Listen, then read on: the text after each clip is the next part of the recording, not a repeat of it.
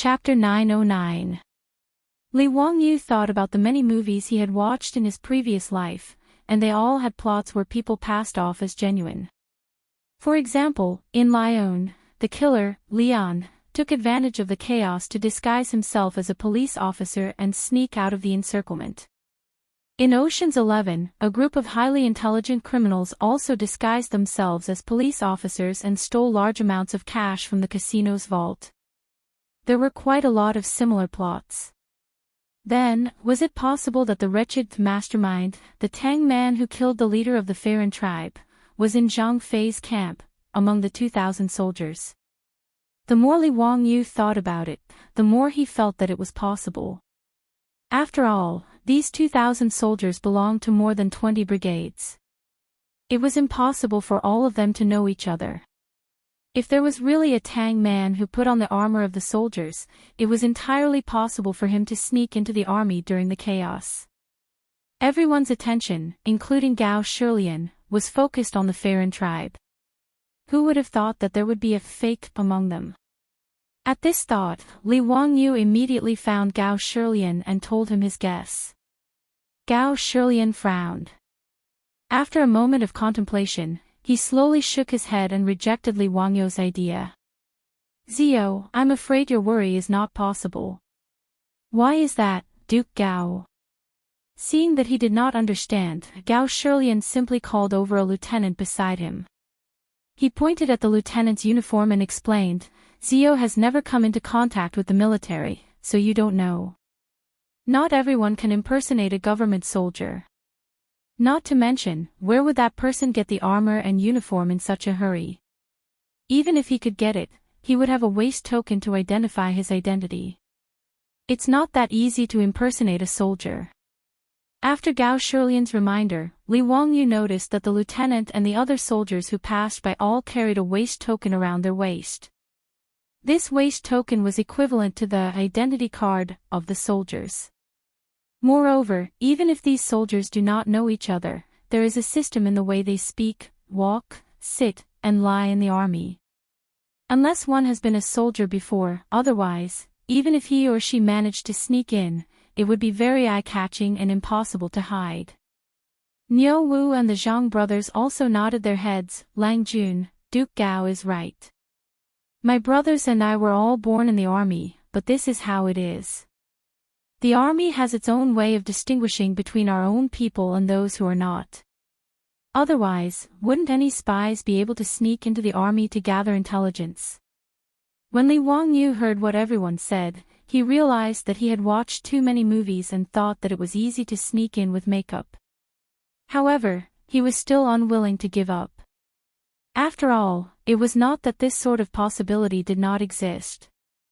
It was just that the probability was very small. Duke Gao, as a precaution, why don't we order the soldiers to do a head count? It won't take much effort anyway. Seeing Li Wangyu so insistent, Gao Shilian pondered for a moment and nodded in agreement. Most of the government soldiers of the Tang dynasty were from the same hometown, so it was not difficult for them to confirm each other's identities. Following Gao Shilian's order, the government soldiers immediately divided themselves into brigades and began to count the number of soldiers in each squad. Following the orders, more than half of the 2,000 government soldiers were accounted for in no time. There were no abnormalities. Gao Shilian smiled at Li Wangyu. Zio, you worry too much. This old man has already said that it is impossible for anyone to sneak into the government soldiers. Before he could finish his words, there was a sudden commotion not far away. Li Wangyu and Gao Shilian looked up in shock, only to see a person suddenly jump out from the government soldiers. He held a saber and went straight for Li Wangyu and Gao Shilian. Seeing that person's ferocious expression, Li Wangyu could not help but feel a little nervous. He and Gao Shilian, one old and one young, did not have any ability to protect themselves. If this person really came up to them, it would be terrible. However, Li Wangyu did not panic or dodge. After all, Niu Wu and the Zhang brothers were beside him. Li Wangyu was confident that this government soldier, who suddenly rushed out, could not threaten his safety. The reality was no different from what he had expected. Without waiting for that government soldier to reach them, Niu Wu and the Zhang brothers drew the weapons at their waists and went up to meet him. With Niu Wu and the other two's abilities, they knocked away the saber in that person's hand without much effort and placed 3 barrier sabers on his neck. Niu Wu, don't kill this person. I have something to ask him. Li Wangyu hurriedly shouted. All of this happened rather quickly. Gao Shilian's words were still ringing in his ears when this sudden change occurred. By the time the old man reacted, Niu Wu's saber was already on that government soldier's neck. Gao Shilian's words were blocked and he almost choked to death on his own saliva. After a long while, the old man finally reacted to what had just happened. Cold sweat broke out on his back as he felt lingering fear. If not for Li Wangyu's insistence on doing a head count of the government soldiers, this person would certainly have sneaked away. He might even have quietly snuck up beside them and suddenly attacked. The commotion just now was obviously due to the mansion soldiers doing a head count to expose this person's whereabouts. That was why this person had no choice but to resort to desperate measures and wanted to kidnap him and Li Wangyu as a protective talisman. After thinking this through, Gao Shilian couldn't help but blush. Zio, it's all thanks to you today. Otherwise, we might have been fooled by this guy. You're too kind, eunuch Gao. Seeing that the person was caught, Li Wangyu was also in a good mood. Just as he was about to turn around and order someone to fetch a rope to tie up this fake government soldier, another change occurred. The man whose arms were being held by the Zhang brothers suddenly roared. Everyone was startled by his sudden roar, and his body abruptly rushed forward. Moreover, there were 3 shining steel sabers on this person's neck. Niu Wu's reaction was rather quick. He immediately withdrew his saber and slapped down with the back of his saber at that person's neck. However, the Zhang brothers didn't expect this person to have such a reaction. They were caught off guard and didn't have time to withdraw their sabers. That person straightened his neck and just like that, crashed straight into the sharp edge of the saber. With a soft puff, a stream of red blood gushed out from that person's neck. This change shocked Li Wangyu and Gao Shilian so much that they were dumbfounded. Who would have thought that after the murderer was caught, he would choose to commit suicide? Looking at the person who collapsed on the ground with blood gushing out from his neck, Li Wangyu couldn't help but let out a long sigh. It was obvious that this person couldn't be saved. In the future, if the emergency treatment was timely, even if the artery at the neck was cut off, it could still be saved. However, with the medical technology of the Tang dynasty, even if the medicine king's son Simiao was here, he probably couldn't save this person. Under everyone's silent gaze, that person collapsed in a pool of blood. After twitching for a while, he lost all signs of life. Li Wangyu didn't expect that after finally catching the person, this would be the outcome. Chapter 9-10. Li Wangyu thought about the many movies he had watched in his previous life, and they all had plots where people passed off as genuine. For example, in Lyon, the killer, Leon, took advantage of the chaos to disguise himself as a police officer and sneak out of the encirclement. In Ocean's 11, a group of highly intelligent criminals also disguised themselves as police officers and stole large amounts of cash from the casino's vault. There were quite a lot of similar plots. Then, was it possible that the wretched mastermind, the Tang man who killed the leader of the Farron tribe, was in Zhang Fei's camp, among the 2,000 soldiers? The more Li Wangyu thought about it, the more he felt that it was possible. After all, these 2,000 soldiers belonged to more than 20 brigades. It was impossible for all of them to know each other. If there was really a Tang man who put on the armor of the soldiers, it was entirely possible for him to sneak into the army during the chaos. Everyone's attention, including Gao Shilian, was focused on the Farron tribe. Who would have thought that there would be an imposter among them? At this thought, Li Wangyu immediately found Gao Shilian and told him his guess. Hearing this, Gao Shilian frowned. After a moment of contemplation, he slowly shook his head and rejected Li Wangyu's idea. Zio, I'm afraid your worry is not possible. Why is that, Duke Gao? Seeing that he did not understand, Gao Shilian simply called over a lieutenant beside him. He pointed at the lieutenant's uniform and explained, Zio has never come into contact with the military, so you don't know. Not everyone can impersonate a government soldier. Not to mention, where would that person get the armor and uniform in such a hurry? Even if he could get it, he would have a waist token to identify his identity. It's not that easy to impersonate a soldier. After Gao Shilian's reminder, Li Wangyu noticed that the lieutenant and the other soldiers who passed by all carried a waist token around their waist. This waist token was equivalent to the identity card of the soldiers. Furthermore, even if it's impossible for all of these soldiers to know each other, there is a system in the way they speak, walk, sit, and lie. Unless one has been a soldier before, otherwise, even if one were to sneak in, it would be very eye-catching and impossible to hide. Niu Wu and the Zhang brothers also nodded their heads. Lang Jun, Duke Gao is right. My brothers and I were all born in the army, but this is the case. The army has its own way of distinguishing between our own people and those who are not. Otherwise, wouldn't any spies be able to sneak into the army to spy on them? When Li Wangyu heard what everyone said, he realized that he had watched too many movies and thought that it was easy to sneak in with makeup. However, he was still unwilling to give up. After all, it was not that this sort of possibility did not exist. It was just that the probability was very small. Duke Gao, as a precaution, why don't we order the soldiers to do a head count? It won't take much effort. Seeing Li Wangyu so insistent, Gao Shilian pondered for a moment and nodded in agreement. Most of the government soldiers of the Tang dynasty were from the same hometown, so it was not difficult for them to confirm each other's identities. Following Gao Shilian's order, the government soldiers immediately divided themselves into brigades and began to count the number of soldiers in each squad. Following the orders, more than half of the 2,000 government soldiers were accounted for in no time. There were no abnormalities. Gao Shilian smiled at Li Wangyu. Zio, you're worrying too much. I've already said that it's impossible for anyone to sneak into the government soldiers. Before he could finish his words, there was a sudden commotion not far away. Li Wangyu and Gao Shilian looked up in shock.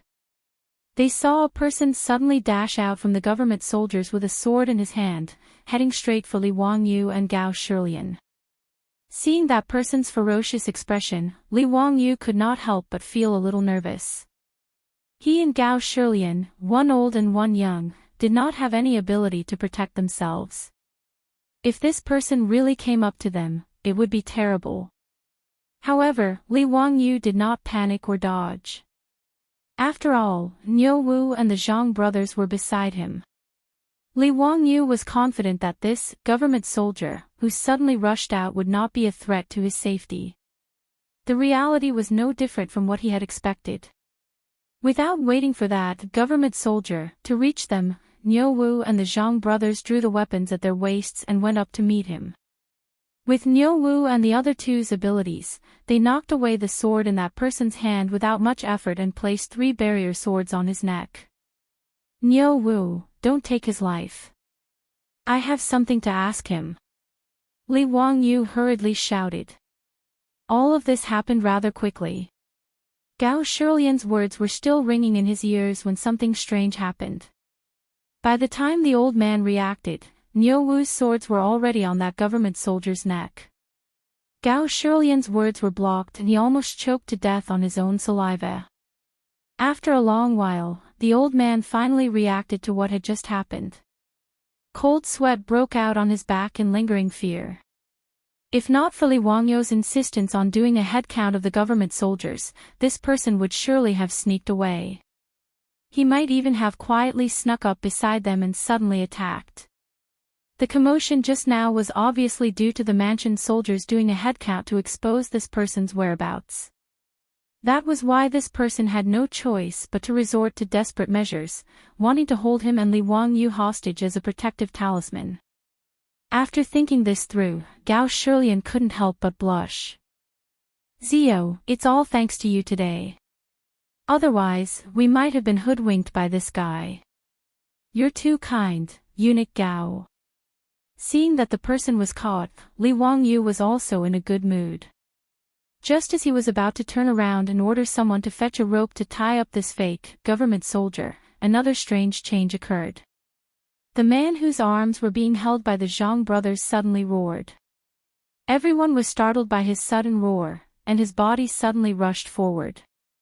Moreover, there were 3 shining steel sabers on this person's neck. Niu Wu's reaction was rather quick. He immediately withdrew his swords and turned them around, slapping down with the back of his swords at that person's neck. However, the Zhang brothers didn't expect this person to have such a reaction. They were caught off guard and didn't have time to withdraw their swords. That person straightened his neck and just like that, he bumped straight into the sharp blades. With a soft puff, a stream of red blood spurted out from that person's neck.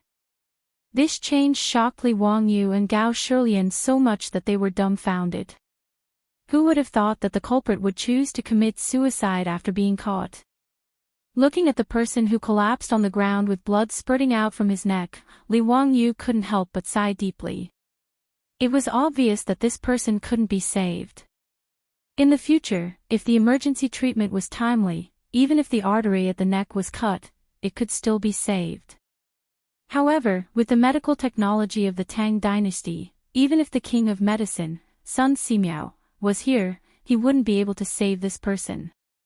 Under everyone's silent gaze, that person collapsed in a pool of blood. After twitching for a while, he lost all signs of life.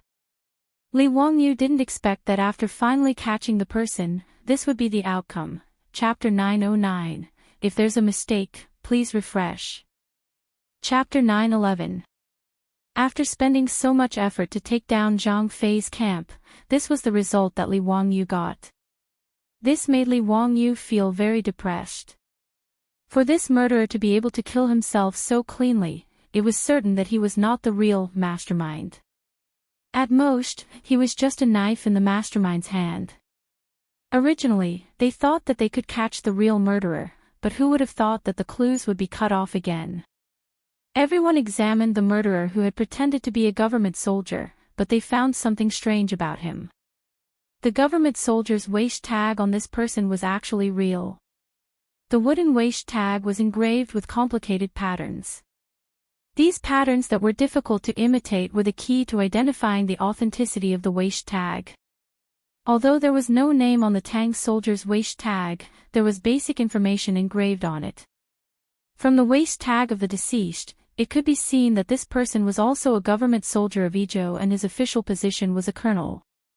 Elder Gao, could this person really be a government soldier? Li Wangyu asked curiously. Gao Shilian nodded, it is very possible.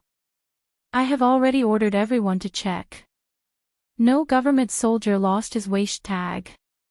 This means that this waist tag must be something that he always carried with him. This is interesting. A government soldier's colonel actually colluded with his subordinates to commit treason. I wonder who this person is. Gao Shilian snorted, Zio, you don't need to worry. When I return to Qingdu County, I will immediately order people to check all the government officials and see which one has a missing colonel. If he really is a government soldier of Izhou, then this kind of thing cannot be hidden from others. Li Wangyu also nodded in agreement with Gao Shilian's words. Now, they could only take things one step at a time. First, they had to find out the identity of this person and then investigate his background to see who could possibly command a government soldier of the Tang dynasty to do such a thing. At this point, there was no point in thinking too much. The army stayed at Zhang Fei's camp for a night and then escorted the 20,000 captives down the mountain towards Zheolong County. As for how to deal with these captives, that was Gao Shilian's problem. Li Wangyu was too lazy to get involved. It was troublesome either way. Most of the 20,000 captives were women, children, and the elderly. This was an even more difficult burden to deal with. Fortunately, these trivial matters had nothing to do with Li Wangyu, so he naturally wouldn't meddle. The army escorted more than 20,000 people. After a few days of arduous travel through the forest, they finally returned to Jiulong County. As soon as they returned to Jiulong County, Li Wangyu mercilessly left Gao Shilian behind and led Niu Wu and the others back to the inn in the city. After being away for a few days, he missed his wife. Su Chongqing, Afra, and Perrin were naturally happy to see that Li Wangyu had finally returned safely. They hurriedly took care of bathing, changing his clothes, and preparing food for him. Li Wangyu didn't tell the three girls about the details of the battle, so as not to scare them. He only briefly mentioned that the matter of the assistants had been resolved, so they didn't need to worry. Su Chongqing knew that things weren't as simple as he made them out to be, but she cleverly didn't ask too much. She only disdainfully urged Li Wangyu to hurry and bathe. After staying in the forest for a few days in the scorching summer, Li Wangyu's body had long since stank. No wonder the beauties disdained him. Even Li Wangyu felt uncomfortable when he smelled the rancid odor on his body. After allowing Niu Wu and the Zhang brothers to take a bath and rest, Li Wangyu comfortably soaked in the bathtub. He then enjoyed a beautiful massage and bath with a clear conscience. Finally, all the hardships of the past few days had been dispelled. After bathing and changing his clothes, Li Wangyu sat in the room, feeling refreshed, and tasted the delicious food and wine that the three girls had prepared for him. Thinking back to the hard life of marching in the army, Li Wangyu very cleverly recognized one thing. A lazy person like him was definitely not suited for the battlefield. He couldn't eat well, he couldn't sleep well, and there were also mosquito bites. It was simply killing him. A gentleman labored with his mind, while a villain labored with his body. Li Wangyu felt that he could be considered a gentleman now, and his status was high enough. In the future, he would politely decline this kind of labor. He couldn't help but think of the ambition he set when he first transmigrated to the Tang dynasty. Beautiful wives and concubines, thousands of acres of fertile land, countless cows, horses, pigs, and sheep, and servants as many as the clouds. Sure enough, one shouldn't forget one's roots. One must not forget one's original intentions is the right path. Li Wangyu self-reflected in his heart about the experience of asking for trouble this time. He made up his mind that he would never do such a stupid thing again in the future. After eating and drinking to his heart's content, this guy looked at the two beauties beside him, Su Chongqing and Aphrodite. Some men know how to be careful. Just as he was about to find an excuse to send Perrin, the little girl who was in the way, out, there was a knock on the door of the side room. Li Wangyu couldn't help but feel angry. Why was it so difficult to do something shameless? What's the matter? Being disturbed, Li Wangyu's tone was also very unfriendly. It was Niu Wu who knocked on the door.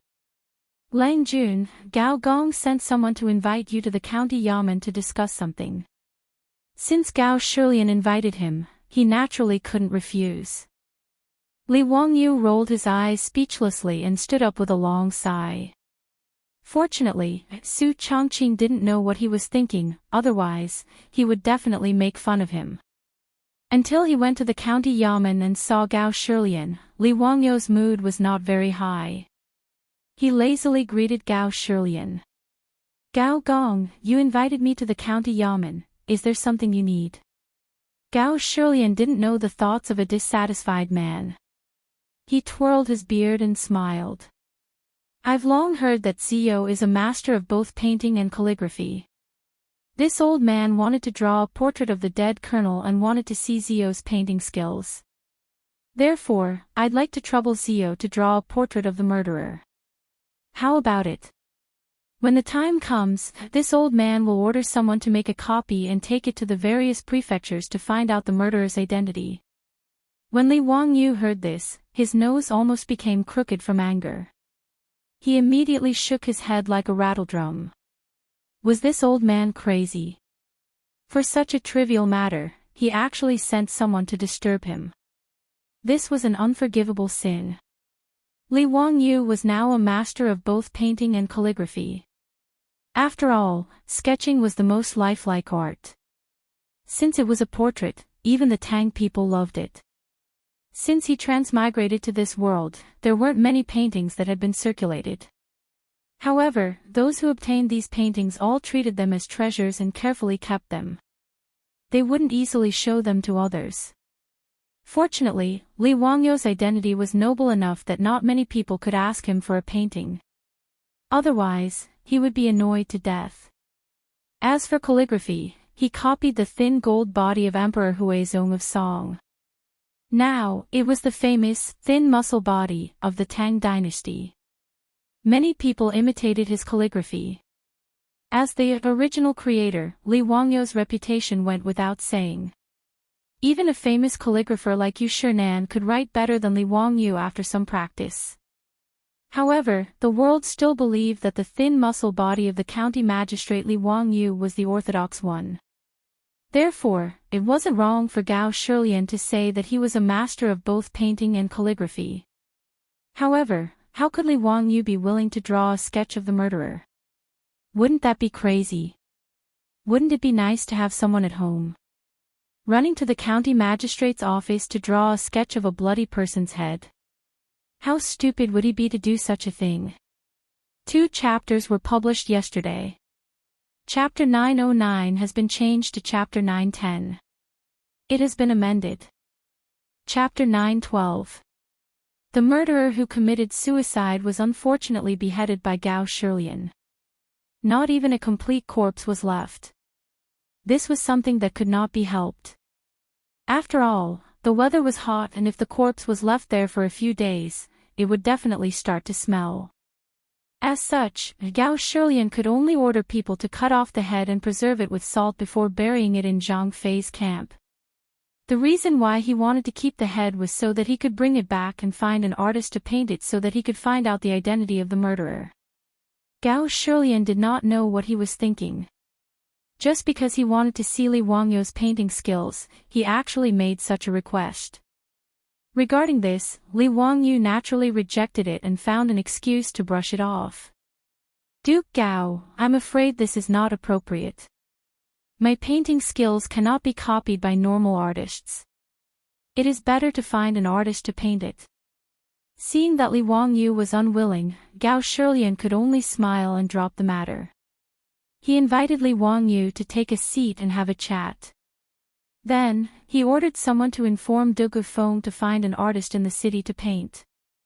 The two of them chatted for a while before they saw Julong County Magistrate Du Gufeng leading a white-haired old man into the hall. Greetings Duke Gao.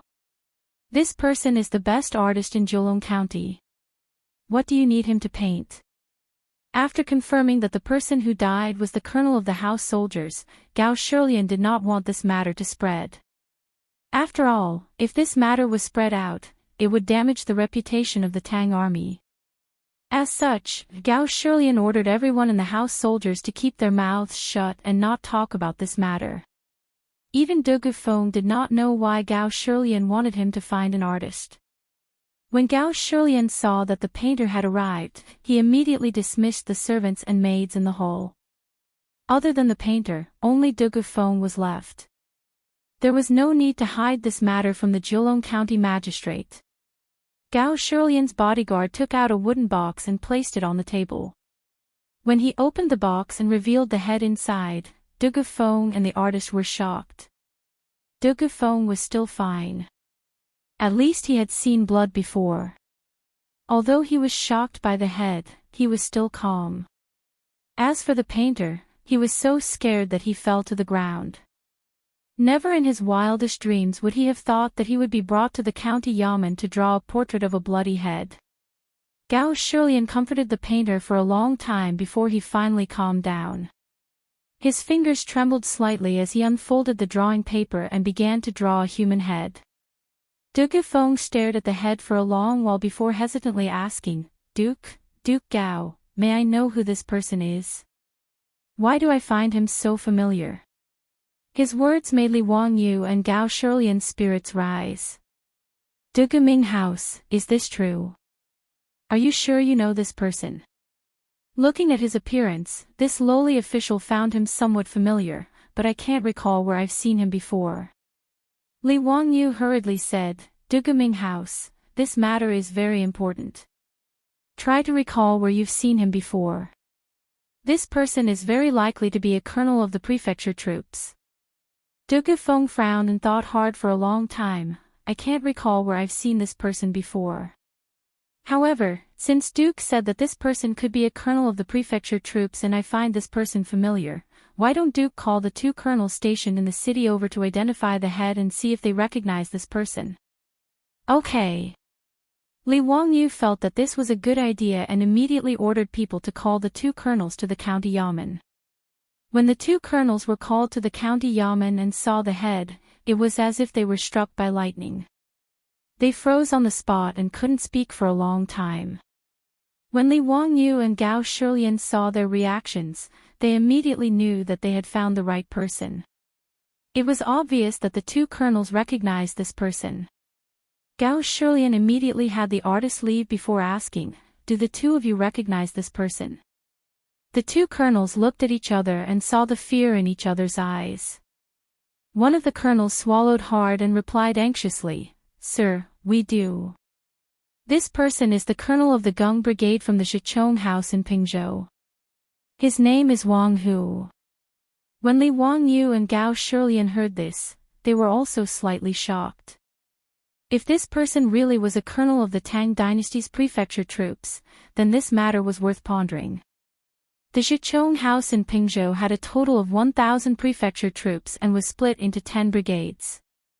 They were named after the heavenly stems, and were respectively A, B, C, D, E, F, G, Xan, Ren, and Gui. Just as Gao Shilian was about to ask, he heard the colonel say something that made Li Wangyu and Gao Shilian shiver and their hairs stand on end. But this Wang Hu and the Gung Brigade all died in battle in Songzhou half a month ago. Where did you find Wang Hu's head, senior officer? Died in battle. Songzhou. Li Wangyu immediately remembered that when he was chatting with the two colonels on the city wall, they seemed to have mentioned that their 3 brigades had been sent to Songzhou for training. One of the brigades was attacked by the Tuyuhun when they were out patrolling. The entire brigade of 100 people was completely wiped out, and not a single one escaped. The owner of the head in front of them was the colonel who had already died in battle in Songzhou. How was this possible? Li Wangyu was completely confused. If what the colonel said was true, then how did this colonel named Wang Hu come back from the dead and run to the mountain where Zhang Fei's camp was and get involved with his subordinates? Gao Shilian's face was also green, and his expression was serious. One of the brigades of the Zhe House in Pingzhou was attacked by the Tuyuhun when they were sent to Songzhou for training. As the Izhou Sir, he knew about this matter. Because of this matter, he even ordered the soldiers of the Zhe House to be transferred from Mianzhou, Jianzhou, and other places to Songzhou as reinforcements. However, the colonel who should have died in battle actually came back to life. Are the two of you really not lying? This person is really the colonel of the Gung Brigade of the Zhe House in Pingzhou, Wang Hu. The two colonels nodded without hesitation. Sir, we are not lying about this matter. Wang Hu has been with us all the time, so how could we not recognize him? On the side, Dugu Feng also slapped his head. That's right, I also remember. This person is the colonel of the Gung Brigade, Wang Hu. Because I don't have much contact with the prefecture soldiers, I didn't remember. Now that the two of them have said this, I am also certain that this person is Wang Hu. Gao Shilian immediately ordered people to bring the dead colonel's armor and waist token for the two colonels to identify. Sir, there's no mistake. This waist token is Wang Hu's. It can't be wrong. One of the colonels pointed at a crack on the side of the waist token and said, "This crack was left on his waist token when I was drinking. I wasn't paying attention, and my machete hit his waist token. Because of this, Wang Hu complained to me for a long time." When Li Wangyu and Gao Shilian heard this, they no longer had any doubts about the identity of the dead colonel. It seemed like this person really was the colonel of the Gung Brigade, Wang Hu. However, after confirming his identity, Li Wangyu and Gao Shilian became even more confused. Why did a person who died in battle in Songzhou run back to Zhejiang County half a month ago? Whose orders did he listen to? What was his motive? Chapter 9:13. After Li Wangyu and Gao Shilian figured out the identity of the culprit, they became more and more confused. Not only did the fog in front of them not dissipate, but it became even thicker, making Li Wangyu completely lose his train of thought. The foreign tribe was tempted by someone to try to conquer Zhejiang County. What was their goal? Why did the colonel, who had died in battle half a month ago, appear in Zhang Fei's tribe again? Whose orders did this Colonel Wang Hu listen to? Wang Hu. Wang family name. Li Wangyu suddenly asked, this Wang Hu, is he from the Taiyuan Wang clan? His words made Gao Shilian freeze. He didn't understand why Li Wangyu would ask such a question.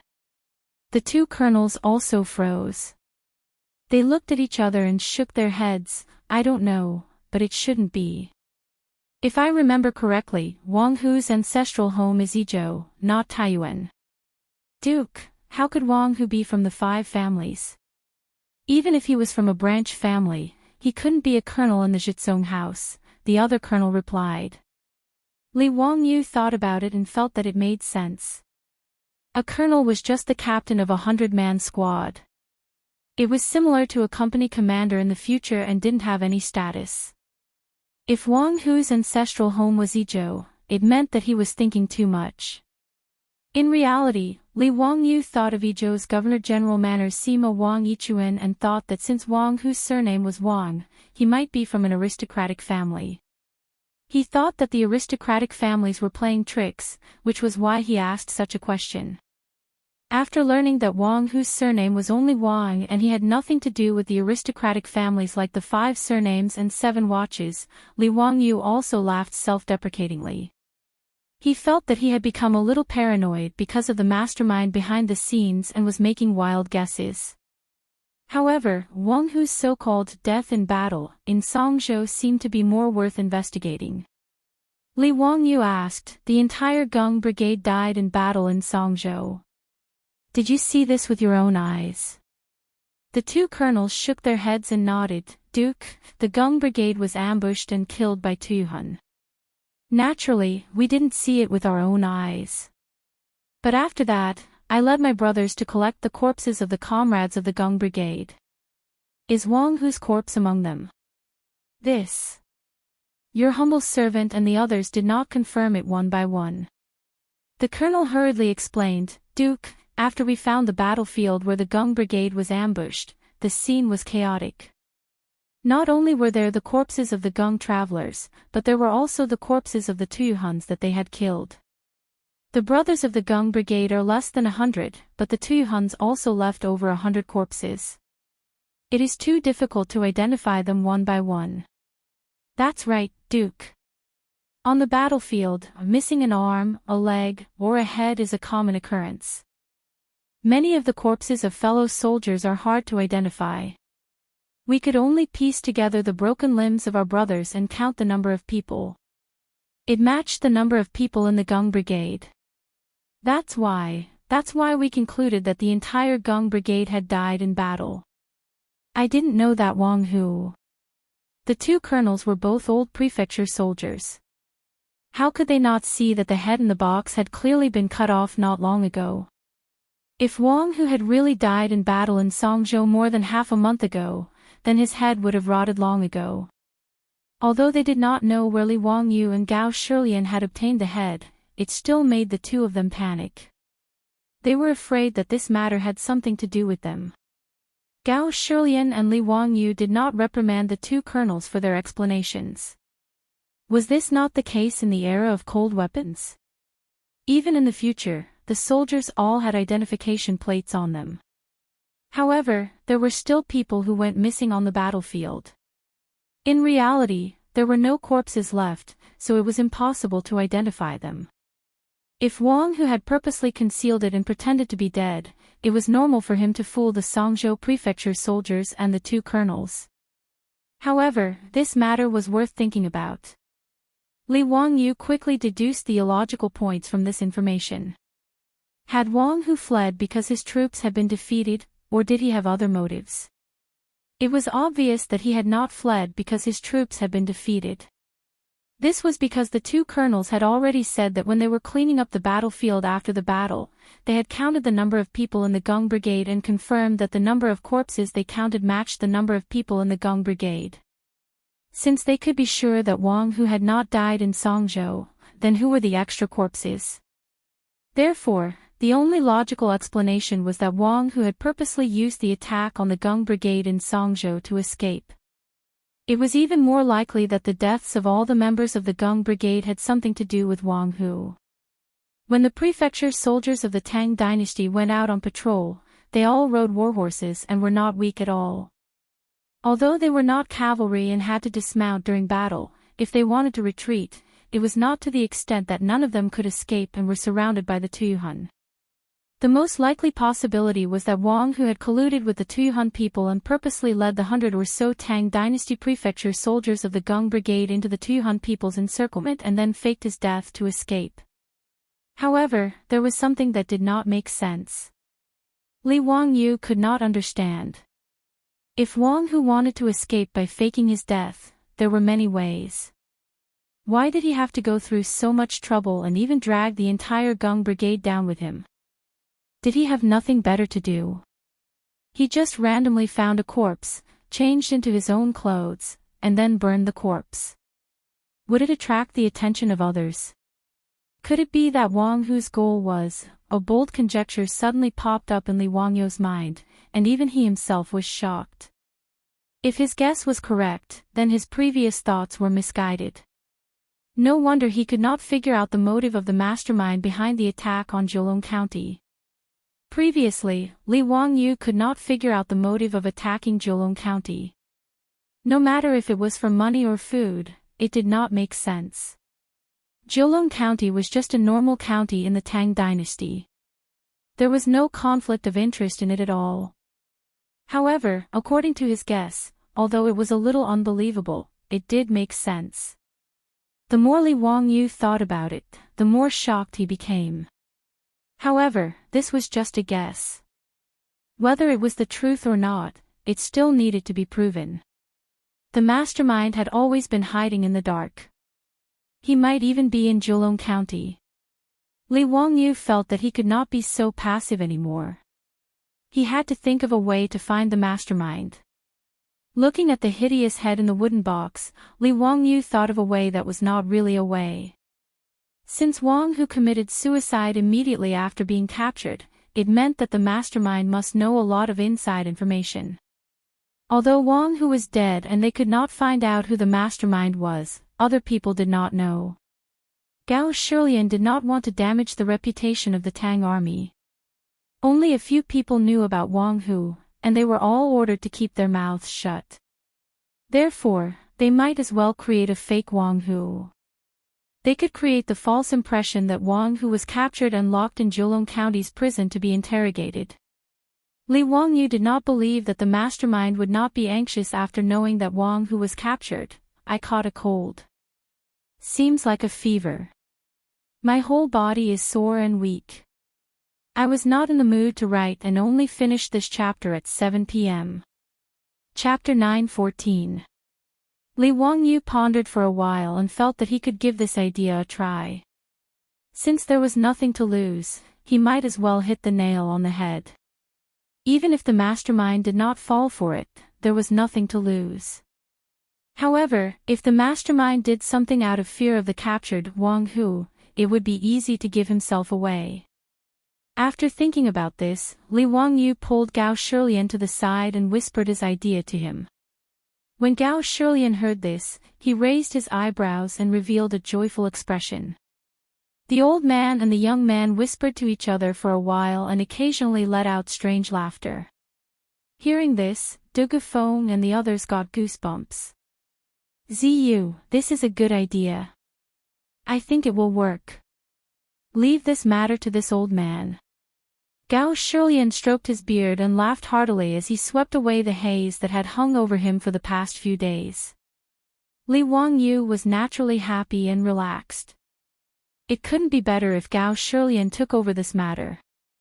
Instead of scheming against the mastermind behind the scenes, he still felt that it was more relaxing to go back and whisper sweet nothings to his beautiful superiors. That afternoon, the sound of gongs and drums could be heard in the small Zhejiang County. The people walked out of their houses to see what was going on. They saw a large group of government soldiers escorting a prisoner carriage from outside the city. In the prisoner carriage was a man with blood stains on his face and messy hair. He was wearing a tattered Tang army armor. The commoners didn't know what was going on. They couldn't understand why they were captured and locked up in the prison carriage even though they were all prefecture soldiers. Just as they were discussing, a government soldier shouted to the people around them, "Everyone, come and take a look. This man is a government soldier of the Tang dynasty. He colluded with the Sun people and tried to break into Zhejiang County and kill the people. Such a greedy bastard deserves to die." Luckily, his scheme was seen through. Otherwise, who knows how many people would have been killed. The people who were watching the commotion became excited when they heard the government soldier. When the Sun people besieged the city, the people in the city were terrified and could not sleep at night. They were afraid that the Sun people would break into Zhejiang County and kill their way into the city. At that time, what kind of hell would Zhejiang County become? The commoners didn't even dare to imagine. As for those who had young and strong men in their families who had gone to help defend the city, they were even more furious at this moment. Everyone immediately stared at the person in the prison carriage, their eyes almost spitting fire. No one knew who was the first to shout, "Beat this bastard to death." The crowd of onlookers immediately surged towards the prison wagon. The mansion soldiers who were escorting the prison wagons broke out in cold sweat when they saw the situation. They quickly raised their shields and blocked the prison wagons. The captain's back was drenched in sweat as he stole a glance at the prison wagon beside him. As Gao Shilian's trusted aide, he naturally knew the inside story. The person in the prison carriage was just a fake. If he was beaten to death by the angry citizens, it would be a real joke. In a moment of desperation, he shouted loudly, "Don't move." This person was a wanted criminal. He needed to be interrogated carefully before being executed. At this moment, anyone who approached the prisoner's carriage would be considered an accomplice of this person. Kill without mercy. The mansion soldiers around him also shouted, "Anyone who approaches the prisoner's carriage will be killed without mercy." With the threat of the mansion soldiers, the angry citizens finally managed to control their emotions and didn't continue to rush forward. No one knew who started it, but all kinds of rotten vegetables, rotten eggs, and other junk flew out from the crowd and were thrown at the prisoner's carriage. Many of the junk were thrown at the mansion soldiers around the prisoner's carriage, causing them to be in a sorry state. When the captain saw this, he knew that the show was almost over. If he delayed any longer, he was afraid that something bad would happen. He hurriedly ordered the mansion soldiers to open a path and rush into Zhejiang County's government office with all kinds of junk flying in the air. The news of the Tang dynasty's mansion soldiers colluding with others to attack Zhejiang County spread like wildfire. In less than half a day, the news had spread to the entire Zhejiang County. Many of the families who lost their lives because of the collusion all ran to Zhejiang County's government office and knelt in front of it, begging Zhejiang County's magistrate Du Gufeng to uphold justice for them. Regarding this, Du Gufeng could only helplessly lead a group of bailiffs out to comfort the people. He promised that he would interrogate the real culprit and submit a memorial to the imperial court to behead the culprit. This was to appease the souls of the deceased in heaven. After persuading all the citizens to go back, Du Gufeng wiped the sweat off his forehead and walked back to the government office. He smiled bitterly at Li Wangyu and Gao Shilian. Duke Gao, this idea of yours is putting me in a difficult position." Sorry for the inconvenience of the Du Gaming house," Li Wangyu said with a smile. Du Gufeng shook his head, I don't mind, but I'm worried that the mastermind behind the collusion might not be fooled. That will depend on whether or not that person is afraid that Wang Hoop will confess and reveal his identity. That person might be driven to desperate measures and do something. If he gives up, we can't do anything to him for the time being. But as long as he makes a move, the more he does, the more mistakes he makes. We don't have to worry about not being able to catch him. That's right. Dugaming House, you have to arrange this government office well. Even if it's just a show, don't let anyone see through it. Yes. I know. In the government office, only I know the truth. I won't leak it. Li Wangyu nodded with satisfaction. That's good. Now we just have to wait and see. In fact, Li Wangyu had no idea whether the mastermind would take the bait. He was just giving it a try. If there was no movement, then so be it. After all, there was nothing to lose. But if the mastermind was afraid of exposing himself and did something, then it would be an unexpected gain. Amidst the drumming, the sky darkened and night fell. Jiulong County, which was noisy during the day, slowly fell into silence. It was peaceful everywhere. Jiulong County was the same as the other counties of the Tang dynasty. There was a night curfew. Other than the patrolling soldiers, the streets were very quiet. On the wall of the square, a stray cat meowed a few times. Under the night sky, it was very creepy. Someone in the square cursed twice before it returned to silence.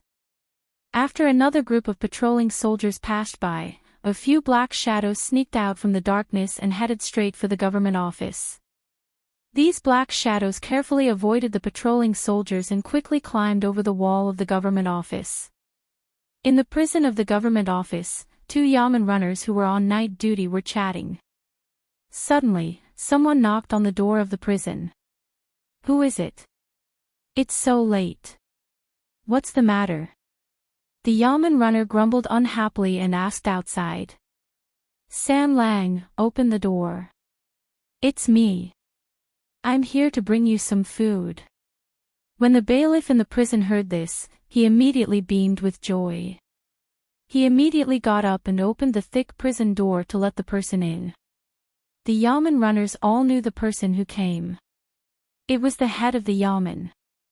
Head Liu, hee, why are you so nice today? You're even bringing us food.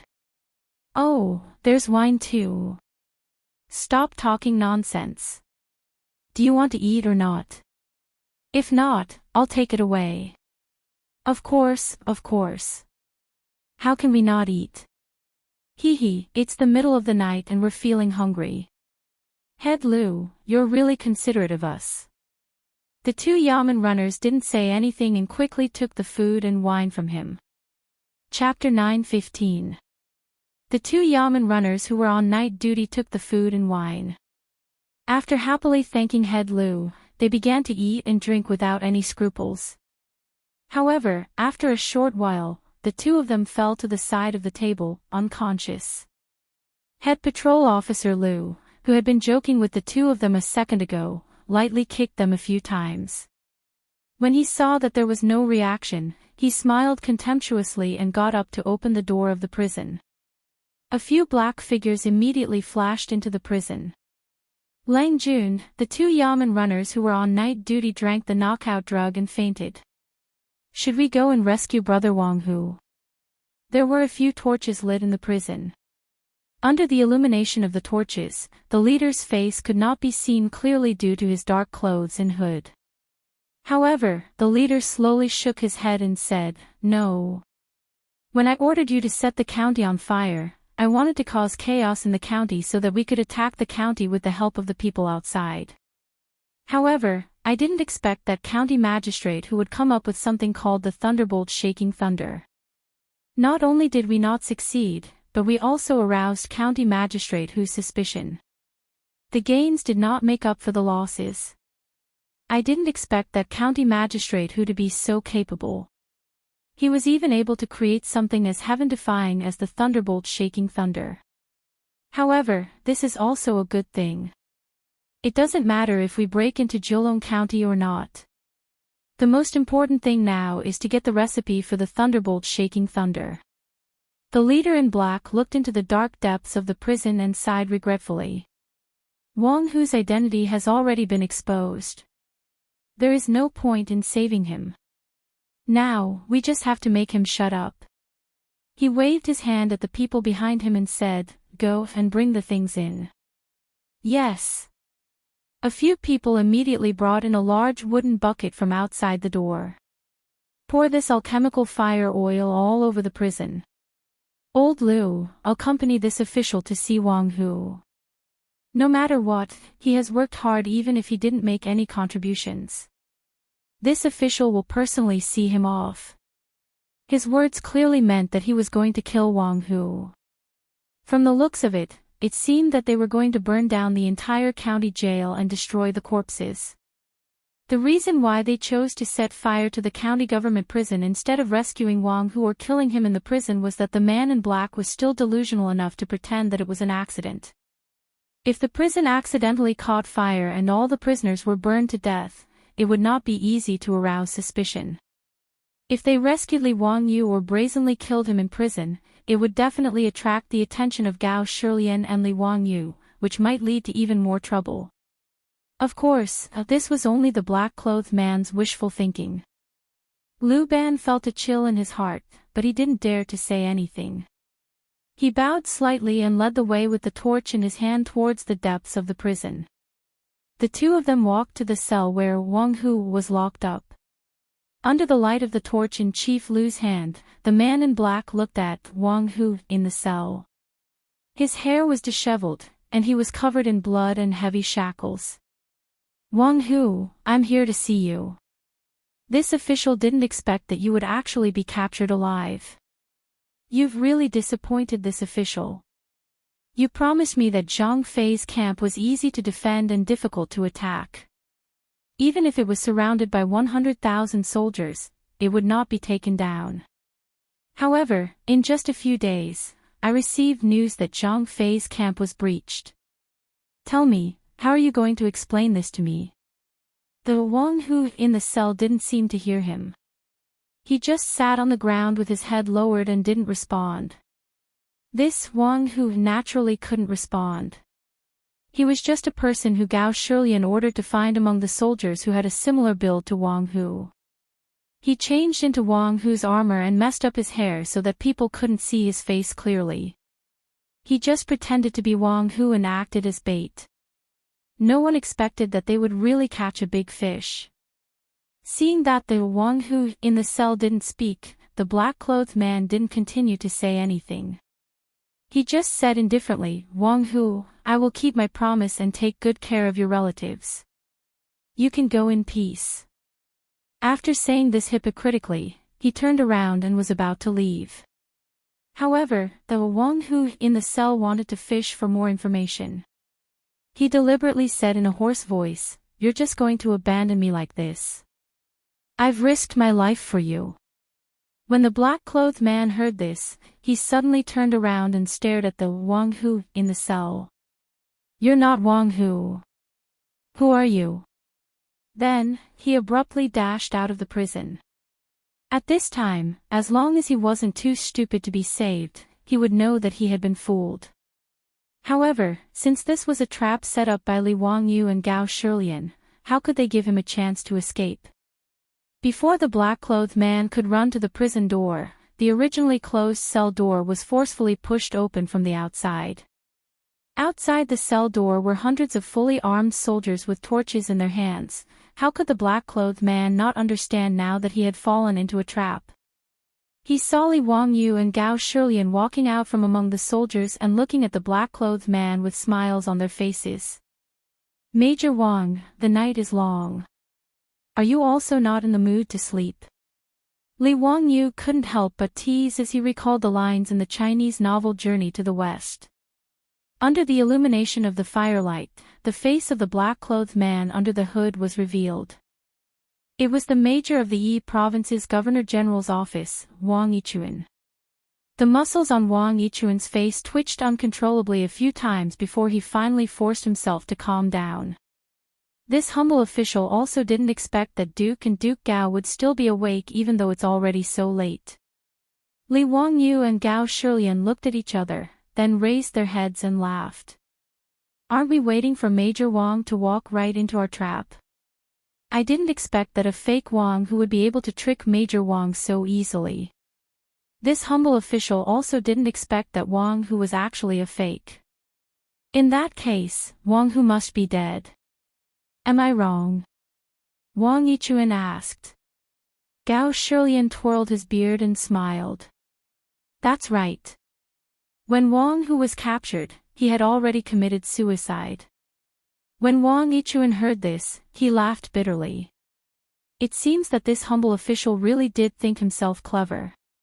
It's a pity that I didn't see through Duke Gao and Duke's plan. Otherwise, how would I have walked right into your trap? Li Wangyu shook his head and laughed. No. Major Wang, you're wrong. Even if you didn't appear tonight, I'm afraid that you wouldn't be able to hide for much longer.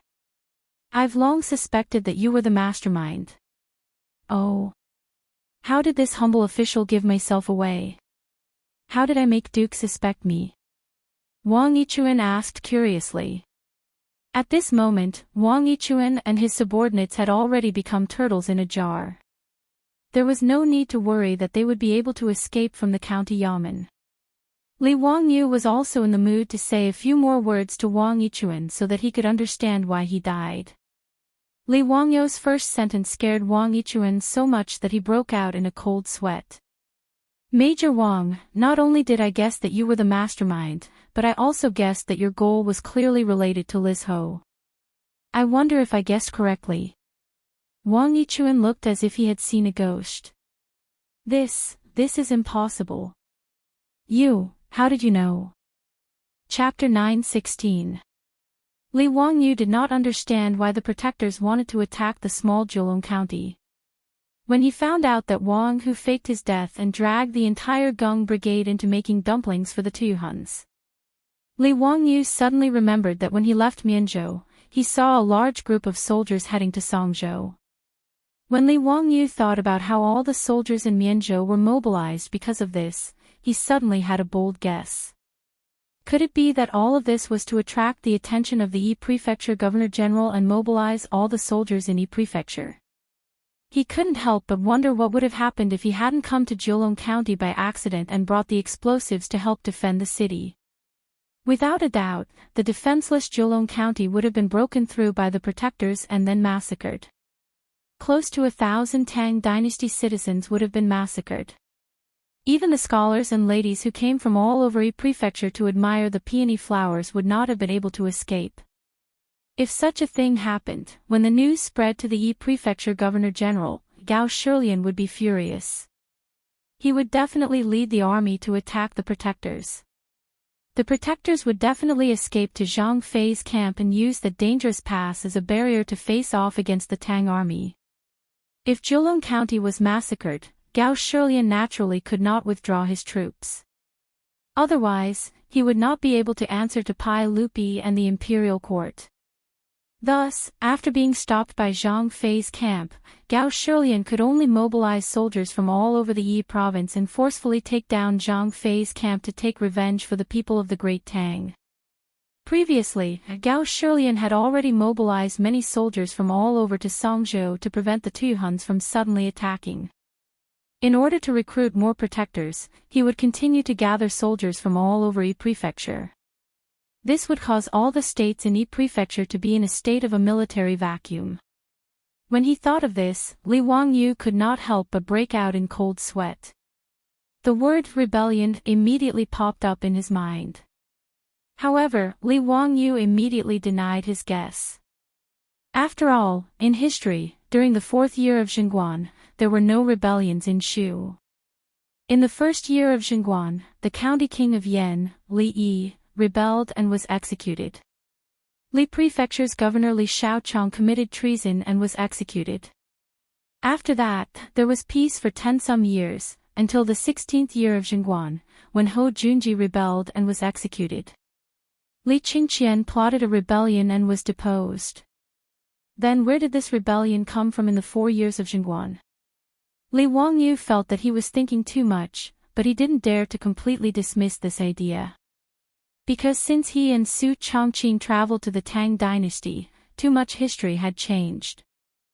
What if the butterfly's wings fluttered and triggered a chain reaction, causing things that had never happened in history to appear?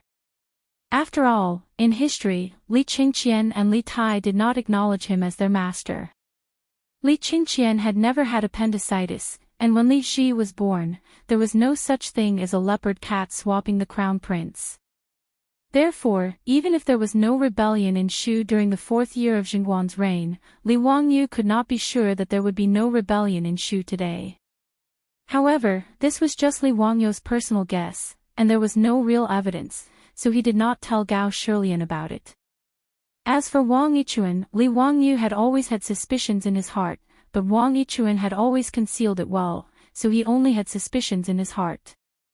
Today, Li Wangyu and Gao Shilian were sitting in the county office, waiting for someone to walk into the trap. While chatting, the two of them talked about Li Prefecture's governor Wu Shiqin. Gao Shilian unintentionally said something, but it attracted Li Wangyu's attention. Speaking of Li Prefecture, Duke Wu has really worked hard. After Li Xiaochang was executed for treason, there were still remnants of Li Xiaochang causing chaos in Li Prefecture. After Duke Wu took office, he stabilized the situation in Li Prefecture and contributed greatly to the country. Oh right, speaking of which, I am Wang Sima of the governor's office, and I also held the position of Sima of the governor's office in Li Prefecture. It is said that in stabilizing the situation in Li Prefecture, I also put in a lot of effort. Li Wangyu was slightly startled. Sima Wang also held a position in Li Prefecture. That's right, but Sima Wang was not involved in Li Xiaochang's treason, so he was not implicated. Instead, because of his contributions, he was promoted to the position of Sima of the governor's office in Yi Prefecture. When Li Wangyu heard this, his heart could not help but beat like a drum. Wang Yichuan really had nothing to do with Li Xiaochang's treason. His heart moved slightly, and he summoned Niu Wu and gave him a few orders. After Niu Wu understood his words, he nodded his head and immediately walked out. After Niu Wu returned, he whispered a few words into Li Wangyu's ear. Li Wangyu told Niu Wu to ask the two colonel commanders whether or not Wang Hu had anything to do with Li Prefecture. The answer he received was something he did not expect. Wang Hu was actually the colonel of the Zhichong manor in Li Prefecture. Because he was implicated in Li Xiaochang's treason, he was moved out of Li Prefecture and demoted to colonel. Li Wangyu did not believe that this was all a coincidence. At this moment, he started to suspect that Wang Yichuan and Wang Hu were the trusted aides of Li Xiaochang in Li Prefecture. Therefore, after Wang Yichuan had been captured, Li Wangyu had purposely said this to trick Wang Yichuan and verify his guess. Who would have thought that he would be right? Just looking at Wang Yichuan's expression like he had seen a ghost, Li Wangyu knew that his guesses were right. This Wang Yichuan and Wang Hu really did have something to do with Li Xiaochang. However, Li Wangyu was still confused. Did that Li Xiaochang really have such great charm? He had already died for 4 years, and there was still someone who wanted to inherit his dying wish and try to start a rebellion in the Shu lands. Such a huge scheme, Li Wangyu did not believe that Wang Yichuan alone could do it. It was not that Li Wangyu looked down on him, but Wang Yichuan did not have the ability to be the mastermind. At most, he was just a knife in the hands of the mastermind. Furthermore, a secondary grade 4 major of the Governor-General's manor did not have the ability to make Wang Hu and the others work for him. Not to mention, he still had to convince the leaders of the 5 tribes to listen to his commands. However, Li Wangyu was not in a rush. Since he had captured Wang Yichuan, he could slowly ask him about these things. Li Wangyu did not believe that Wang Yichuan was someone like Wang Hu would not hesitate to commit suicide just to keep a secret. For an old official like Wang Yichuan who was used to living like a prince, not to mention torture, once he was locked up and saw the torture tools, he would immediately confess. Major Wang, this duke knows a lot of things, but there are still many doubts that I need Major Wang to clear up. Li Wangyu smiled in a relaxed and happy manner. Wang Yichuan's face was ashen, and he lowered his head. Since you have something to ask, I will naturally answer everything that I know. This lowly official only hopes that the Duke can see this lowly official's cooperation and plead leniency on this lowly official's behalf.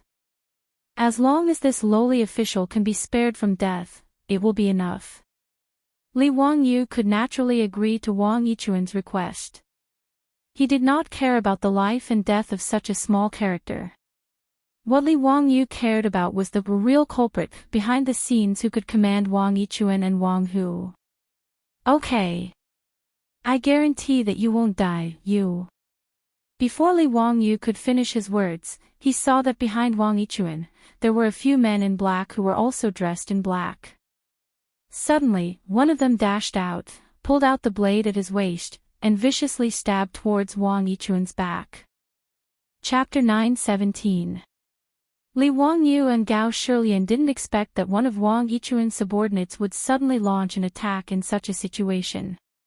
Everyone was caught off guard and could only watch as the shiny blade pierced Wang Yichuan's back and blood spurted out. Wang Yichuan's back was stabbed and he immediately spat out a mouthful of blood. He turned his head with a frightened and stunned expression and looked at the person behind him. You're actually his man. I. Before he could finish his words, he died and fell to the ground. The person who assassinated Wang Yichuan from behind pulled out the blade from Wang Yichuan's back without hesitation, turned the blade around, and slit his own neck. All of this happened in a flash. Before anyone could react, 2 corpses had already fallen to the ground. Looking at Wang Yichuan lying in a pool of blood, Li Wangyu only wanted to curse in his heart. He had painstakingly set up a trap and the fish had already been caught. Who would have thought that such a thing would actually happen? Li Wangyu didn't even need to use his knees to think that the person who killed Wang Yichuan and then killed himself so cleanly must be a man of sacrifice sent by the real mastermind behind the scenes. This person must be responsible for monitoring Wang Yichuan. Once Wang Yichuan tried to rebel or had other thoughts, he would immediately kill him. From this, it could be seen that Wang Yichuan, the major of the Yizhou Governor-General's office, knew a lot. If he confessed honestly, it would be clear who was hiding in the dark and plotting a rebellion. Unfortunately, it was too late to say anything now. However, although Li Wangyu was depressed, he didn't care much. There was nothing to worry about this kind of person who hid in the dark and stirred up trouble. In the Tang dynasty, those who dared to rebel in front of Pai Lupi, except for his own son, were all dead. Did they really think that the eternal emperor, Pai Lupi, was made of clay? In the history of Wuxia, there were a total of 494 emperors, starting from Qin Shi Huang. No matter how you counted, Pai Lupi could be ranked in the top 5. To rebel against him, wouldn't that be the same as an old man eating arsenic and tired of living? Li Wangyu's involvement in this matter was just a coincidence. Moreover, his and Su Changqing's lives were threatened, so he wanted to find out who was behind the scenes. Since the clues had been cut off with Wang Yichuan's death, it was better to leave this troublesome matter to Pai Lupi and the 100 Horsemen department. Wang Yichuan had brought 5 or 6 men with him. Except for one man, who was a man of sacrifice, who killed Wang Yichuan and then killed himself. The others, including Head Lu, had all surrendered. Li Wangyu did not have much hope for these people. Sure enough, the results of the interrogation of these people were the same. These people were only following Wang Yichuan's orders. They couldn't get anything of value out of them. However, Li Wangyu and Gao Shilian were clear about what Wang Yichuan had done in this rebellion. According to Wang Yichuan's subordinates, the subordinates who attacked Zheolong County were bewitched by Wang Yichuan. Wang Yichuan promised that he would give the subordinates a large amount of wealth, beauties, and even make them officials. Wealth moved people's hearts, so the subordinates were naturally no exception. Both sides hit it off. Wang Hu was sent by Wang Yichuan to be in charge of contacting the leaders of the 5 tribes. On that day, Wang Yichuan was not trapped in Zhejiang County by accident. He purposely stayed in Zhejiang County to help the subordinates attack the city. Wang Yichuan did not expect Du Gufeng to react so quickly, sealing off the 4 gates at the first moment. He also knew that the subordinates lacked siege weapons and was worried that something would happen if they delayed. Thus, he pretended to be in a hurry to leave the city and ordered Du Gufeng to open the south gate. As long as the gate was opened, the subordinates lying in ambush outside the city would take the opportunity to attack and take down Zhejiang County.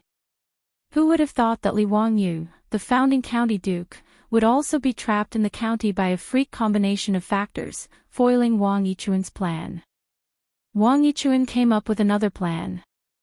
When the subordinates attacked the city, he ordered his subordinates to set fire in the city to create a chaotic atmosphere so that the subordinates could break through the city as quickly as possible. Who would have thought that Li Wangyu would come up with something like explosives? Not only did they save Zhejiang County, they also scared off thousands of subordinates. Regarding this, Wang Yichuan could only scold the subordinates for being useless. He could only continue to pretend to be a good person in front of Li Wangyu. When Gao Shilian led the army to attack, Wang Yichuan did not panic. After all, he knew how dangerous Zhang Fei's camp was.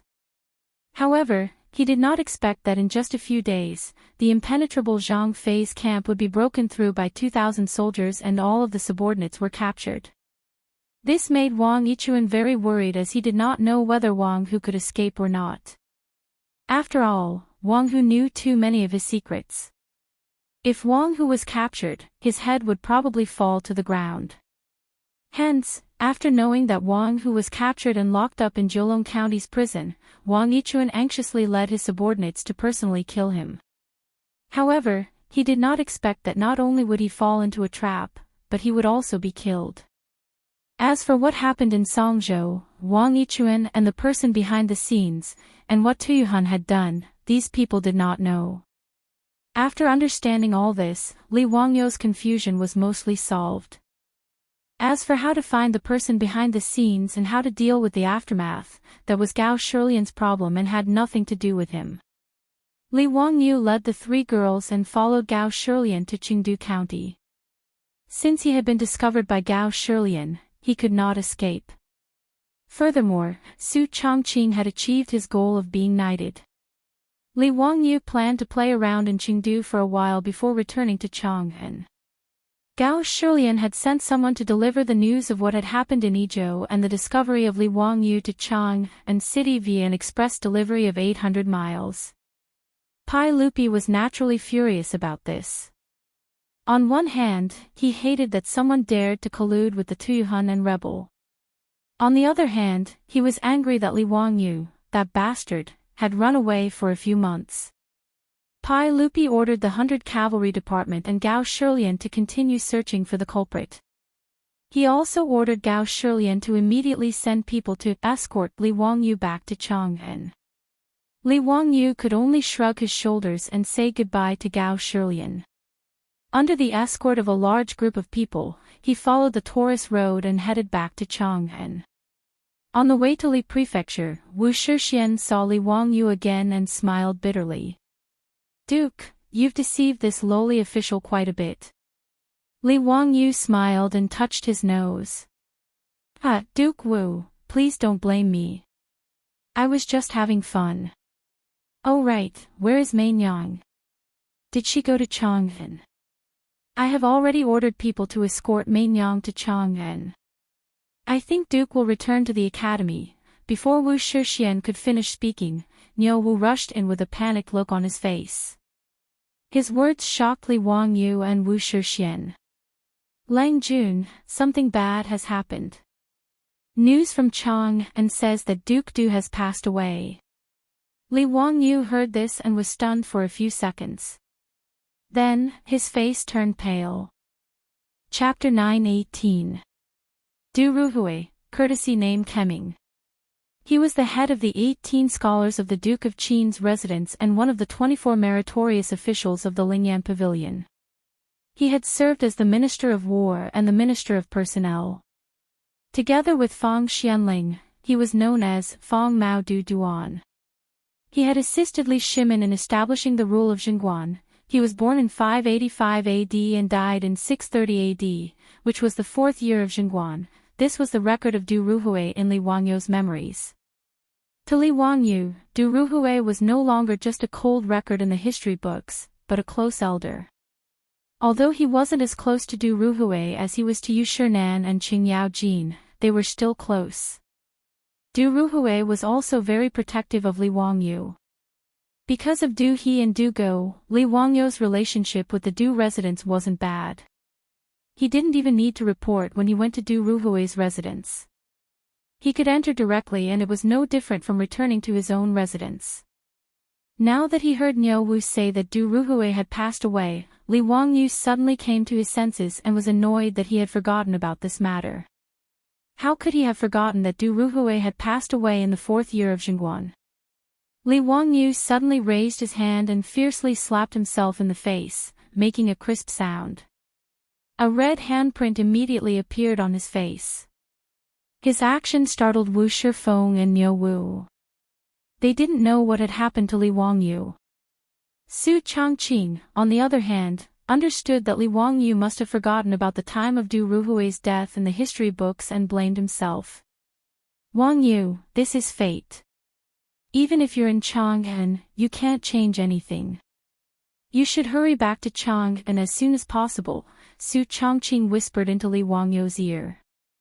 Li Wangyu nodded with red eyes. Changqing, you go with Avro and the others. I'll take Niu Wu and go first. Go ahead. Be careful on the way. Niu Wu, Xianxia, the 3 of you protect Wangyu. Li Wangyu nodded. He didn't say anything more. He hurriedly led Niu Wu and the other 2 guides. The 6 of them jumped onto their horses and galloped towards the Taurus road. Just as Su Changqing thought, his heart was filled with regret. If it weren't for the fact that he had been living too comfortably for the past 2 years and had completely forgotten about this matter, he wouldn't have run away from home at such a time. If he had been in Chang'an, he would have asked Sun Simiao to diagnose Du Ruhui's illness earlier. With the help of penicillin, perhaps this generation's famous prime minister would not have died so quickly.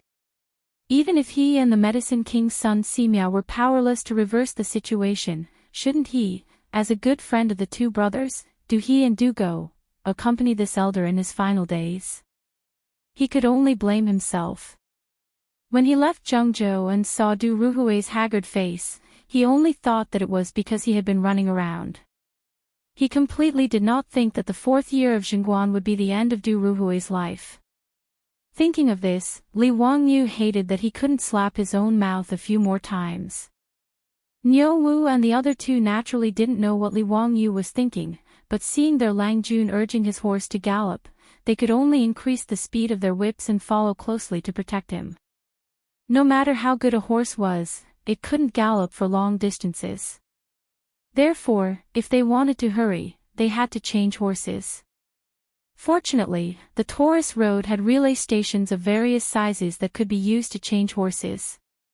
The reason Li Wangyu only brought Niu Wu and the other 4 with him was because there was a limit to the number of post horses. According to the laws of the Tang dynasty, Li Wangyu, as a second-rank county duke who founded the country, could change 6 post horses at a time at the relay station. If there were more people, the relay station would not be able to provide enough horses for them to change horses. Li Wangyu's group of 6 was like an 800 li express delivery. Every 20 li, they would change horses at the relay station. Changing horses didn't stop as they galloped towards Chang'an. Li Wangyu galloped for more than 1,000 li without hesitation. Finally, on the 3rd day, he rushed into Chang'an's illustrious Virtue Gate, covered in dust and exhaustion. Li Wangyu didn't even have time to change his clothes before leading Niu Wu and the others to Du Ruhui's residence. It was already the 10th day since Du Ruhui's death, but there were still many guests who came to pay their respects. Du Ruhui was the right servant and the founding duke of the country. Naturally, his funeral was very complicated and there were many rules of the imperial court. In the Tang dynasty, the death of a third-rank official and above was called deceased, a fifth-rank official and above was called soldier, and a sixth-rank official and below was called deceased. From the size of the grave, the coffin, the burial clothes, and the mourning clothes, there were strict rules. For Du Ruhui's funeral, the minister of Honglu was in charge of the funeral, and the rules were similar to that of a noble. Therefore, when Li Wangyu rushed back, Du Ruhui's coffin had not yet been buried and was still resting in the residence. The news that Li Wangyu, the Duke of Wuxian, had returned to Chang and after disappearing for several months, spread throughout the Du residence. The guests who came to pay their respects all looked over. He didn't have time to greet the guests he was familiar with and rushed straight to Du Ruhui's coffin room to pay his respects to this venerable elder. But before Li Wangyu entered the coffin room, he saw several people rushing out. It was the two brothers, Du He and Du Go, dressed in mourning clothes, and a group of foppish sons behind them. Li Wangyu was just about to say something to comfort the Du brothers when he saw Du He and Du Go. Their eyes immediately turned red when they saw Li Wangyu. They looked like they were about to devour someone, and they swung their fists at Li Wangyu. Li Wangyu! You bastard! My father is dead, why did you come back? I'll beat you to death, you bastard! Why weren't you in Chang and when my father was sick? If it weren't for Niu Wu and the Zhang brothers' quick reactions, stopping Du He and Du Go, Li Wangyu would have been beaten up by the agitated Du brothers. Li Wangyu couldn't help but be stunned. Although he felt a little guilty about Du Ruhui's death, what did it have to do with him? Why were Du He and Du Go so agitated? Why did it seem like he had caused Du Ruhui's death? Qing Chumo and the others saw the situation and hurriedly came forward to dissuade the Du brothers. Ziyu, don't blame Du He and Du Go for blaming you. When old man Du was seriously ill, the two brothers went crazy looking for you, the divine doctor, to come back and save their lives. Unfortunately, you were still one step too late. Fang Yai patted Li Wangyu's shoulder and sighed. Li Wangyu stood there stunned.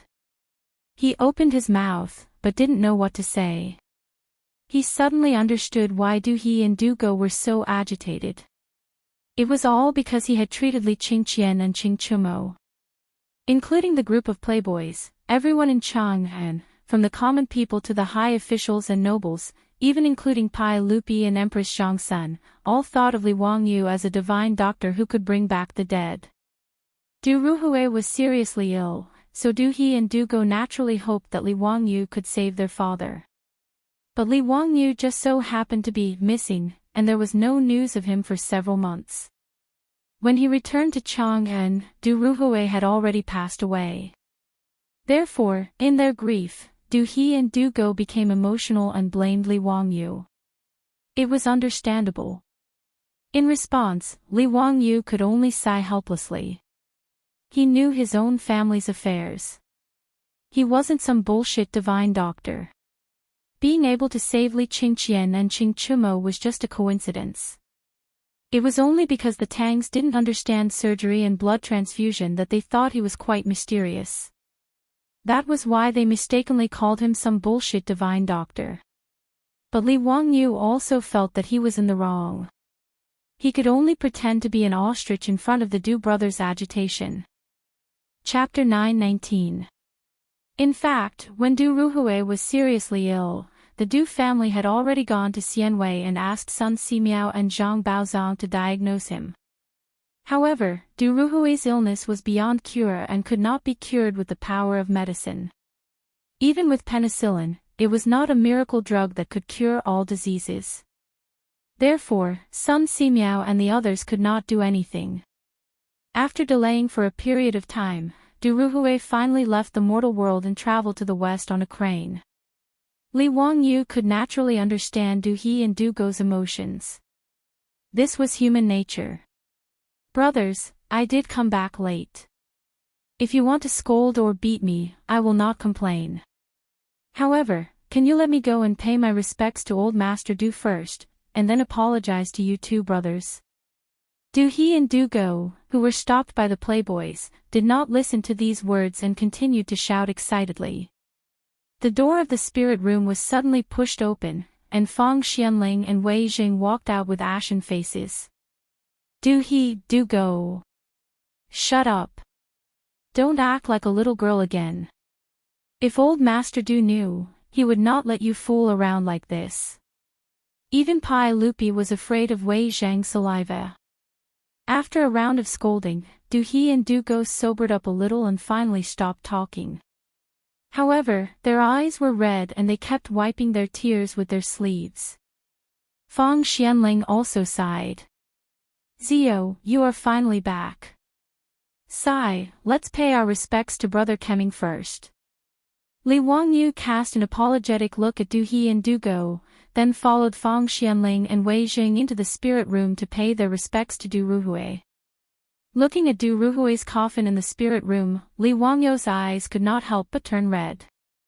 Du Ruhui, a famous minister of the Tang dynasty, was the first famous person to die in the Tang dynasty after Li Wangyu and Su Chongqing transmigrated to the Tang dynasty. Du Ruhui was also close to him. From Du Ruhui's death, Li Wangyu thought of Yu Shinan, Li Gang, and the others who would pass away in the next few years and felt even more sad. He suddenly felt that it was not a good thing to predict the lifespan of people he knew in advance. However, there was nothing he could do. In this damned life, joys and sorrows were all fates. He, Li Wangyu, could not change his fate, and he did not have the ability to do so. Fang, how is His Majesty's mood now? After paying his respects to Du Ruhui, and Fang Xianling, Du Ruhui and Li Er had a close relationship, and Du Ruhui was the main instigator of the Black Tortoise Gates rebellion. In history, after Ruhui's death, he was and cried to cry many times over Ruhui had. Li Wangyu had secretly run away for several months. Now that he had returned to Chang'an and encountered Du Ruhui's death, he was somewhat worried about Pai Lupi. After all, apart from the matter of Princess Changle, Pai Lupi, this cheap uncle, had been quite good to him. Li Wangyu was also very concerned about Pai Lupi. He was worried that Pai Lupi would be overly sad because of Du Ruhui's death. Fang Xuanling's expression was gloomy. Shaking his head, he said, because of Kemming's matter, His Majesty has already suspended court for many days and has not dealt with court affairs. He then pointed at a golden belt placed in the spirit room and said, His Majesty ordered me to bring this here as a gift for Brother Kuming. His Majesty also ordered Yugong to create an inscription for Kemming's memory. In addition, Zio has been away for many days. His Majesty has missed you greatly. Now that Zio has finally returned to Chang'an, you should go to the palace to visit His Majesty as soon as possible. Li Wangyu nodded his head in agreement. Although he was somewhat afraid of meeting Pai Lupi, knowing that he would not be able to escape a beating, an ugly daughter-in-law still had to meet her parents-in-law. Being reprimanded or even punished by Pai Lupi was unavoidable. In any case, he would have to meet His Majesty sooner or later. Li Wangyu gritted his teeth and decided to meet His Majesty at Taiji Palace today. He hoped that Pai Lupi would not punish him too harshly, seeing that he had traveled thousands of li to attend Du Ruhui's funeral. Outside the spirit room, Du He and Du Go saw Li Wangyu. Although they were no longer as excited, they still snorted coldly and turned their heads away, refusing to look at him. Li Wangyu could only smile bitterly and bow to the Du brothers. After exchanging a few pleasantries with the Du family and Du Ruhui's younger brother, Du Chuk, and the others, he took his leave and headed to Taiji Palace to meet Pai Lupi. News of Li Wangyu's return to Chang and had already spread through Chang, and as the 6 of them charged into the illustrious Virtue Gate on horseback. When Li Wangyu led Niu Wu into the imperial city, Mi Tuo was already waiting outside the Gate of Heaven Influence. Greetings, Duke. It's been a few months since we last met. How have you been? Mi Tuo, long time no see. How is His Majesty today? As for seeking an audience with Li Er, Li Wangyu's heart was actually drumming. After all, when he ran away with Su Chongqing on a whim, he had not expected Du Ruhui to pass away. Originally, he had thought that even if he returned to Chang'an, he would at most admit his mistake and do something to make Pai Lupi happy. Then, he would be able to gloss over the matter. Even if Pai Lupi wanted to punish him, it would not be too serious. But who would have thought that Pai Lupi's right-hand man, Du Ruhui, would pass away due to illness? Under such circumstances, it was easy to imagine how terrible Pai Lupi's mood would be. Mi Tuo peeked at Li Wangyu and decided to tell the truth. Duke, ever since Duke Kai passed away, His Majesty has not smiled. He has even cried for Duke Kai many times. How can he be in a good mood? When Li Wangyu heard this, he felt even more annoyed. But now that things had come to this, he had no other choice. If he stuck his head out, he would also be stabbed. Let's see how Pai Lupi would deal with him. Mi Tuo led Li Wangyu to the Lishan Hall where Empress Xianxia lived instead of the Lishan Hall or the Yin and Yang Palace. Recently, His Majesty has not been eating or drinking. His mood has not been calm, so he has been living with Her Highness, Mi Tuo explained. Li Wangyu nodded slightly. This made him feel a little relieved. With Empress Xianxia by his side, Pai Lupi would not kill him, right? After Mi Tuo informed him, he invited Li Wangyu into Lishan Hall. In the hall, Pai Lupi's face was ashen. He stared at Li Wangyu without saying a word, which made him feel a little scared. Empress Xianxia, who was standing to the side, smiled when she saw Li Wangyu. Nice to meet you, uncle and aunt. Nice to meet you, uncle and aunt. Li Wangyu did not hesitate and immediately bowed to Pai Lupi and Empress Xianxia. Uncle and aunt, I haven't seen you for a long time. I'm really worried and miss you. A day without seeing you is like 3 years in autumn. I miss Chang'an and uncle and aunt every day. Li Wangyu hurriedly flattered him, but Pai Lupi was still ashen. He stared at Li Wangyu without saying a word. Pai Lupi's performance made Li Wangyu more and more uneasy. He hurriedly threw out his trump card. Uncle, aunt, when I was away and missed you, I wrote a poem called Quiet Night Thoughts. The moonlight in front of the bed is like the frost on the ground. Looking up at the bright moon, I bow my head and think. Li Wangyu copied Li Bai's poem again. He wanted to curry favor with Pai Lupi and Empress Xianxia. Unexpectedly, before he finished reciting Quiet Night Thoughts, Pai Lupi slammed his palm on the table in front of him. Enough. I know you are talented. I just want to ask you why you were not in Chang, and when Minister Du was seriously ill. Pai Lupi's words made Li Wangyu's heart turn cold. Chapter 920. How could Pai Lupi be like Du He and Du Go, blaming him for Du Ruhui's death? Li Wangyu wanted to cry, but no tears came out. He regretted that he had pretended to be so pretentious. Now, he had been struck by lightning. Even Pai Lupi believed that he was a godly doctor. He really couldn't continue living like this. The most important thing was that he still couldn't explain that he didn't know anything about medicine. Even if he said it now, no one would believe him. They would only think that Li Wangyu was trying to shirk responsibility. Because of Du Ruhui's death, whether it was Du He, Du Go, or Pai Lupi, they were all inconsolable. Taking out their anger on him was just a normal reaction to losing a loved one. If he wanted to explain this matter, he could only do so in the future. Although Li Wangyu was helpless, he could understand. Therefore, in the face of Pai Lupi's anger, Li Wangyu could only lower his head and obediently admit his mistake. It's all this official's fault. Your Majesty, please punish me. Just because of a woman. You dare to abandon us and the court. Do you think you can face us? Minister Du has always treated you like a nephew.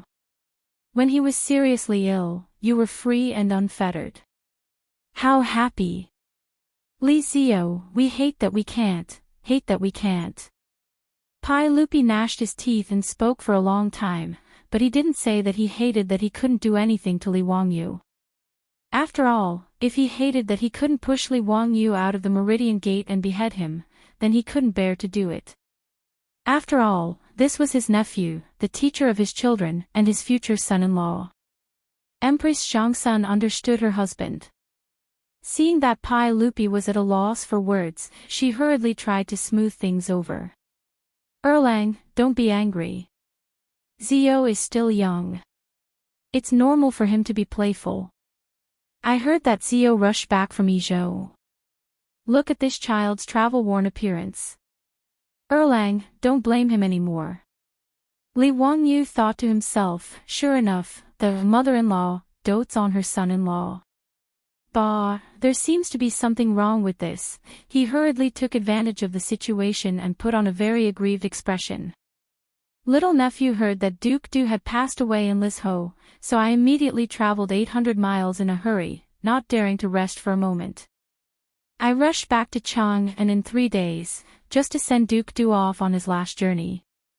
Empress Xianxia nodded lovingly and said, "Thank you for your hard work.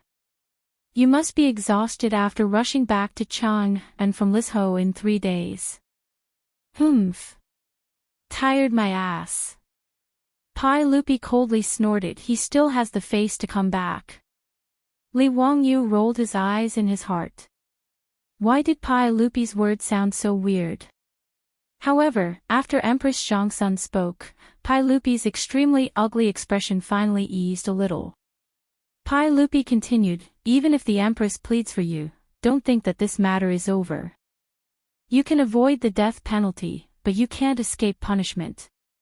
Li Wangyu was too lazy to retort. People have no choice but to lower their heads under the eaves. He could only obediently lower his head and admit defeat. Yes, it's all little nephew's fault. Uncle, just deal with it. Little nephew accepts the beating and punishment. Since that's the case, I will remove your title of nobility. Are you willing? Remove my title. Li Wangyu was slightly stunned. He didn't expect Pai Lupi to give such a punishment. He didn't care if his title was removed. In any case, with his current status, even if he didn't have a title of nobility, it didn't seem to be a big deal. As long as Pai Lupi still recognized him as his nephew, Li Qingqian, Li Tai, and Li Ji were still his disciples. There wasn't much difference whether they had a title or not. Moreover, he had many businesses, all of which were in partnership with the imperial family. He also had Qin Yaojin and a group of dukes as his backing. Who would dare to stretch out their claws towards him? Even if it was an aristocratic family, would they dare to treat Li Wangyu like a commoner and humiliate him?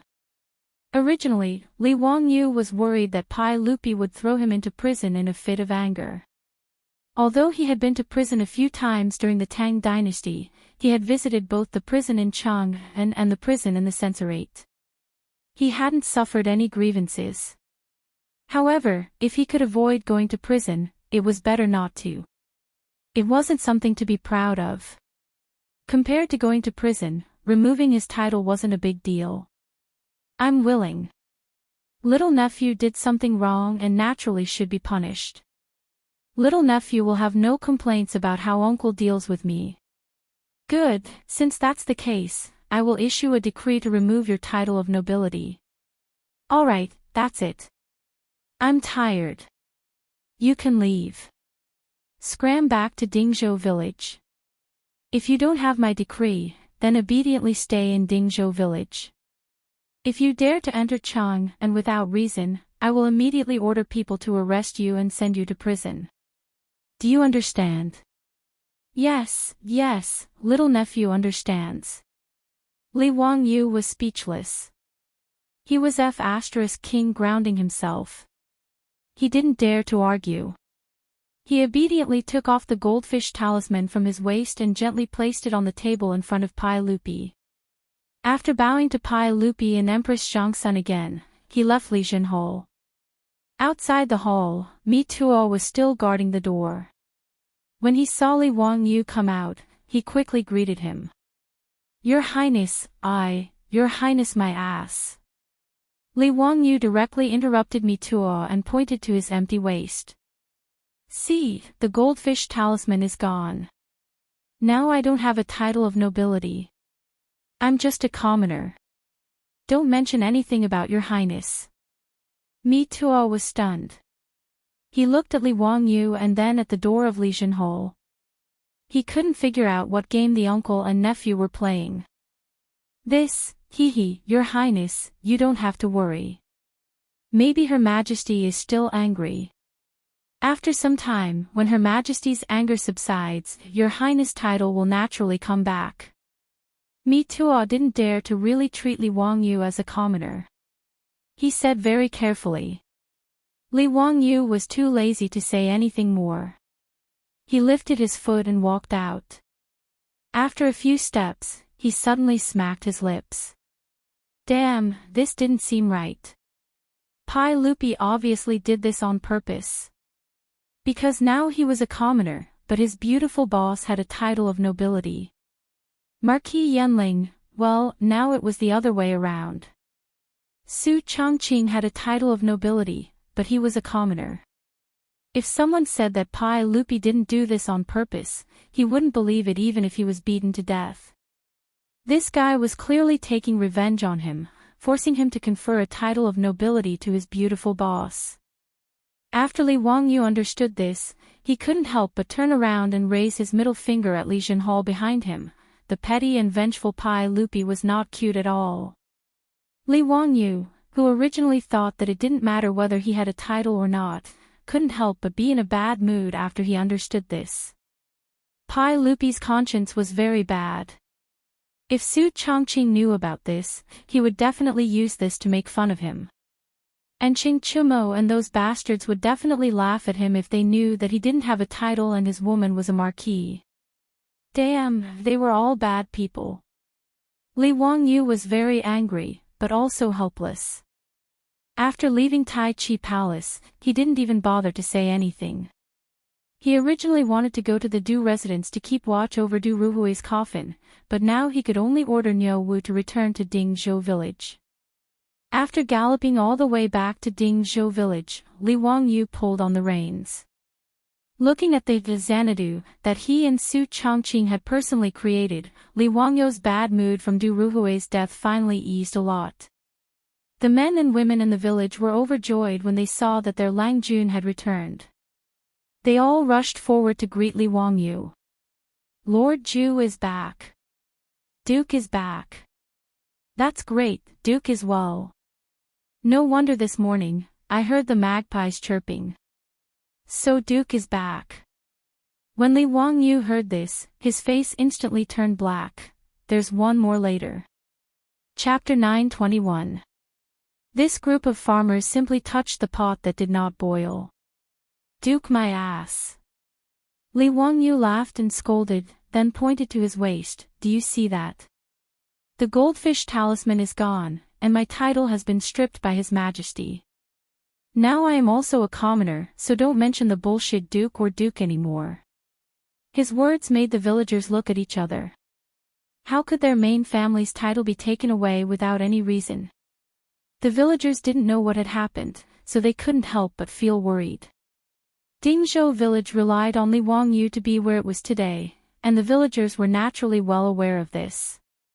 It could be said that Dingzhou village and Li Wangyu were grasshoppers on the same rope, and all the glory and disgrace belonged to Li Wangyu alone. How could they not be worried when they heard that Li Wangyu's title had been stripped away by the sage? The old villager walked out from the crowd and greeted Li Wangyu with a smile. Duke, what are you saying? You are still our main family even if you don't have the title. Moreover, even if you don't have the title, isn't the sage still your uncle? These words immediately reminded the villagers, and they all laughed. In the eyes of these simple men and women, since Li Wangyu was the nephew of the sage, what difference did it make if he didn't have the title? Moreover, the crown prince was Li Wangyu's disciple, so what was there to worry about? The villagers of Dingzhou village were no longer illiterate like they used to be. Not to mention that the children of the right age from each family were now studying in the Tang dynasty's academy, even Li Qingqian and Li Tai often came to the village to play with their classmates.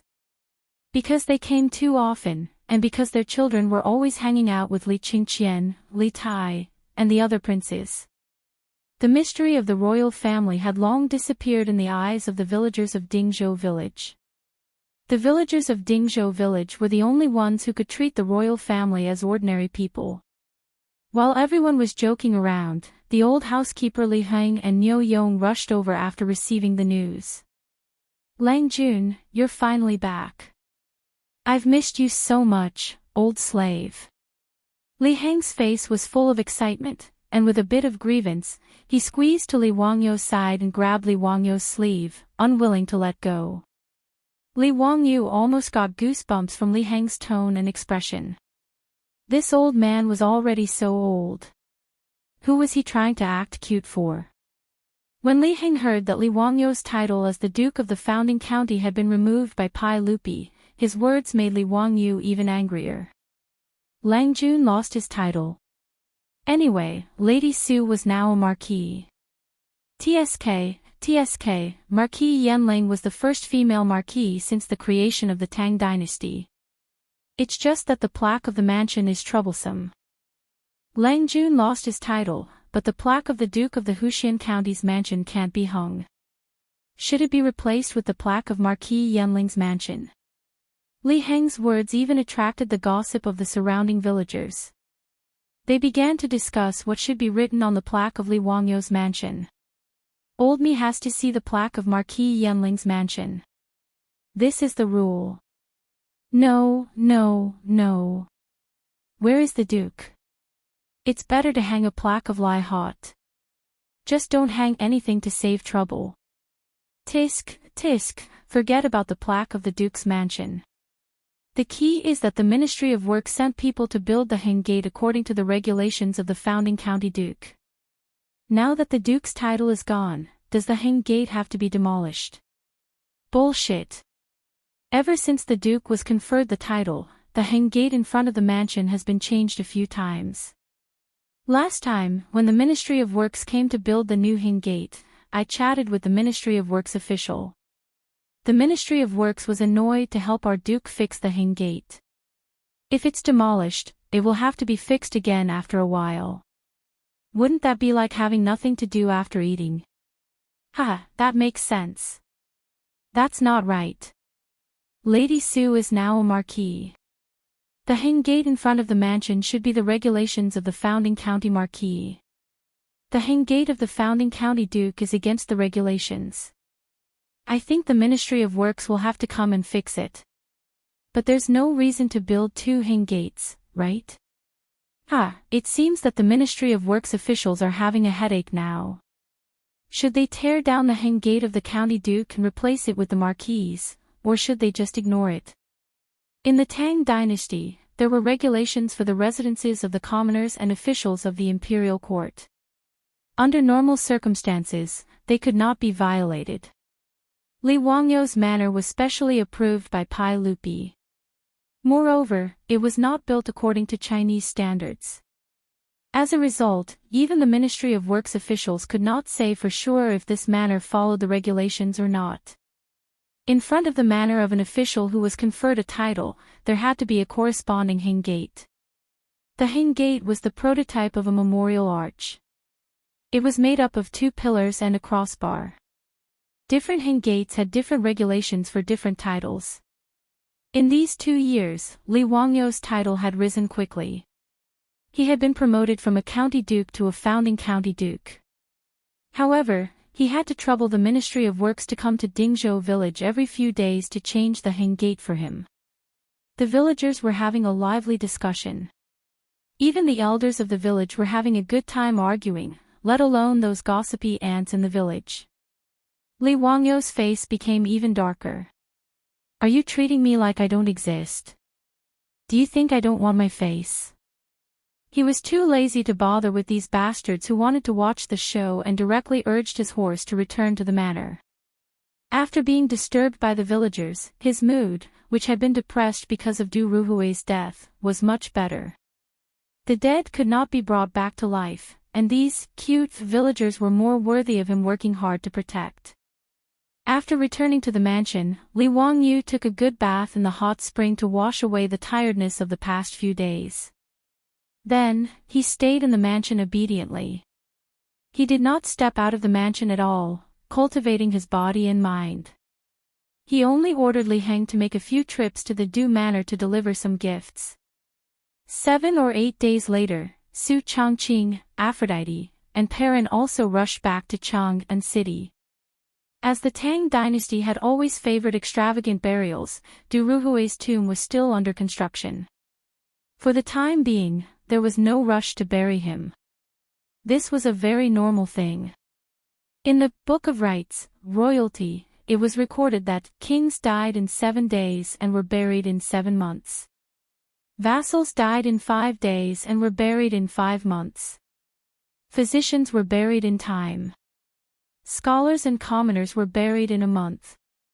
At present, the Du Manor was still in the midst of the 7 chambers of the 7 chambers. Du Ruhui's coffin would only be buried 49 days later. During this period, the popinjays still frequently came to Dingzhou village and mercilessly ridiculed Li Wangyu for having his noble title removed. As for the brothers Du He and Du Go, they did not appear because they had to keep vigil for their father. However, they had Qing Chumo and the others pass a message to Li Wangyu, saying that after their lord was buried, they would drink Li Wangyu, that bastard, to death.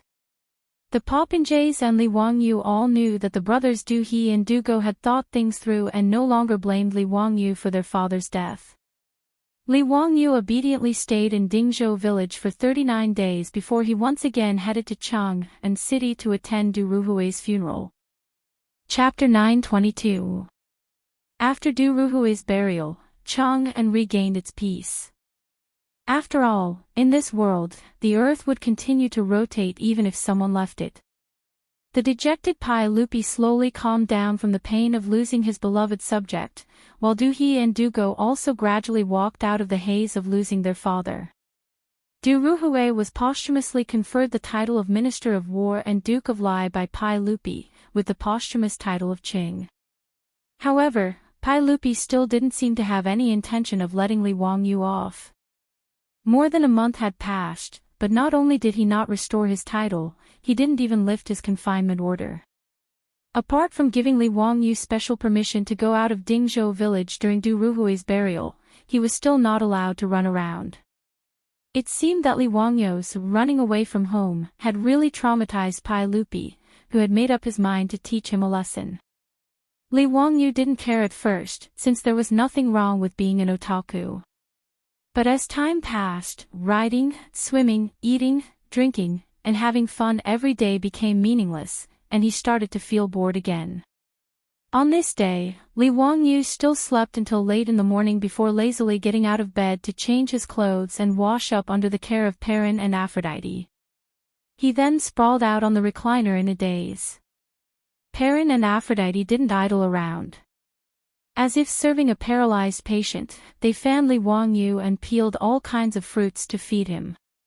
In short, with Li Wangyu's current appearance, if placed in the future, he would be a living landlord. Lang Jun, Principal Su is here. The old steward Li Heng came in to inform him. Li Wangyu didn't even bother to lift his eyelids. He snorted to indicate that he understood and indicated for him to bring him in. He also couldn't be bothered to be polite to Su Jingzong. It was currently midsummer, and the sun outside was scorching hot. When Su Jingzong was welcomed in by Li Heng, he was already sweating profusely. Seeing Li Wangyu's lackadaisical appearance, he couldn't help but laugh. "Duke, this lowly official is truly envious of your leisure. It's a pity that this lowly official still has to run around in this weather." After interacting with Li Wangyu for a long time and experiencing the murder of Yun Geiseman, Su Jingzong felt that he was Li Wangyu's trusted aide. Now that he was interacting with Li Wangyu, he was rather harmonious. Li Wangyu indicated to a servant girl in the Fu to bring a towel soaked in cold well water to wash Su Jingzong's face. He also had someone bring him iced fruit and boiled water to quench his thirst. Only then did he open his mouth to say with a smile, "General Su, the capable are always busy. A lazy person like me naturally cannot be compared to General Su, ha. On such a hot day, what brings you here today, General Su?" Su Jingzong very comfortably drank the iced drink in one gulp and handed the cup to the maidservant beside him, indicating for her to fill it to the brim. Only then did he turn his head and smile, "Duke, you really are a person of great status with short memories. It's almost September, and the academy should start recruiting students again.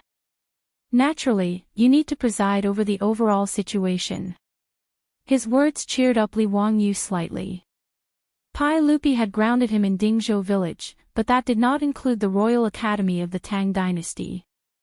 Previously, the academy had been on summer vacation, but there were no classes. Therefore, Li Wangyu had not been to the academy.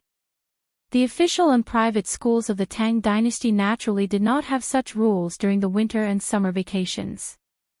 Without a doubt, these were the rules that Li Wangyu had come up with. A school without winter and summer vacations was soulless. Although the Royal Academy of the Tang dynasty had only been open for a year, in Chang'an, and even in the Tang dynasty, it had gained a reputation as a noda. Even in the name of the academy, the two words royal were a golden signboard. The number of people who signed up for this year's enrollment exceeded that of Zhenguan's 3 years ago. Not only did the common people of Chang'an, the rich merchants, and the high officials and nobles in Chang'an went to sign up, even people from places as far away as Hunan, Hedong, and Jiannan brought their own children of the right age to sign up. Those who dared to travel so far to sign up in Chang'an were naturally smart children. It could be imagined that the number of students in the Royal Academy of the Tang dynasty this year would be greater than in previous years. However, how to enroll students this year was difficult for Su Jingzong. After all, the little tricks that Li Wangyu had come up with during the enrollment of the academy last year had already been widely spread. It was obviously impossible to rely on Tangram, Huarongdao, and psychological tests to select students. Toys like Tangram and Huarongdao had long been popular in the Tang dynasty. At least Li Wangyu had seen children playing in the small county of Jiulong County in Izhou that day. Li Wangyu was astonished at how fast the news spread. As for Su Jingzong's problem, Li Wangyu did not find it difficult at all. Last year, he was just lazy and did not bother to come up with questions, so he used a trick to enroll students. Now that the academy was on the right track, it was impossible to play such games again. Therefore, in this year's enrollment exam, Li Wangyu planned to imitate the enrollment exam of the private primary schools in the future and make a set of exam papers to test the children's logical analysis, common sense, vocabulary, and other abilities. After getting an accurate answer from Li Wangyu, Su Jingzong was relieved. He sat comfortably on the recliner opposite Li Wangyu and kept asking the maidservants of the Lai Hot to bring him all kinds of fruits and iced boiled water. He did not treat himself as an outsider at all. Because of Su Jingzong's visit, Li Wangyu suddenly thought of what his beautiful boss had said to him. Since he was bored now, he might as well go to the academy to teach. He did it on a whim, but after thinking about it carefully, he found it interesting. He smiled at Su Jingzong and said, "Mr. Su, what do you think about me going to the academy to teach after the academy opens?" Su Jingzong was drinking iced drink. When he heard his words, he almost spat out the drink in his mouth. After swallowing the drink in his mouth with difficulty, Su Jingzong looked at Li Wangyu in surprise and said, "Mr. Su, what did you say just now? I don't think I heard you clearly." Li Wangyu rolled his eyes at him and said, "You didn't hear me wrong. I said, what do you think about me going to the academy to teach? This is naturally good. If Mr. Su is willing to teach those children, it would be their blessing. What does Mr. Su plan to teach?" Su Jingzong was overjoyed and applauded. According to Li Wangyu's arrangement, the Royal Academy of the Tang dynasty was similar to the schools in the modern world. There were many classes arranged. From the Tang dynasty's traditional Moi poetry, arithmetic, calligraphy, painting, music, all kinds of physical education, horse riding, archery, swimming. The variety of classes was even more extensive than the primary schools in the modern world. What should he teach? This was a bit difficult for Li Wangyu. Of course, he couldn't teach Moe poems or scriptures. Although Li Wangyu's talent was famous all over the world, and everyone thought of him as a literary star who had descended from the heavens. However, Li Wangyu was well aware of what he had in his belly. If he did not copy the poems and essays of those big shots, he was nothing. He could teach arithmetic, but there was no point in just teaching arithmetic. He only remembered a little about physics, chemistry, geography, and biology. This was also very normal. After so many years of graduation, most people could only remember some general knowledge in their minds. Although Li Wangyu's memory was much better now, it was still impossible for him to recall the complete physics, chemistry, geography, and biology textbooks of junior high school. After thinking for a long time, Li Wangyu suddenly clapped his hands. Got it, Mr. Su. I'm going to teach a new class called Encyclopedia. Chapter 923. What Baidu? Baidu Baidu Baidu. Su Changqing's voice suddenly rang out. Soon after, he saw the beautiful woman walking in with Wu Meinyang. Wu Meinyang had been sent to Chang and by Wu Shiqiang in advance, preparing to enter the academy. Wu Shiqiang had previously been an official in Chang'an. Naturally, the Wu family had a residence in Chang'an. However, in that residence, there was no one else other than the Wu family servants. After Su Changqing returned to Chang'an and learned of this matter, he immediately went to the Wu family to bring Wu Meinyang back, personally taking care of her. Wu Meinyang and Su Changqing hit it off very well, calling each other master's wife. The two had a very close relationship. Li Wangyu was naturally happy to be idle. Although he was her teacher in name, he had actually never taught Wu Meinyang, leaving everything to Su Changqing. Just like Princess Changle in the past, Su Changqing was able to deal with these little Lolas with great ease. Seeing these two beauties, Li Wangyu couldn't help but have black lines appear on his forehead.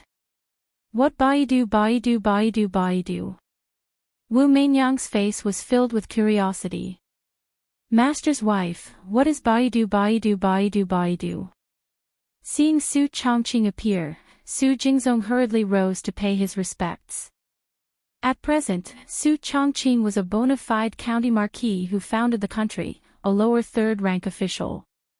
He was on the same level as Su Jingzong, the vice principal of the Imperial Academy of the Tang dynasty. However, although they were both lower third-rank officials, Su Changqing's county marquis title was slightly higher than Su Jingzong's official title. After all, titles could be inherited. Although the inheritor was usually one rank lower than the original, Su Changqing's children could inherit the title of county marquis. His grandson would be a county marquis, and his great-grandson would be a county marquis. After Su Changqing returned the greeting, Su Jingzong smiled and asked, what exactly did Marquis Yanling mean by what he said? I am also very curious. His beautiful superior had just walked to the door and happened to hear Li Wangyu say the word encyclopedia, so she casually replied. At this time, seeing that Su Jingzong was also in the living room, she felt that she had said something wrong, so she couldn't help but stick out her tongue. She smiled and said perfunctorily, nothing, I was just joking with Wangyu. She deliberately looked at Li Wangyu and pretended to be ignorant. Wangyu, what did you say just now? Li Wangyu rolled his eyes and explained, encyclopedist refers to the knowledge of astronomy, geography, nature, mechanics, medicine, literature, and other subjects. He smiled and said to Su Changqing, just now I told Principal Su that I'm going to the academy to teach a new class called Encyclopedia. Hee, Changqing, you also know that I know a little about everything, but I'm not good at it. However, it's perfect for broadening the horizons of the students of the academy. This time, Su Changqing didn't expose him. Instead, he nodded and agreed. Not bad, Wang Yu, your idea is very good. I support it. Su Jingzong was stunned when he heard this. He couldn't believe it. Li Wangyu's words, in his opinion, were too exaggerated. Su Jingzong didn't know how to respond. According to Li Wangyu's definition of the so-called encyclopedia, it was simply a celestial figure like Zhuge Kongming who knew everything about astronomy and geography, knew everything about people, understood yin and yang, understood the 8 trigrams. Although Su Jingzong also admired Li Wangyu and felt that his talent was unparalleled, to say that there was nothing that he did not know was a little arrogant. In fact, Li Wangyu wasn't exaggerating. Although he was just an ordinary underachiever in the future. However, he and Su Chongqing had experienced the baptism of the huge explosion of knowledge in the future. Their knowledge of the world in their minds was really unparalleled. It wasn't an exaggeration to say that he was knowledgeable and multi-talented. Of course, Su Jingzong didn't dare to say these words. Although Li Wangyu didn't have a noble title, he was still a shareholder of the Royal Academy of the Tang dynasty. As an employee, he didn't dare to criticize his boss for bragging. If Su Jingzong was a straightforward person, he wouldn't have been listed as the #1 treacherous official in history. If the Duke is willing to teach these skills to the students of the academy, it's their fortune. Huin Chang and City doesn't know that the Duke is the reincarnation of a powerful person who has great knowledge. Hearing the Duke say this, even this lowly official wants to attend the Duke's class and learn some knowledge from the encyclopedia. Su Jingzong's words made Li Wangyu laugh. He was very satisfied with this guy's level of supporting the Duke. Wu Meinyang's eyes also lit up. Teacher, can Meinyang also attend the class? Of course. Li Wangyu nodded and rubbed Wu Meinyang's head lovingly.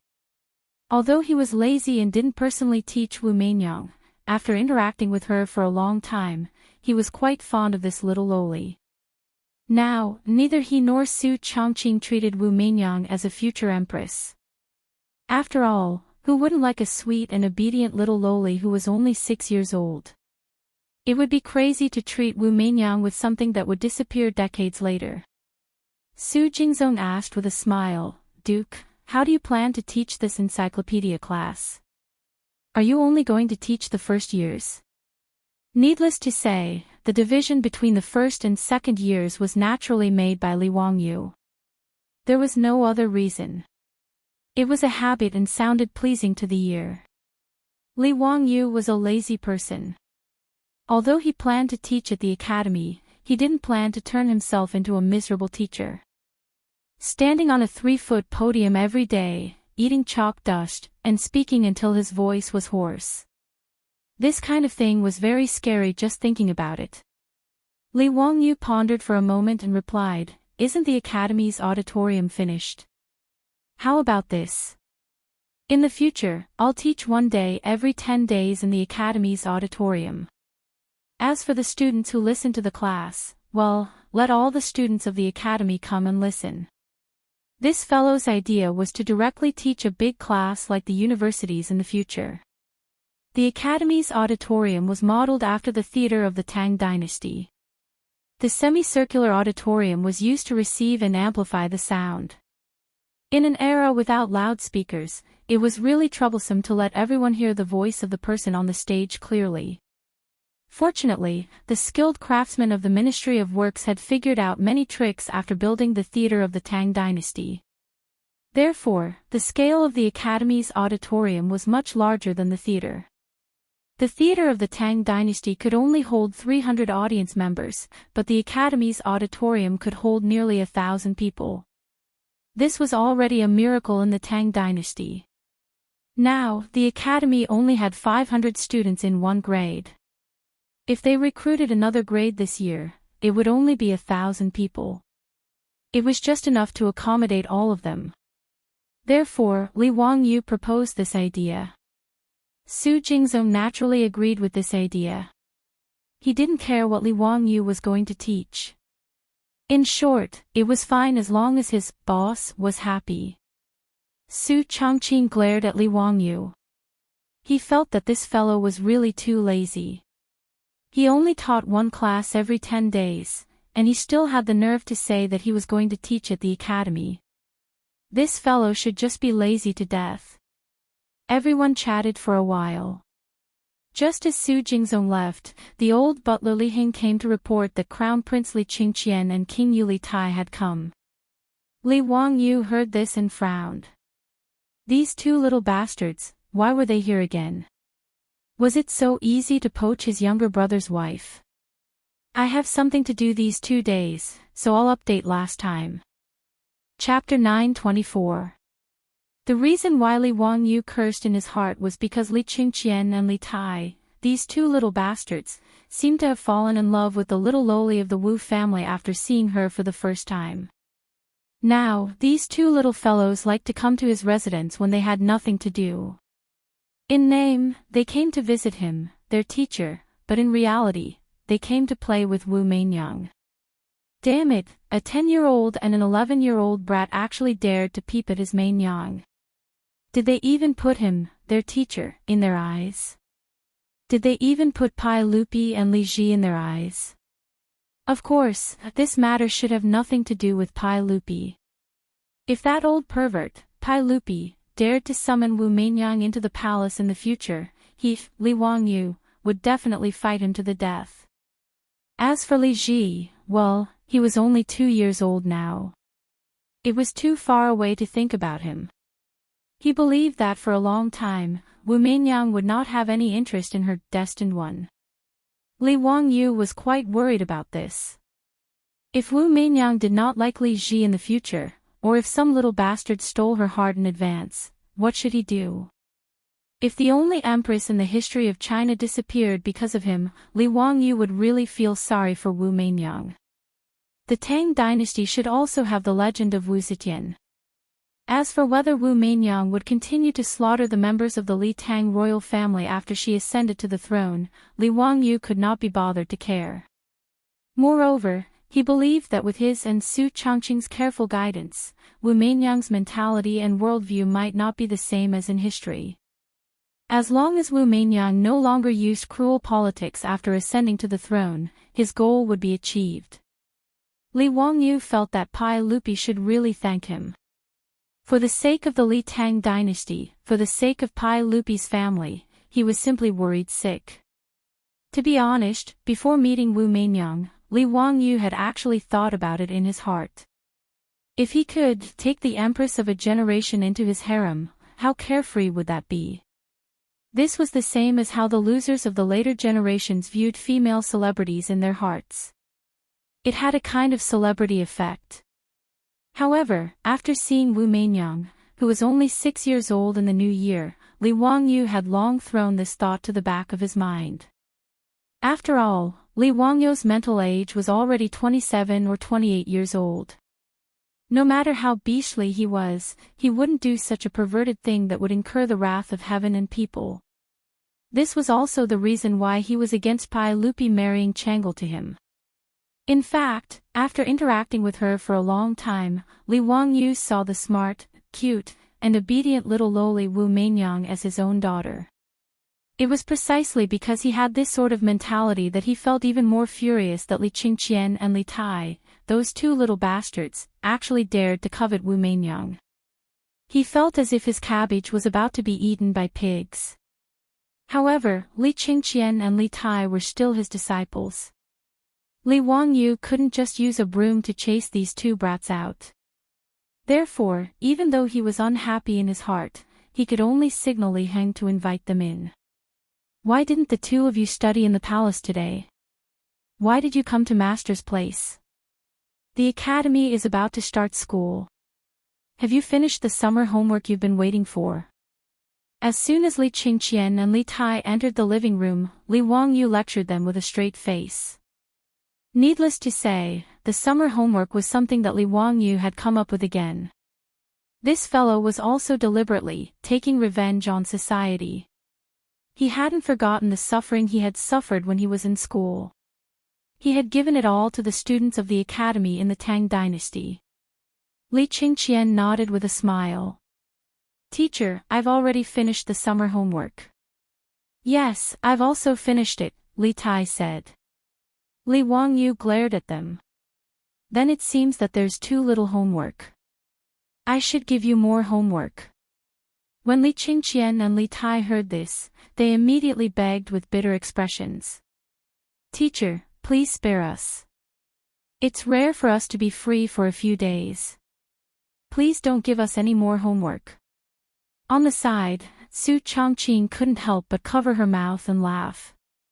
Wang Yu, don't torture these two brats anymore. Let them play for a few days. Yes, teacher's wife loves us so much. We really do study hard. These few days are just a rare break. Li Qingqian and Li Tai hurriedly agreed. Li Wangyu laughed and scolded them, then let the matter pass. In fact, he himself wasn't someone who liked to study. Otherwise, he wouldn't have gotten into a second-tier university. However, who would expose this kind of thing himself? In the future, no matter how much parents didn't like to study, wouldn't they still urge their children to study and do homework every day? Wu Meinyang was willing to play with Li Qingqian and Li Tai. After all, the Lai Hot was so big. Although there were servant girls to play with her, it was normal for a child to always want to play with people of the same age. After sending the three little ones out to play, Li Wangyu instructed the servant girls in the residence to keep an eye on the three of them. Only then did he smile bitterly and say to Su Chongqing, Chongqing, if this continues, the empress of this generation will disappear. The history of the Tang dynasty is becoming more and more messed up because of us. Su Chongqing, on the other hand, didn't take it too hard. If there's no empress, then there's no empress. As long as Meinyang is happy, it's fine. Don't tell me you think that becoming an empress is definitely the life that Meinyang wants. Her philosophical words left Li Wangyu at a loss for words. Indeed, who could say that Wu Meinyang's life goal and pursuit was definitely to sit on the throne? After thinking this through, Li Wangyu was too lazy to worry about it anymore. Who cared who they were? It had nothing to do with him. Li Wangyu was also too lazy to worry about things that would happen decades later. He simply pulled Su Chongqing to the study and prepared to ask his beautiful boss to help him write a syllabus. Since he was going to open an encyclopedia course in the academy, the content of the syllabus would naturally be imaginative. He and Su Chongqing would teach as much knowledge as they could recall. Putting aside the useless e-commerce in the Tang dynasty, the two of them were actually about the same as the most meaningful elementary mathematics, physics, and chemistry knowledge. There wasn't much that they could recall. It was the same for geography, astronomy, nature, and biology. What they could remember was mostly general knowledge. Moreover, they had to remove some content that wasn't too appropriate. For example, Li Wangyu didn't plan to teach the knowledge that the earth was a sphere in the academy for the time being. It was enough to teach his disciples this kind of knowledge that sounded unimaginable. It wasn't that Li Wangyu was hiding it, but this kind of knowledge was obviously not in line with the traditional Chinese tradition of the sky is round and the earth is round. If he rashly taught it, it would probably cause a lot of trouble. After building the toilets and giving Su Chongqing a title, Li Wangyu really didn't want to cause trouble for himself. Even so, Li Wangyu felt that the knowledge he imparted was enough to fool the kids in the academy.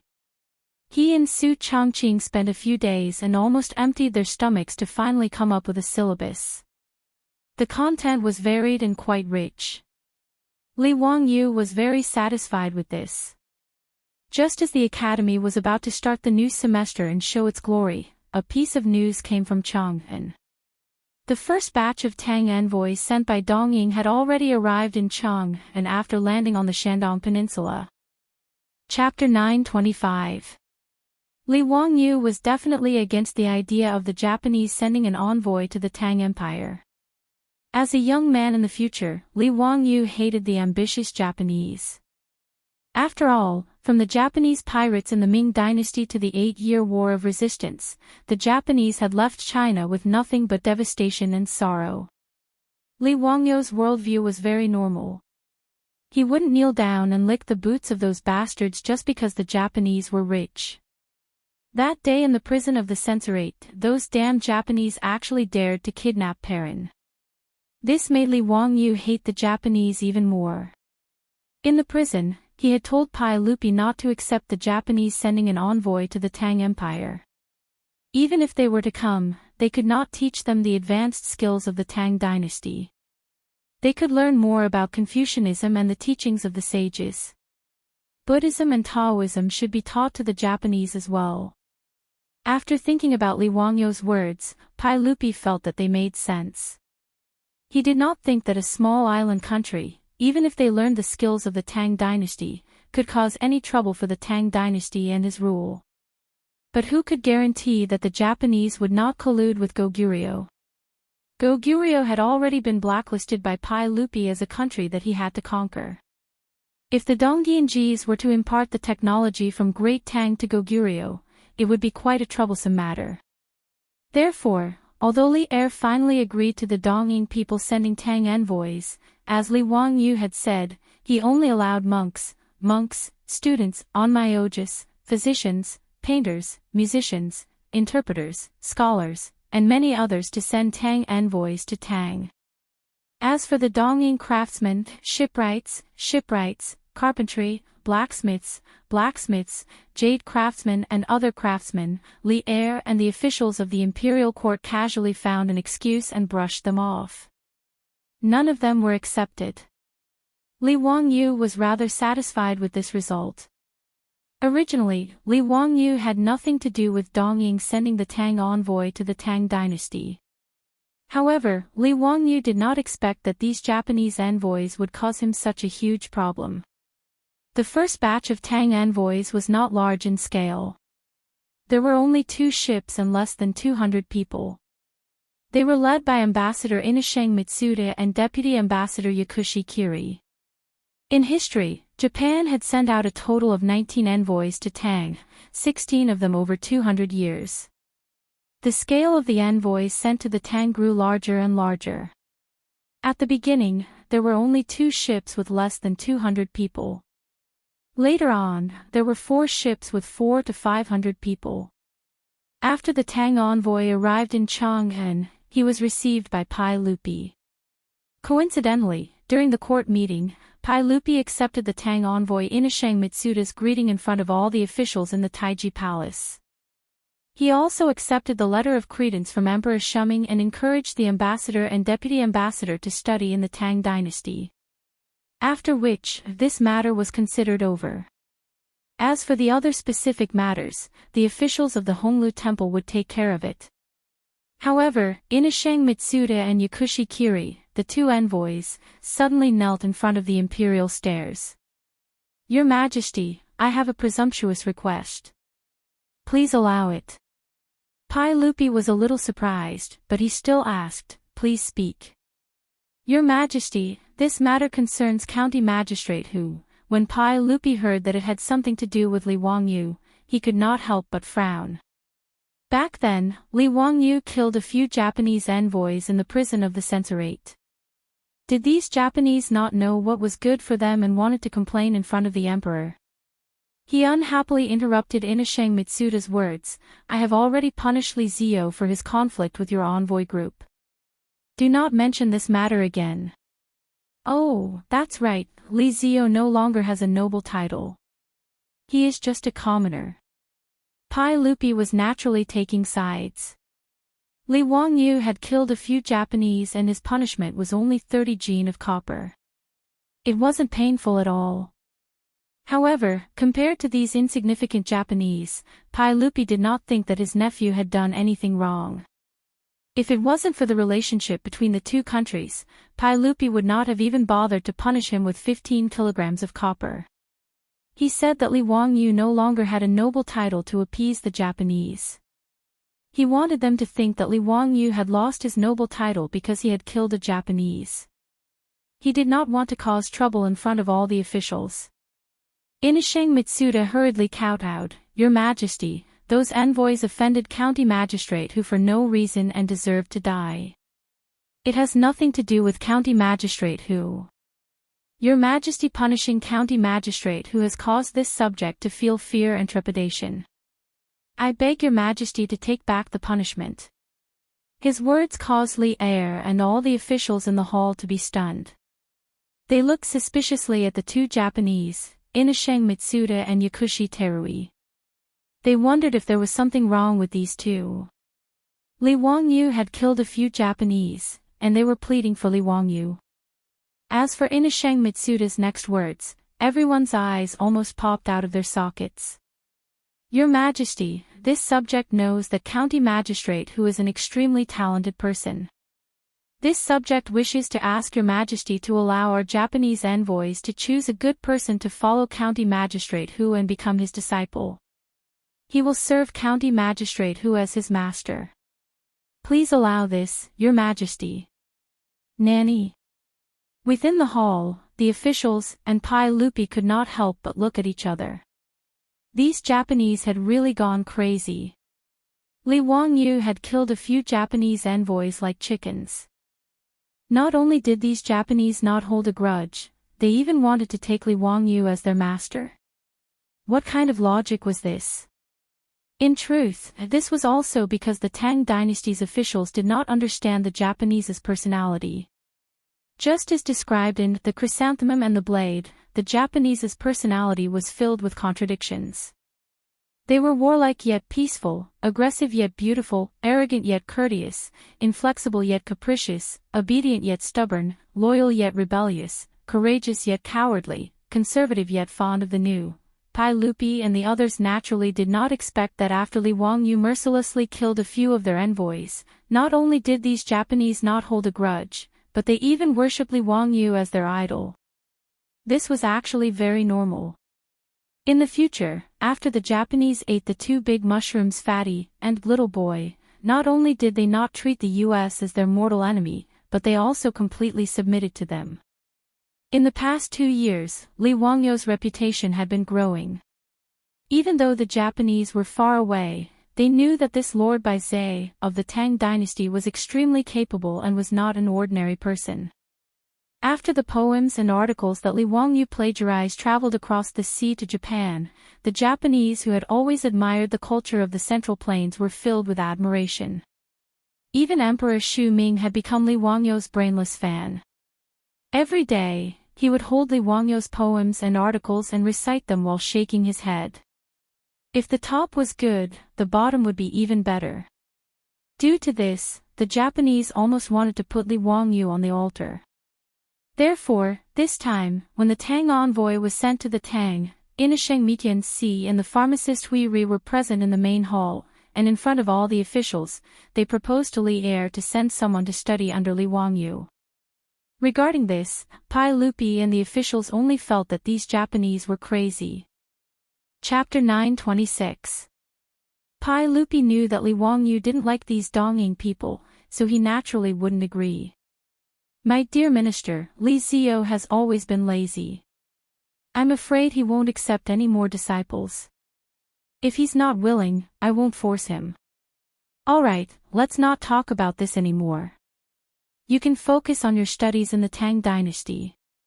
Inasheng Mitsuda still wanted to say something, but Pai Lupi immediately announced the end of the court session, not giving them a chance to speak.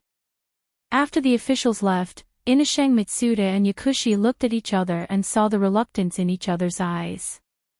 Inasheng, the emperor of the Tang dynasty, actually rejected our request.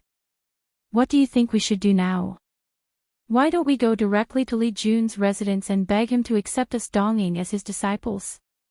Inasheng Mitsuda thought for a moment and shook his head. No, since the emperor of the Tang dynasty has rejected this request, if we go to Li Jun rashly, I'm afraid we'll offend the emperor of the Tang dynasty. That's not good. Then what should we do? Are we just going to let it go? Yakushi, we have to show our sincerity. In Li Jun's Romance of the Three Kingdoms, Liu Bei went to the thatched cottage 3 times in order to invite Mr. Zhuge to come out of seclusion. Yakushi's eyes flashed. Inasheng, you mean we should follow Liu Bei's example and go to the thatched cottage 3 times? No, if we just go to the thatched cottage, it's not enough to show our sincerity. Why don't we? Inashang Mitsuda whispered a few words to Yakushi, and Yakushi nodded repeatedly. Suga, Inashang's idea is really good. This way, we won't have to worry about Li Jun not accepting us as his disciples. In the bones of the Dongying people, there was a brute force that wouldn't give up until they reached their goal. After Pai Lupi's clear rejection, the Tang envoy Inashang Mitsuda, the deputy envoy Yakushi, the judge, the clerk, and the other officials all knelt in front of the Vermilion Bird Gate on the same day. This naturally gave the officials of the Honglu Temple a fright. Everyone, what are you doing? Dare I tell all of you that the reason we came to the Tang dynasty from thousands of li away across the ocean is to learn the advanced system and culture of the Tang dynasty. But now that we have a master teacher, how are we going to answer to the emperor when we return to our country in the future? That is why we are kneeling here. We are begging your majesty for mercy and to allow us to be apprenticed to the county duke, so that we can fulfill our desire to learn. Inashang Mita's words immediately silenced the officials of the Honglu temple. Damn, why were these Japanese so stubborn? In the main hall, His Majesty had already made it very clear. However, this group of people was so stubborn that they insisted on taking Li Wangyu as their teacher. The officials of Honglu Temple had the intention to ignore these Japanese who didn't know what was good for them. However, these people were kneeling outside the Vermilion Bird Gate. If the envoys of the vassal states saw them, they would think that the Tang dynasty was bullying them. For a moment, the officials of the Chamberlain of Dependencies were depressed. They tried their best to persuade them, but these Japanese refused to get up. It seemed that if Pai Lupi didn't let Li Wangyu accept them as his disciples, they would kneel until they died. The officials of the Chamberlain of Dependencies cursed in their hearts. They had heard of people forcing women to become prostitutes, but they had never heard of people being forced to be apprenticed. If this kind of thing were to reach His Majesty's ears, the Chamberlain of Dependencies would definitely be punished. However, these Japanese said that they were here to learn, so the officials of the Chamberlain of Dependencies couldn't do anything. They also couldn't order the imperial guards to chase them away. This stalemate naturally attracted the attention of the people of the Vermilion Bird Gate. In front of the Vermilion Bird Gate was the Vermilion Bird Avenue and the Golden Light Gate Avenue. It was the main road of Chang'an City.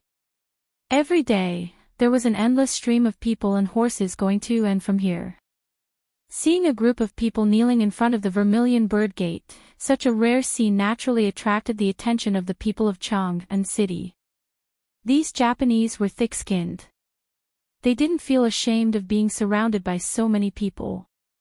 Instead, they raised their voices and shouted, "Everyone, we are envoys from Japan who have crossed the ocean to study in the Tang dynasty. Today, we are kneeling in front of the Vermilion Bird Gate to beg His Majesty of the Tang dynasty to allow us to be apprenticed to the county magistrate. We are dedicated to learning, and we only hope to have the opportunity to learn from the county magistrate. We hope that His Majesty of the Tang dynasty will be merciful and grant our wish. We have come to the Tang dynasty to study, and we only hope that His Majesty and the county magistrate will take pity on us." With the Japanese shouting, it became even more lively, and the onlookers started to discuss. TSK, although Japan is an uncivilized land, they are still ambitious. It's rare for them to cross the ocean to study in the Tang dynasty. Even the Japanese know about the county magistrate. Confucius said, "Education is without discrimination." If it were up to me, I would say that the county magistrate should accept these Japanese, an old man said. His words immediately attracted the rebuttal of others. How can that be? Who is the county magistrate? He is the imperial preceptor. Don't you know who the county magistrate's disciples are? Not to mention His Highness the Crown Prince and His Highness the King of Yu, even the two new disciples he had accepted were both grand scholars. These Japanese want to be apprenticed to the county magistrate. Are they even worthy? The old man was a little annoyed by the rebuttal, and he couldn't help but snort coldly. Vulgar. I can't be bothered to talk to such vulgar people like you.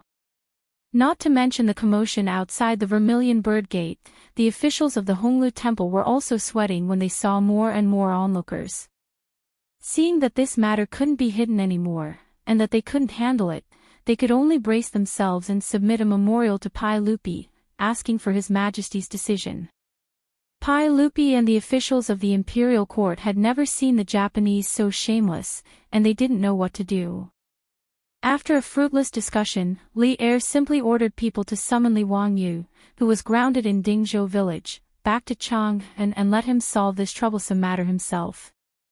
Li Wangyu, who was hiding in Dingzhou village to prepare for his lesson, was also shocked when he heard about this matter. Was there something wrong with the brains of these Japanese? He had killed a few members of the diplomatic mission, so how did he become the idol of these Japanese? What kind of weird idea was this? He really didn't want to care. It was none of his business whether those Japanese wanted to die or not. If they were willing to kneel at the Vermilion Bird Gate, then they could slowly kneel.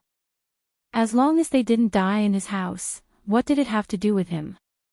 Cheng Menli Shui was respected by the world. However, in Li Wangyu's eyes, it was a moral kidnapping. However, Pai Lupi and the officials of the imperial court didn't see it that way. To be able to make the Japanese Tang Empire's envoys want to be apprenticed was a great honor. In fact, many of the old men in Chang wished that they could replace Li Wangyu and make the Japanese Tang Empire's envoys acknowledge them as their masters. Although the Tang Empire's people were proud, taking in a foreign disciple could also increase the reputation of these old men. Regarding this, Li Wangyu was very annoyed. He only wanted to rush to the front of those Japanese and smash them all with a brick, ending this matter once and for all. Why don't you die? You actually came to the Tang dynasty to extort money. Chapter 927. Li Wangyu really did not want to bother with these Japanese, but since it was Pai Lupi who asked him to settle this matter, he could not ignore it. However, this matter was not easy to deal with. I don't know what those damned Dongying envoys thought of. They actually went to the Vermilion Bird Gate to kneel down and caused a huge commotion. No matter how much Li Wangyu hated the Japanese, he could not directly reject them without a reason. After all, in Chinese tradition, not only would such actions not be condemned, but it would also be widely publicized. For example, Hua Tuo, Zhuge etc.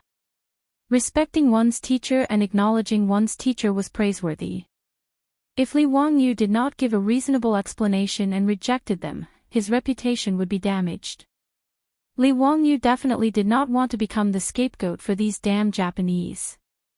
However, Li Wangyu was even more unwilling to accept these envoys from the East Ocean continent.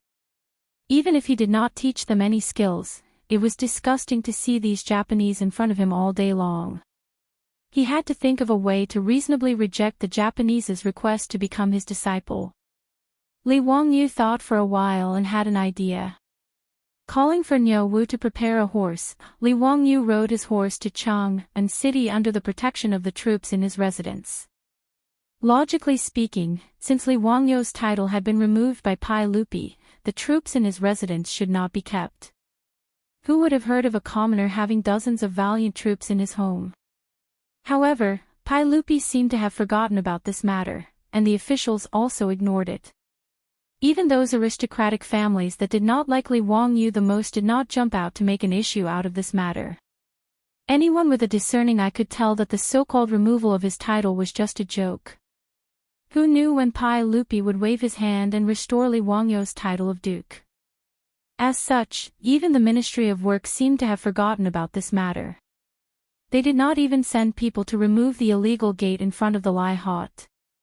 The Japanese envoys in the main hall called out to him one by one, and no one reminded them that they had said something wrong. Everyone knew about Li Wangyu's title issue. This was basically a fight between uncle and nephew, and no one dared to interfere. Otherwise, who knew who would be the unlucky one? Seeing Li Wangyu appear, the officials of the Honglu Temple all let out a sigh of relief. Greetings, Duke Tang. I've troubled you with today's matter. Li Wangyu smiled and greeted the Chamberlain of Dependencies. The Honglu Temple official was originally the head of the Jing family, Jing Yuanshou, but he was forced to resign by Pai Lupi because of the gold theft case. The Chamberlain of the Honglu Temple was a famous figure in history, Tang Jian. Tang Jian was a meritorious minister when Li Yuan raised his troops in Jinyang. He followed the Yangon king to attack Lu Wuzhou and was captured. After Pai Lupi defeated Lu Zhouwu, he became the Minister of Rights, the Governor of Suizhou, and the Duke of Zhu. In the 17th year of Xingguan, he was chosen to enter the Lingyan Pavilion and became one of the 24 meritorious officials. Although Li Wangyu did not have much contact with Tang Jian, they were familiar with each other. Seeing Li Wangyu appear, Tang Jian let out a sigh of relief. Finally, someone had come to clean up this mess. Zio, you are finally here. These Japanese really don't know what's good for them. His Majesty has already rejected them, but they still want to kneel here and take you as their master. Speaking of which, Zio is really famous. Even the Japanese know about you. Mr. Tang, don't make fun of me. I also have a headache over this matter. As the Honglu Temple official, Tang Jian could not help but persuade, Zio, why don't you accept these Japanese? It will be a good story. He did not have any selfish motives. Even the officials in the imperial court thought so. If it wasn't for the fact that Li Er had talked to Li Wangyu before and knew that he didn't like these Japanese, he wouldn't have rejected them so decisively. The Tang people naturally did not know how ambitious these Japanese would be in the future. Of course, they also could not understand Li Wangyu's hatred for them. The Tang dynasty did not hold any grudges against the Tang envoys. Not only did they pass down various advanced systems, culture, and techniques, but many of them also stayed in the Tang dynasty to marry and have children. Li Wangyu couldn't explain this to everyone. He could only smile and say, Duke Tang, it's not that easy to become my disciple. You have to pass my tests and tests. Oh. Zio, how are you going to test them? Tang Jian asked curiously. When the two of them were talking, Inakami Mitsuda and Yakushi Terui, who had been kneeling on the ground, saw Li Wangyu appear. They quickly got up from the ground and bowed to Li Wangyu. When they heard Li Wangyu say that he was going to test them, the two of them hurriedly nodded. No problem. Mr. Li, you may not know, but the Japanese place great importance on the envoys. The foreign students are all talented and have a clean background.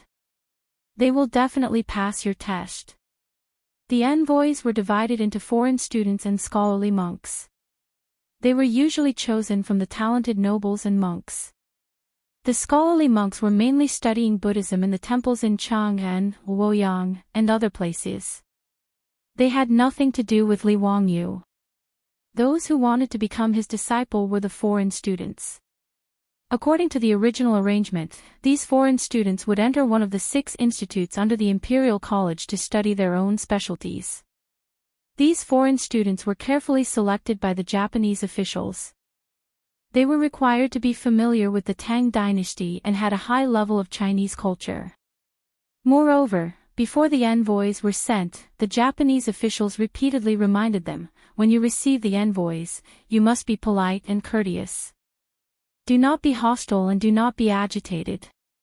Their attitude was quite sincere.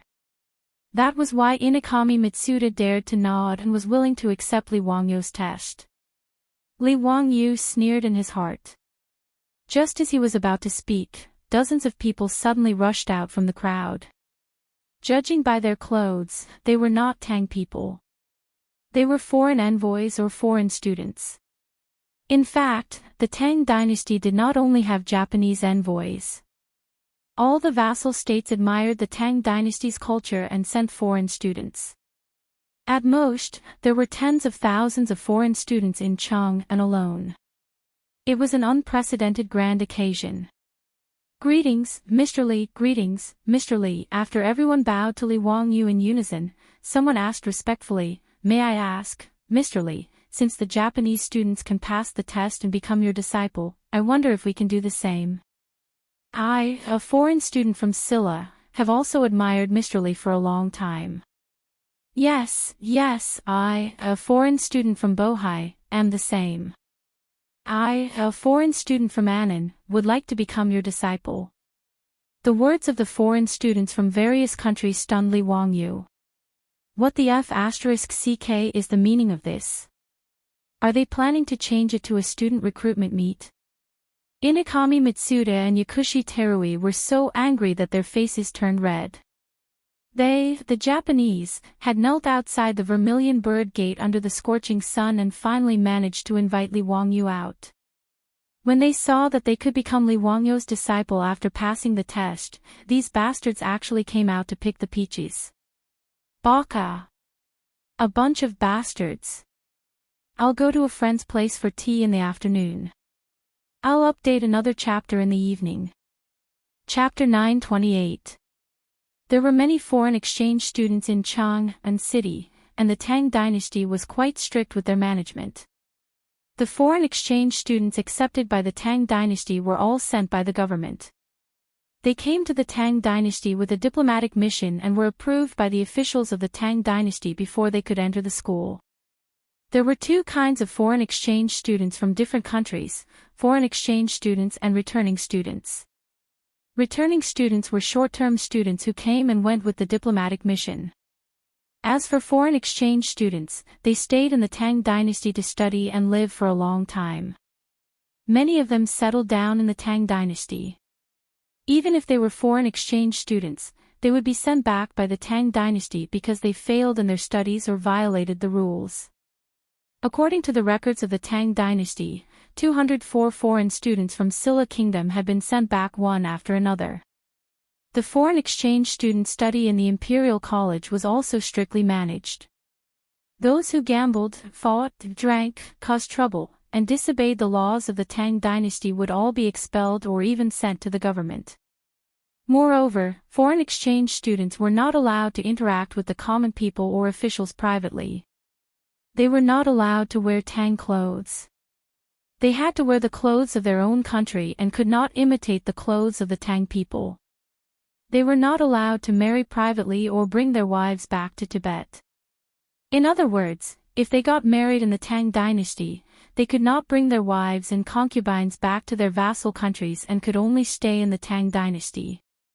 If the foreign exchange students violated the law, if the victim was a Tang person or a vassal country's vassal country, they would be punished according to the laws of the Tang dynasty. There were many similar rules. As the most powerful country in this era, the Tang dynasty also had the pride of the Tang dynasty. The management of foreign exchange students was like this. Therefore, even if these foreign exchange students admired Li Wangyu, they did not dare to ask to be his disciple. Regardless of whether Li Wangyu was willing to accept them or not, the rule of prohibiting foreign exchange students from interacting with the common people and officials made them not dare to act rashly. Today, when foreign exchange students heard that Dong Ying had sent a Tang envoy to kneel outside the Vermilion Bird Gate and beg the emperor of the Tang dynasty to allow them to be Li Wangyu's disciples, they could not sit still and came to the Vermilion Bird Gate to watch the show. When they heard that Li Wangyu actually agreed and said that as long as they passed the test, he would accept them as his disciples, how could these foreign exchange students hold back? They all stood up and asked that they also wanted to be his disciples. Inasheng Mitsuda and Yakushi Terui were angered by the scene in front of them, but there was nothing they could do. Whether Li Wangyu accepted a disciple or not, and who he accepted as a disciple, it was not up to them to decide. Moreover, there were many international students. Even if the Japanese wanted to object, they wouldn't dare to offend the public. Li Wangyu was also depressed. He didn't really want to take in any vassal state disciples. He was just being pushed to the edge by the Japanese. He was prepared to purposely make things difficult for them so that the Japanese would know how difficult it was and retreat. That was fine. This way, even if he didn't accept any disciples, the Japanese wouldn't be able to say anything. But now, dozens of international students had come to join in the fun, and behind them were tens of thousands of international students. At the thought of the tens of thousands of international students in Chang, and Li Wangyu felt his head swelling. If so many people came to the Vermilion Bird sect and begged him to take them in as disciples, it would be a huge joke. Confucius only had 72 disciples and 3,000 disciples. Could it be that Li Wangyu wanted to take in tens of thousands of disciples? At the thought of tens of thousands of people calling him teacher in unison, Li Wangyu couldn't help but shiver. It was too scary. He was famous for being a lazy person. If he could sit, he definitely wouldn't stand. If he could lie down, he definitely wouldn't sit. If he really accepted these international students, that would be crazy. Just as Li Wangyu was thinking of how to reject, he saw more and more people gathering around him. Because international students could only wear the clothes of the vassal state, Li Wangyu easily knew that these people were international students. Because the directorate wasn't far from the Vermilion Bird sect, the international students who heard the news also came, blocking the wide Vermilion Bird Street. Hearing the deafening greetings of the international students, Li Wangyu couldn't help but feel a little enlightened. If these people held up signs in their hands and shouted things like, "I love you," or "I want to give birth to your children," it would be a scene of fans chasing after celebrities. Even though he had seen all kinds of big scenes after transmigrating to the Tang dynasty, he was still a little excited to be so popular. Originally, he just wanted to make things difficult for the Tang envoy from Japan, but now he couldn't help but hesitate. He began to seriously consider whether he should take in a few disciples from the vassal states. Although he had never heard of any historical figures from the vassal states, it didn't seem like a bad idea to take in a few foreigners as disciples. It was everyone's responsibility to promote the culture of the Tang dynasty. Thinking of this, Li Wangyu raised his voice and shouted to the people around him, "I already understand everyone's intentions.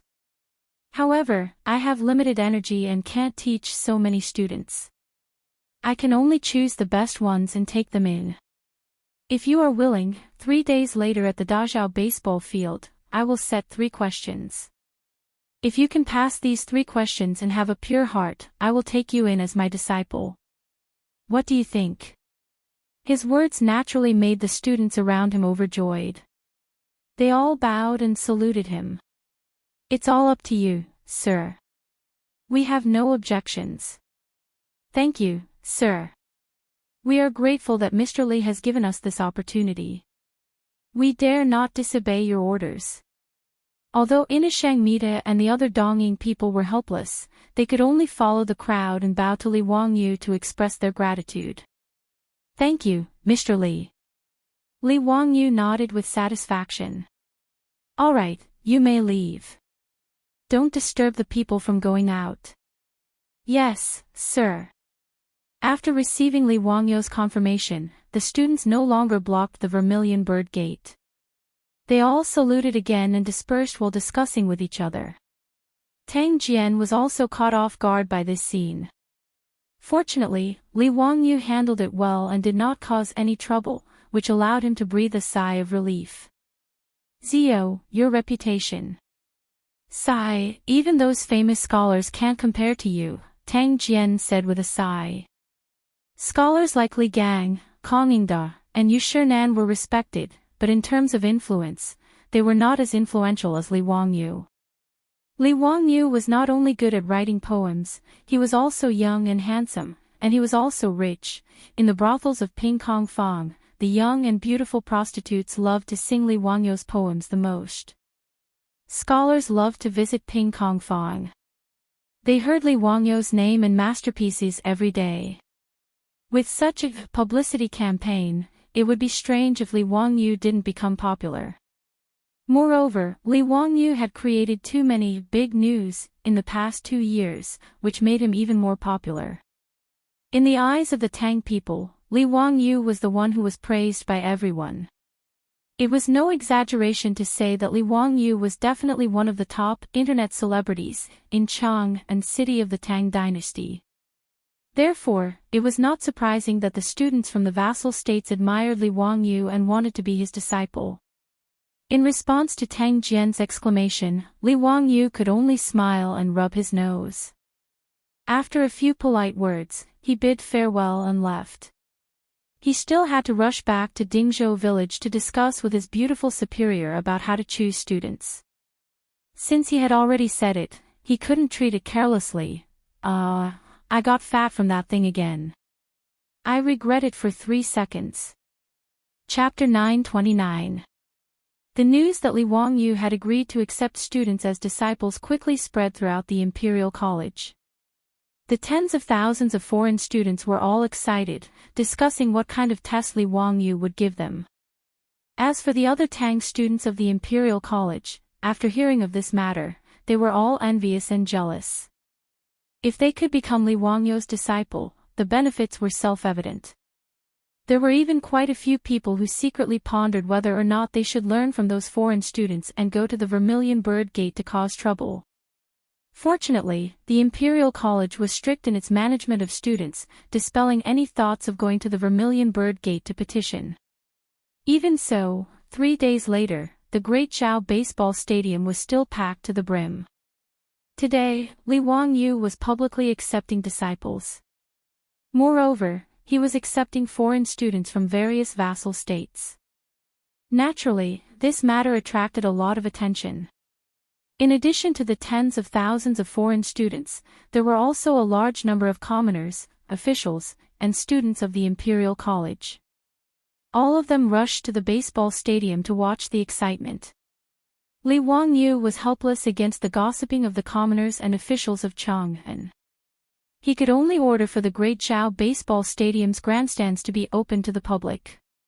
He had all of the bystanders go to the grandstands to watch the excitement, so as to not affect the foreign students who had come to take the test. Holding on to the mentality that they might win the lottery, the tens of thousands of foreign students in Chang'an all rushed to the Great Zhao Baseball Stadium. Fortunately, the Great Zhao Baseball Stadium was large enough. Li Wangyu had made ample preparations, and the stadium staff were experienced. Thus, there was no trouble. With the exception of Princess Chang'e, all of his disciples, including the Crown Prince, Li Qingqian, and the Prince of Yu, Li Tai, all ran over to the Great Zhao Baseball Stadium. Even the little lowly, Wu Mainyang, insisted on running over to watch the excitement. Ever since the matter of Pai Lupi's betrothal, Chang'e had not appeared before Li Wangyu. Clearly, this little lowly was either shy or trying to avoid arousing suspicion. Li Wangyu was actually quite happy that Chang'e had not appeared. Otherwise, it would have been too awkward for them to meet. He was a good teacher, but now that Li Er had messed around with him, he was really embarrassed. In the end, it was all that damned Pai Lupi's fault.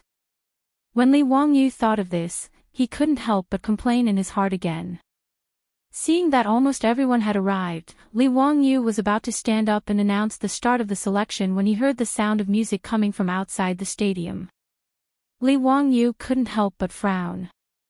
He was all too familiar with this voice. It was part of the Royal Guard of Honor when Pai Lupi was out. The soldiers beat the drums, and the musicians of Taichung Temple played music. Both sides were accompanied by fully armored imperial guards. Under normal circumstances, Pai Lupi felt that this set of ceremonial guards was too cumbersome. Most of the time, he traveled in light carriages with only a few dozen to a few hundred imperial guards. In Chang'an City, Pai Lupi rarely displayed this royal guard of honor. Usually, Pai Lupi would only let people display the full royal guard of honor on formal occasions. Today, Li Wangyu was only here to select disciples. It wasn't official business. What was the meaning of Pai Lupi coming to the Dazhao Baseball Stadium with great fanfare?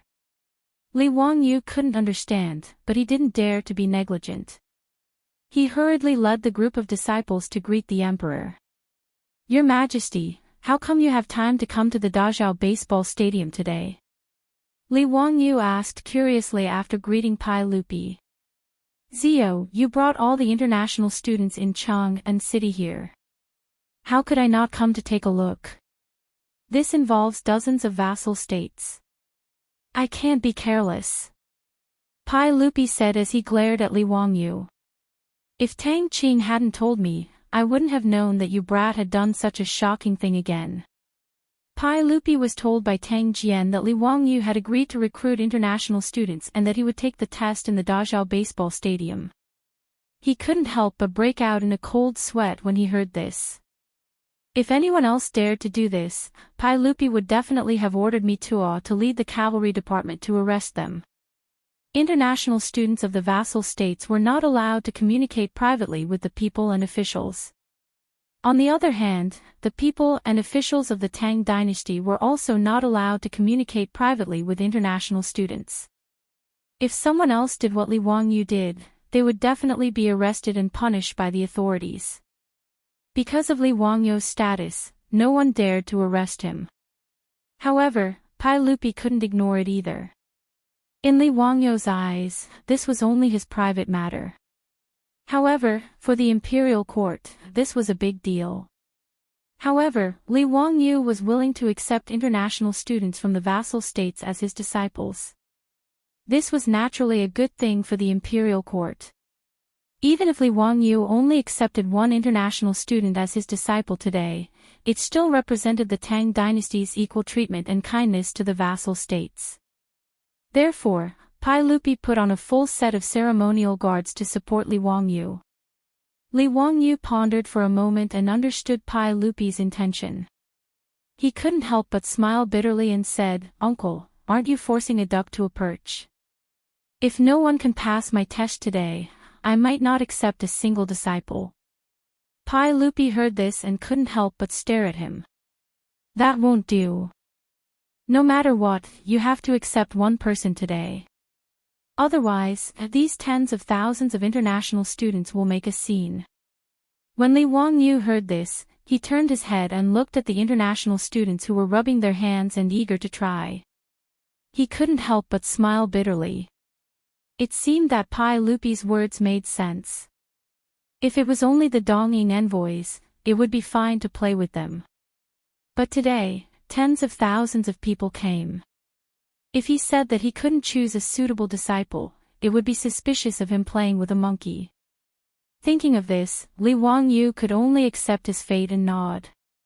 Whether or not anyone passed the test today, in short, he just needed to choose a suitable one to be his disciple. It was no big deal.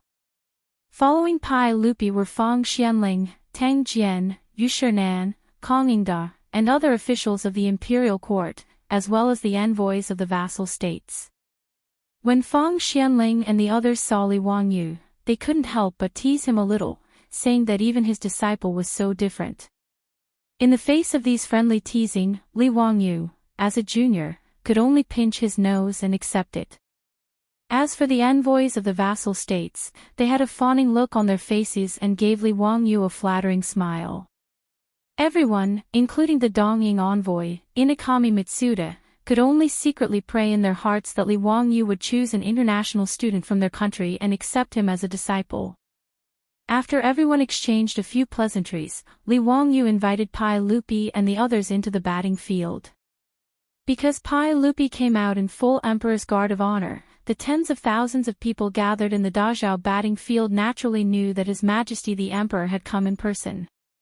When they saw Pai Lupi, dressed in a yellow robe, tens of thousands of people stood up and bowed, greeting him in unison. Pai Lupi waved around the stands in a very showy manner, then walked to the center of the field and said a few words of encouragement to the international students. Satisfied, he was then invited to the box above the stands by Li Wangyu and sat down. Looking at the people below who had come to watch the fun, Li Wangyu was too lazy to complain about the gossipy spirit of the people of Chang'an. If he had known, he would have arranged for the field to sell tickets today. He would have made a lot of money, and it would not be worse than holding a batting match. Stopping the wild thoughts in his heart, Li Wangyu gestured towards Niu Wu, indicating that he could start the test. Chapter 930. Ziyu, I heard that you plan to set 3 questions to select the students. I wonder which 3 questions they are. I'm very curious. Pai Lupi's question struck a chord in everyone's hearts. The envoys from various countries were even more concerned. They all pricked up their ears, wanting to hear what Li Wangyu had to say. Everyone had their own guesses as to what questions Li Wangyu would set to test the students. Zither, chess, calligraphy, painting, reciting poems, composing essays, and even riding horses and archery were all guesses. The outstanding talents among the international students were also rubbing their fists and palms, planning to perform well today. Only those who knew Li Wangyu well knew that the so-called test would not be so conventional. At least Pai Lupi knew that his nephew was definitely not the kind of person who would play by the rules. Therefore, he was rather curious. Li Wangyu shrugged and kept them in suspense. He smiled and said, "Uncle, you'll know when you see it. It's already begun." Everyone looked down and saw Niu Wu leading a group of baseball field staff to divide the tens of thousands of international students into groups of 10. Hundreds of baseball field staff walked in with bamboo tubes in their arms. Li Wangyu's first question not only puzzled the tens of thousands of international students, but also the tens of thousands of onlookers in the spectator stands. They began to clamor. This test did not look like a test. What was it about? Pai Lupi was even more curious. "Ziyu, what are you doing?" Li Wangyu smiled and nodded at the crowd. The two words that came out of his mouth almost shocked everyone in the box. "Drawing lots." Pai Lupi's face could not help but twitch. He could not believe what he was hearing. Drawing lots? What kind of lots? "Uncle, drawing lots is drawing lots. There are 10 bamboo sticks in each of those bamboo tubes. Only one of them has a red mark at the bottom. The person who draws this bamboo stick can proceed to the next round of the test." Li Wangyu's explanation caused the box to fall silent for a few moments. "Nonsense. Ziyu, since you want to select your disciples from international students, how can you use such a childish method? Aren't you toying with the international students?" Pai Lupi slammed his hand on the armrest of his chair, his eyes wide open. The envoys of the vassal states nodded in agreement with Pai Lupi. Everyone had thought of Li Wangyu's test, but they had never thought that he would use the method of drawing lots. The envoys from other countries also showed dissatisfaction, but because of Li Wangyu's status, they didn't refute him. Only Xianxia couldn't help but jump out. "Li Kun, isn't it too hasty to decide who will enter the next round by drawing lots? I'm an exchange student from Japan." Before he could finish, he was interrupted by Li Wangyu. "Uncle, everyone, what do you think is needed for drawing lots?" What was needed for drawing lots? Pai Lupi and the other officials looked at each other, not understanding Li Wangyu's meaning. Fang Xianling pondered for a moment, then asked with a smile, "Ziyu, do you mean that drawing lots requires luck?" Li Wangyu clapped his hands and applauded. "Ha, Fang Gong's words are correct." He turned to Pai Lupi and said with a smile, "Uncle, drawing lots requires luck. Among the tens of thousands of international students, only about 1,000 can draw a red lot. Therefore, these people's luck is better than others. This nephew's first choice is to choose a disciple with luck. This drawing lots is the way to identify their luck. If they don't draw lots, then I'm sorry, their luck is not good. This nephew doesn't accept disciples with bad luck." What? After hearing Li Wangyu's words, the people in the private room all had a puzzled look on their faces. Inasheng Mitsuda opened his mouth and wanted to say something, but he was speechless. Pai Lupi looked as if he had seen a ghost. After a long while, he glared at Li Wangyu, but he didn't say anything else and continued to look down. After all, although Li Wangyu's words were a bit ridiculous, they made some sense. Disciples with bad luck, don't accept, no one else could come up with such a reason. However, no one could say what was wrong with it. The Tangs also believed in fate. Since their luck was not good, they couldn't blame Li Wangyu for not accepting them as disciples. However, no matter how they looked at it, they felt that Li Wangyu's method of identifying luck was too childish. But since it was Li Wangyu who had taken in a disciple, even if the method was a bit strange, no one, including Xianxia, could raise any objections. Those who didn't draw lots could only blame their bad luck. At this time, Xianxia could only silently pray to Amaterasu Amikami that the Japanese students would be lucky enough to draw a red lot. Not to mention the complicated feelings of the people in the box. After the first test was announced, tens of thousands of international students were also in an uproar. Even the people in Tang and who were watching the fun in the stands couldn't help but laugh and talk. In the face of such a childish test, the international students protested one after another. However, Niu Wu didn't care whether they were willing or not. Since it was something his Lang Jun ordered, he had to carry it out seriously. Faced with the two choices of accepting the test and drawing lots to win that 1/10th chance, or being chased to the stands, all the international students could only obediently bow their heads and choose the former. No matter how strange the test content was, since it was Li Wangyu's request, they really had no choice. Therefore, in the stadium, the international students from the various vassal states showed the people present the religions and various ways of praying. Some knelt down and murmured prayers, some put their hands together and prayed, some bowed to the sun, and even some international students danced strange and inexplicable dances to pray. In short, in the face of Li Wangyu's unreasonable test, everyone tried their best to increase their luck. After a long while, the drawing of lots officially began. These international students were smart. In order to increase the chances of their countries qualifying, they didn't draw lots with their own country's international students. They all ran to the other country's international students to compete. The drawing of lots was naturally very fast. There were 10 people in a group, and the winners were determined in a moment. Those who drew a red lot naturally shouted excitedly and thanked the gods for their blessings.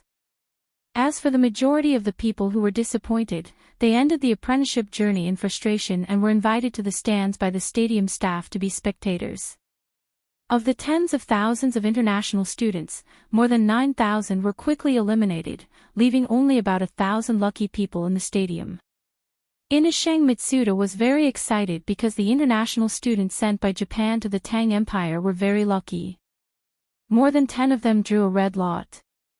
The first batch of envoys sent by the Tang Empire was less than 200 people. Excluding the envoys and monks, there were less than 100 international students.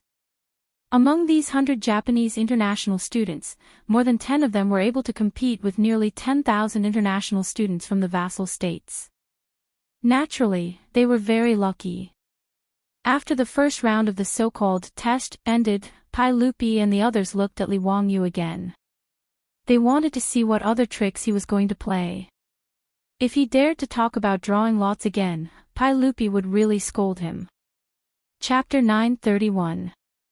Li Wangyu was just spouting nonsense about luck.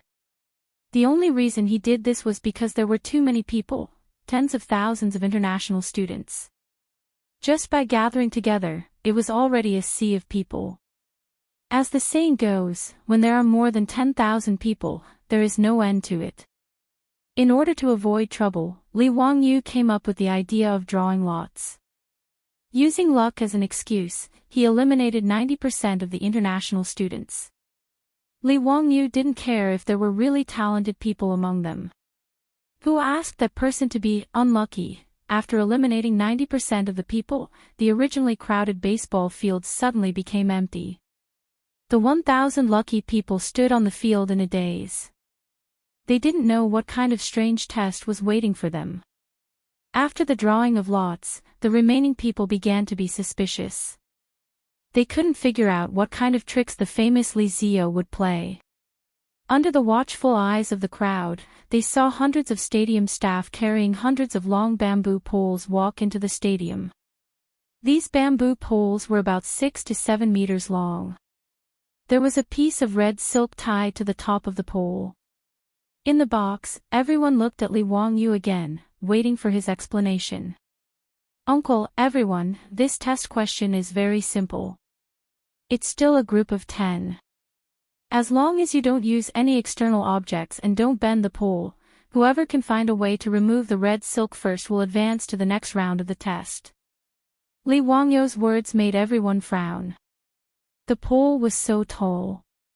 If it wasn't allowed to bend, how could they remove the red silk at the top of the pole? This person couldn't fly. Even if he jumped, he couldn't jump that high. Just as everyone was thinking hard about how to solve the problem, Xianxia suddenly clapped his hands. I got it. Li Jun's question is to test whether these students can work together and whether they have the spirit of sacrifice.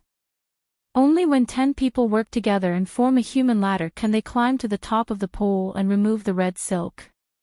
But in this way, the other 9 people will have to be sacrificed. Xianxia's words made Pai Lupi and the other officials nod. They felt that what he said made sense. Now it seemed like this was the only way to remove the red silk at the top of the pole. Pai Lupi nodded and praised, not bad, my beloved Minister Tang is indeed quick-witted. You saw through Zio's intentions with just one glance. Being praised by Pai Lupi, Xianxia was naturally very happy. He hurriedly bowed and modestly declined. However, his expression was extremely pleased.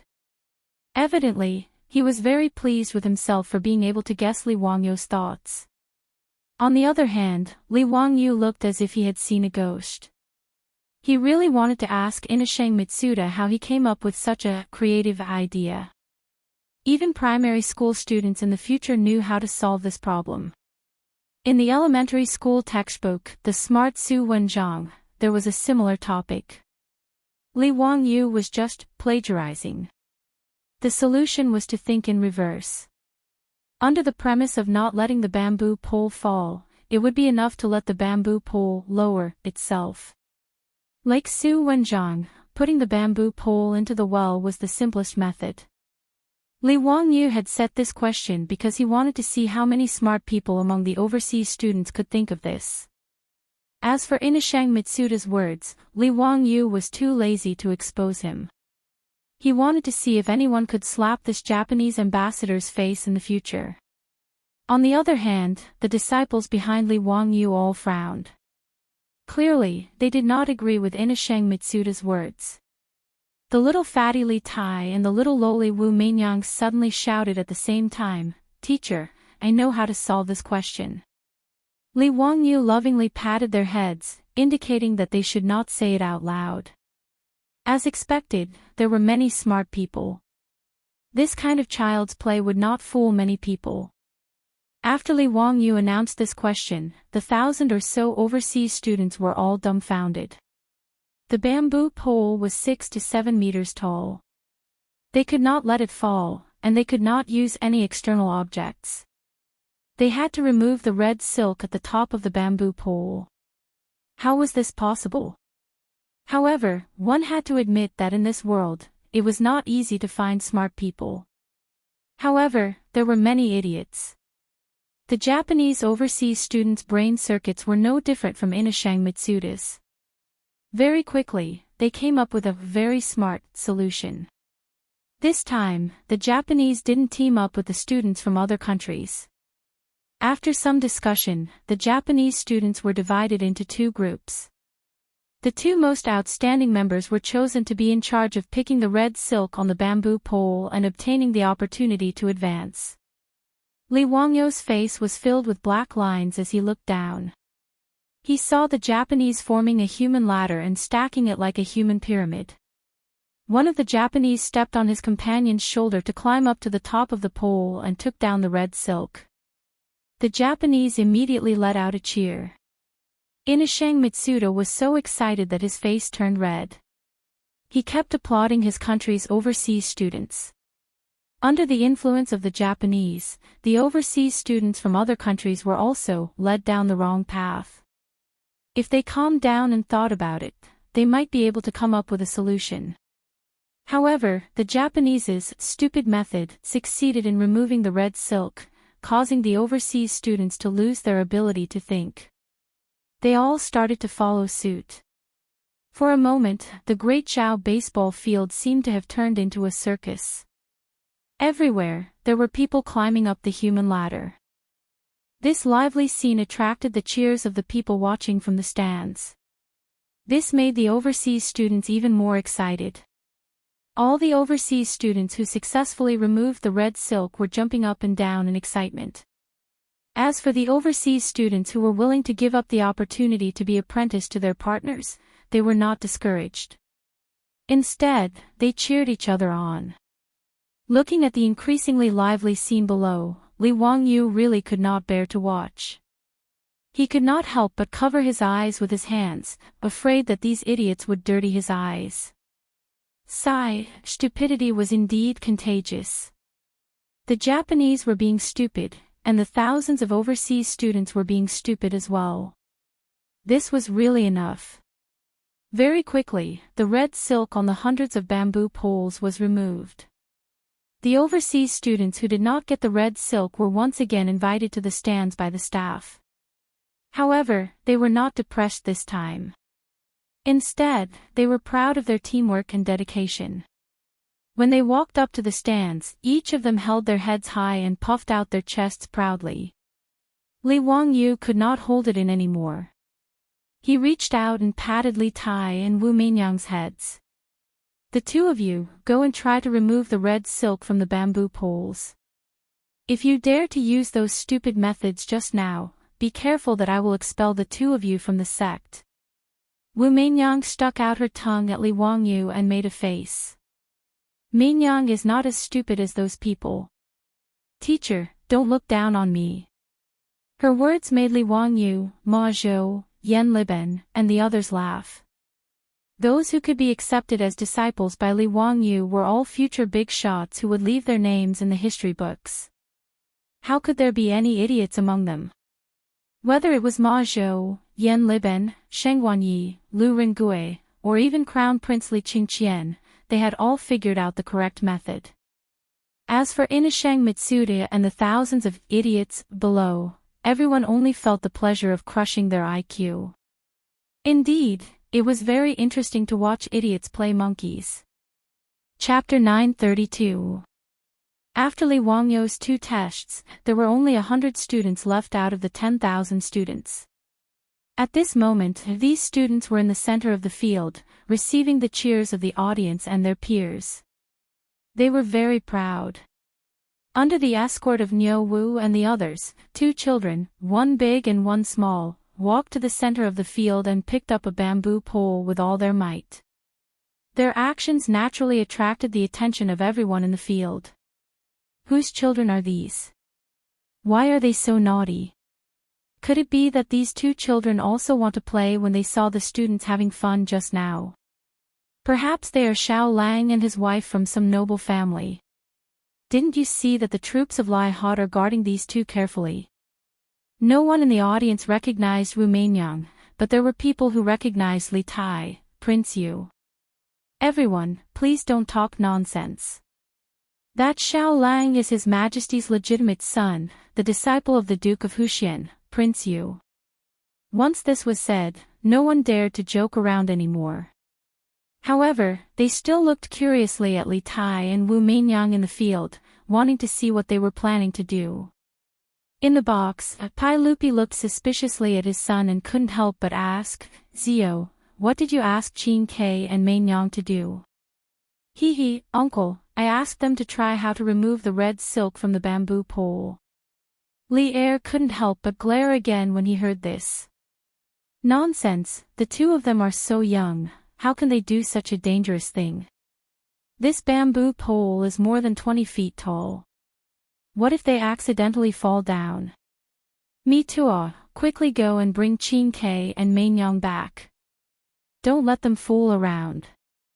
Li Wangyu smiled and said, Uncle, don't worry. I guarantee that nothing will happen. You can continue watching with peace of mind. Hearing Li Wangyu's words, Pai Lupi frowned. However, he still chose to believe Li Wangyu. He indicated that Mituo didn't need to go. He wanted to see what his son was going to do first. Under the gazes of tens of thousands of people, the little fatty Li Tai picked up a bamboo pole and followed behind the bouncing Wu Meinyang to the side of the baseball field. Large stables were built on both sides of the field to take care of the horses on both sides of the field. In order to provide water for the horses and to wash their fur, a well was dug beside the stables for the convenience of water. Under everyone's gaze, Li Tai and Wu Meinyang walked to the side of the well.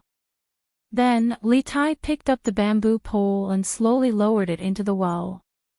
In the huge Dazhao baseball stadium, the originally noisy tens of thousands of spectators all shut their mouths at the same time, as if someone had hit their mute acupoint. When Li Tai gently lowered the bamboo pole to his height, the little lowly, Wu Meinyang, smilingly walked up to him and easily reached out her hand to take the red silk from the top of the bamboo pole. There was dead silence in the great Zhao batting field, to think that, sure, just like that. Whether it was the hundreds of victors who remained in the stadium or the martyrs who were invited to the stands.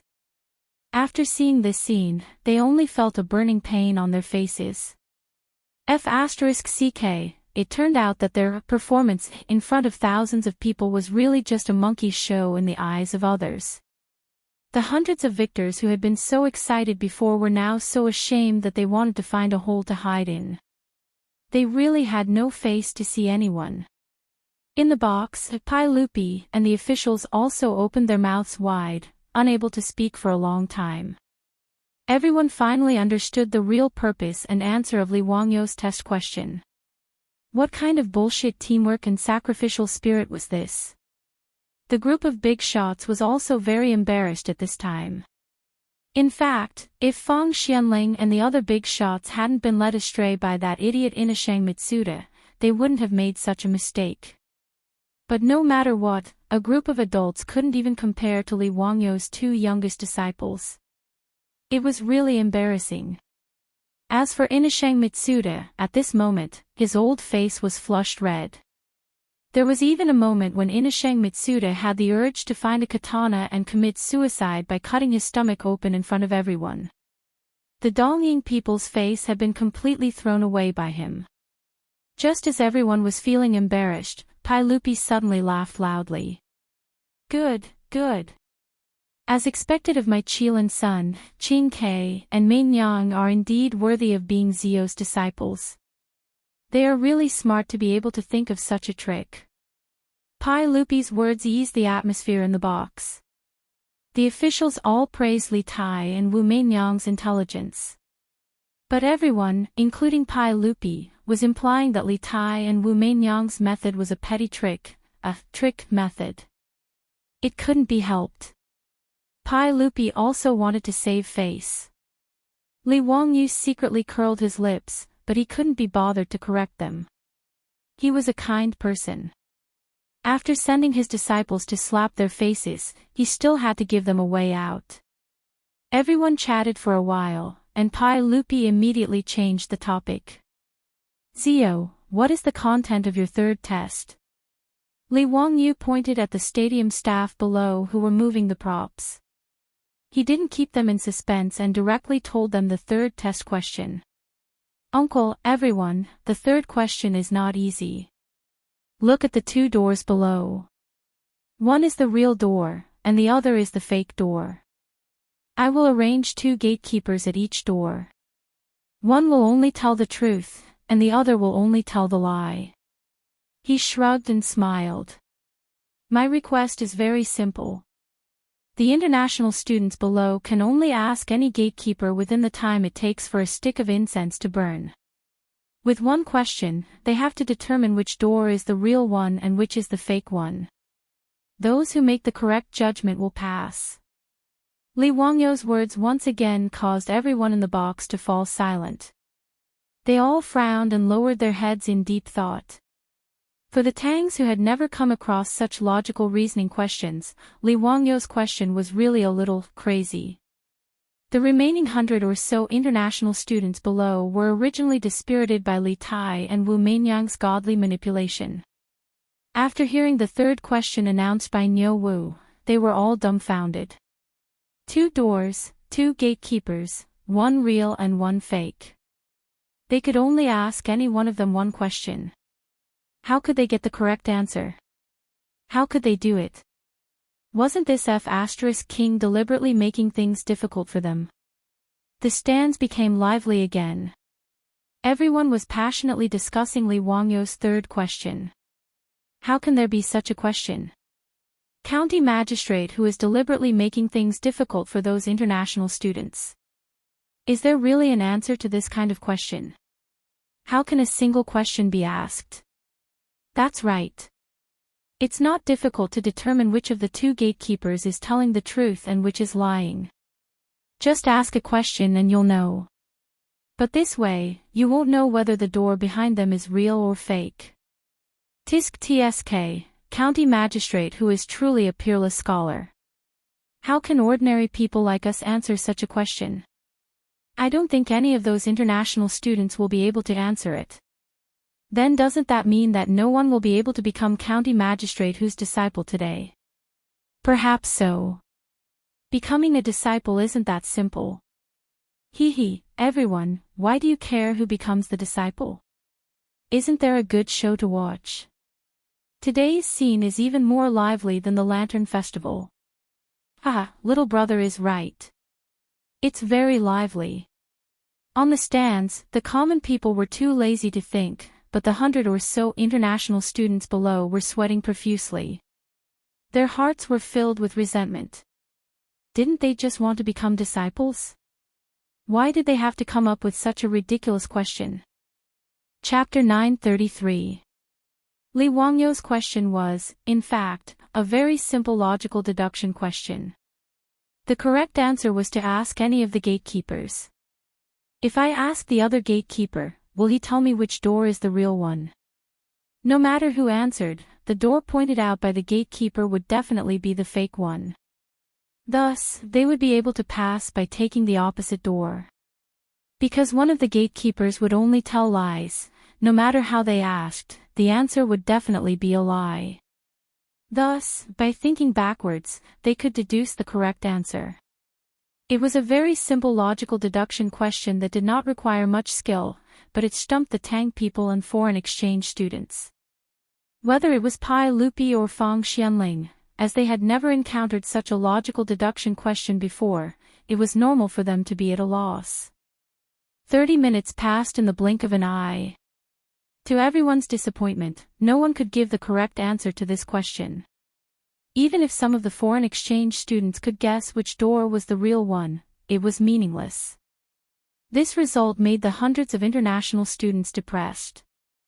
The envoys in the box also had ugly expressions on their faces. Seeing this result, Pai Lupi could not be bothered to ask what the correct answer was. He only looked at Li Wangyou with dissatisfaction, implying that Li Wangyou should clean up this mess. Today, no matter what, he had to accept a disciple from these foreign exchange students. In this regard, Li Wangyou was also very helpless. He had already lowered the difficulty and did not come up with any crazy questions, but he did not expect that no one could answer them. Originally, he had planned to come up with some elementary mathematical Olympiad questions for them to torture the Dongying people. If that was the case, the result would be even more embarrassing. Sigh, it seems that stupidity is contagious. It's all those damned Dongying people's fault. If Xianxia knew what Li Wangyou was thinking, he would definitely cry. What did it have to do with the Dongying people?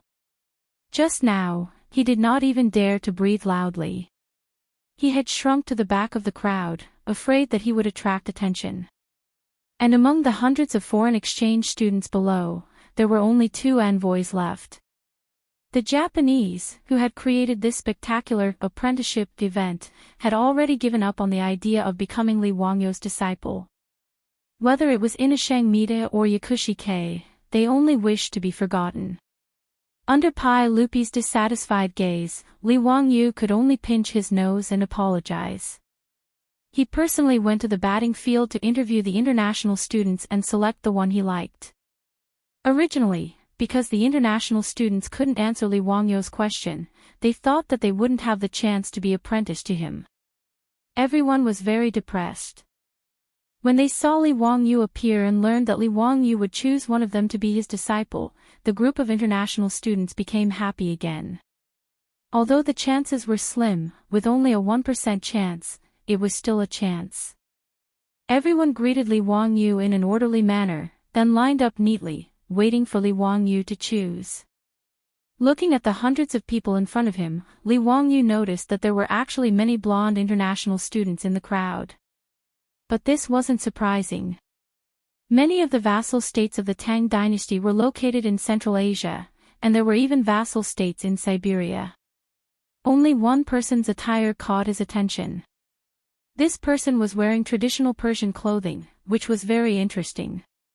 Persians were not rare in the Tang dynasty, and Persian merchants were also famous in the Tang dynasty for being rich. But Persia wasn't a vassal state of the Tang dynasty, so why would a Persian international student appear here? Li Wangyu was curious and couldn't help but wave his hand, calling the Persian international student over. Are you a Persian? Why are you an international student in the Tang dynasty? The young Persian hurriedly bowed and replied, Sir, I am indeed from Iran Shah, Persia. A year ago, I came to the Tang dynasty with a Persian diplomatic mission. Because I admire the culture of the Tang dynasty, I specially asked His Majesty to allow me to study in the Imperial College. It must have been hard for you to come all the way to the Tang dynasty to study. What is your name? Li Wangyu heard that this young Persian could come to the Tang dynasty to study from faraway Persia, so he had a good impression of him. Sir, my name is Pelos, the king of Iran Shah, the third son of Yazdegerd III. Li Wangyu only felt a headache when he heard the names of these foreigners. It was too long and hard to remember. He just nodded casually to show that he understood. In fact, he didn't understand at all. He didn't even hear what the Persian international student said. Li Wangyu looked at the others and was about to cordially chat with them before casually choosing someone he liked. But he suddenly stopped and turned to look at the Persian international student. What did you say your name was? The young Persian was a little stunned. He didn't understand what Li Wangyu meant, but he still replied respectfully, Sir, my name is Pelos. Your father is the king of Persia. You are the prince of Persia. Yes, Pelos nodded and was about to answer, but Li Wangyu patted him on the shoulder and said, Okay, no need to say more. Pelos, are you willing to be my disciple? Ah. Li Wangyu's words changed too quickly, and Pelos was so shocked that he couldn't speak for a long time. Happiness came too suddenly, and he was a little overwhelmed. Fortunately, Belusi's reaction was quick. He immediately knelt down and said, Disciple Belusi greets teacher. Ha, good. You can get up first. I will give you a gift later. Li Wangyu smiled and helped Pelos up. The group of foreign students were all shocked and opened their mouths wide. They didn't understand what was going on. Was it so hasty? Did he decide to accept a disciple just like that? Most of the foreign students didn't even have time to say a word to Li Wangyu before it was over. Li Wangyu didn't care about the bitterness in the hearts of the foreign students. He directly brought Pelos back to the private room and introduced him to Pai Lupi and the others. This Persian prince was his new disciple. Ma Zhou, Yan Liben, and the others naturally didn't have any objections. They all smiled and greeted Pelos. The group of fellow disciples was very happy. Only the little lowly, Wu Mainyang, was very serious about how to address Pelos. Although she was young, she had entered the sect earlier than Pelos, so she stubbornly asked Pelos to call her senior sister. Although Pai Lupi didn't know why Li Wangyu chose this person as his disciple, as long as Li Wangyu made a choice among the foreign students, his goal would be achieved. He would be able to answer to the envoys of the various countries. As for the Japanese, they could only grit their teeth and swallow their blood. The grievances and helplessness in their hearts didn't need to be said. They had knelt outside the Vermilion Bird Gate and begged for half a day, but all they got was someone else's wedding dress. Who could understand this kind of sadness?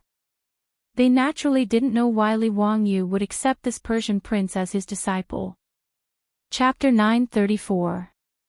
In the history of China, there was once an interesting foreigner. This person was originally from the Persian royal family, but he later married a princess of the Tang dynasty and sought to restore the country.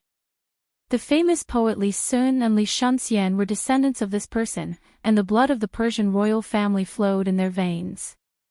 It was said that there were even descendants of this person in Sichuan in the future. This person's name was Balusi. He was the son of Yazdijerd III of the Persian royal family. According to the old Tang book, when the Arabs invaded Persia, Yazdijerd III asked for help from the Tang dynasty several times, but he was rejected by Pai Lupi. In the end, the Persian royal family was destroyed by the Arabs. Balusi once again asked for help from the Tang dynasty. At that time, Pai Lupi had already died of illness, and Li Ji had ascended the throne. Li Ji sent an envoy to Central Asia and established the Persian Governor-General's office. He appointed Balusi as the Persian king. However, Persia was too far away from the Tang dynasty, and they could not receive any help from the Tang dynasty. Hence, the Persian Governor-General's office did not exist for too long. Under the constant threat of the Arab army, Balusi could only escape along the Silk Road and finally reached Chang'an. Balusi's bloodline was the Persian royal family, and he eventually settled down in the Tang dynasty. When Li Wangyu read history books, he had once lamented about this period of history.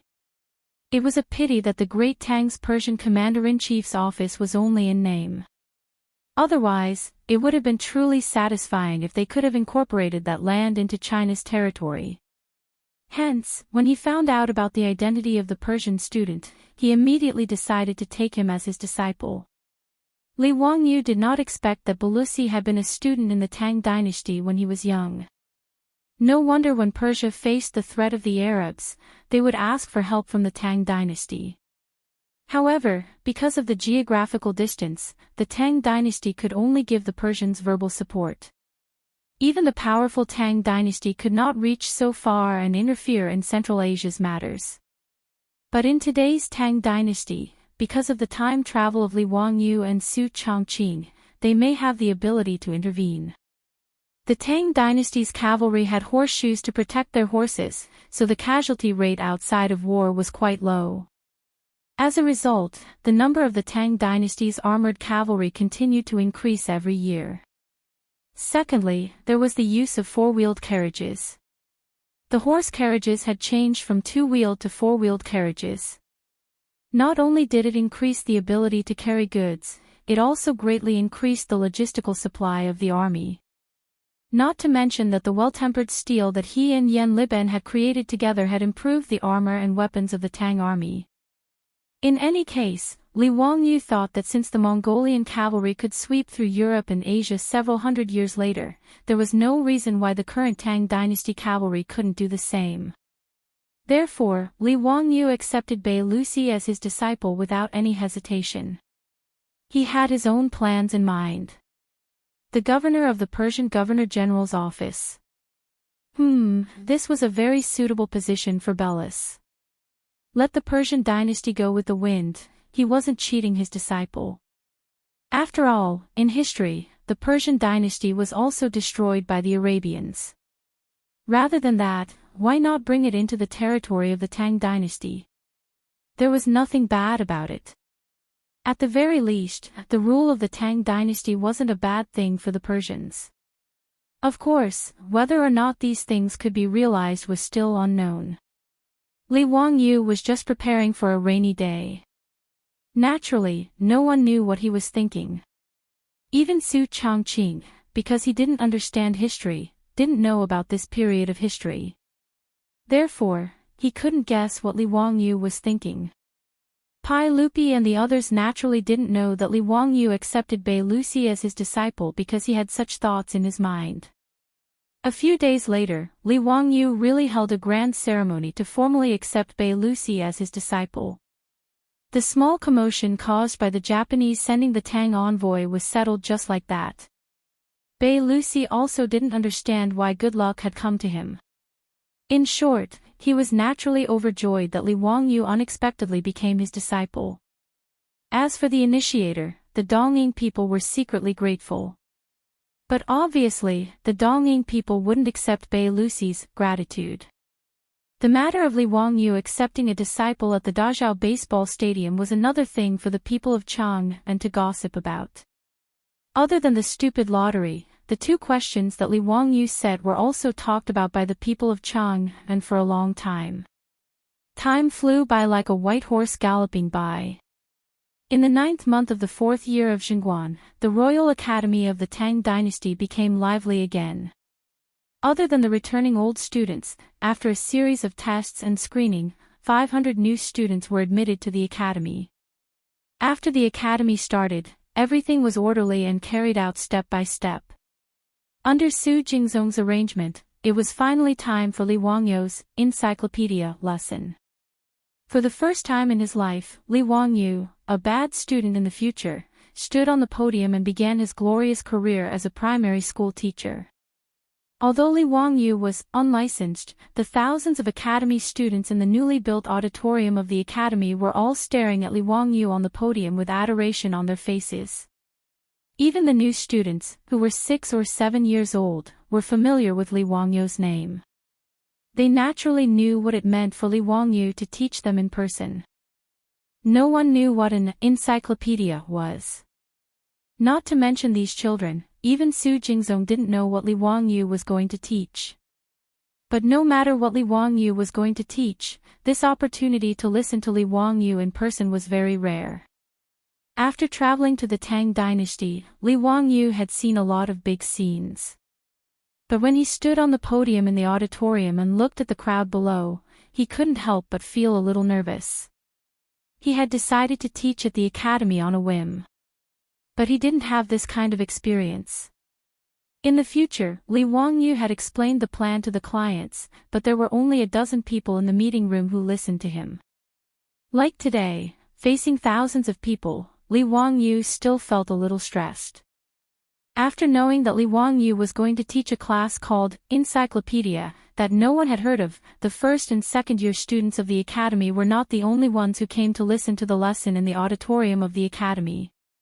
Including Su Jingzong, the professors and teaching assistants of the academy all rushed into the auditorium to listen to the lesson.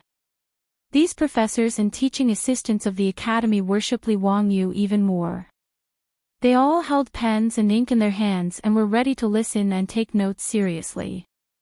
Li Wangyu was a little embarrassed about this. In his original plan, even if he didn't teach well, it shouldn't be a problem to fool these 6 or 7-year-old children.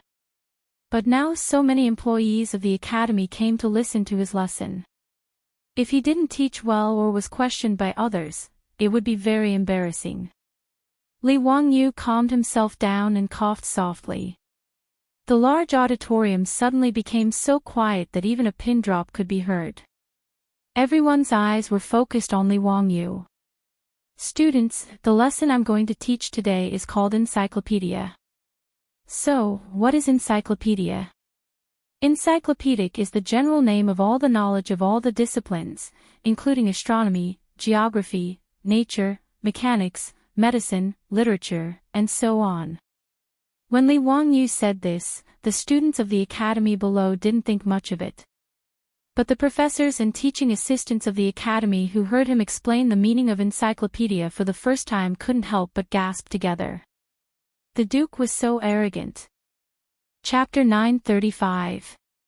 When Su Jingzong first heard Li Wangyu's words, he also had the same thought. He felt that Li Wangyu was bragging too much. Astronomy, geography, nature, mechanics, medicine, literature. It was all-encompassing and all-encompassing. Only those who had experienced the world dared to teach this knowledge. Otherwise, they would be asking for humiliation.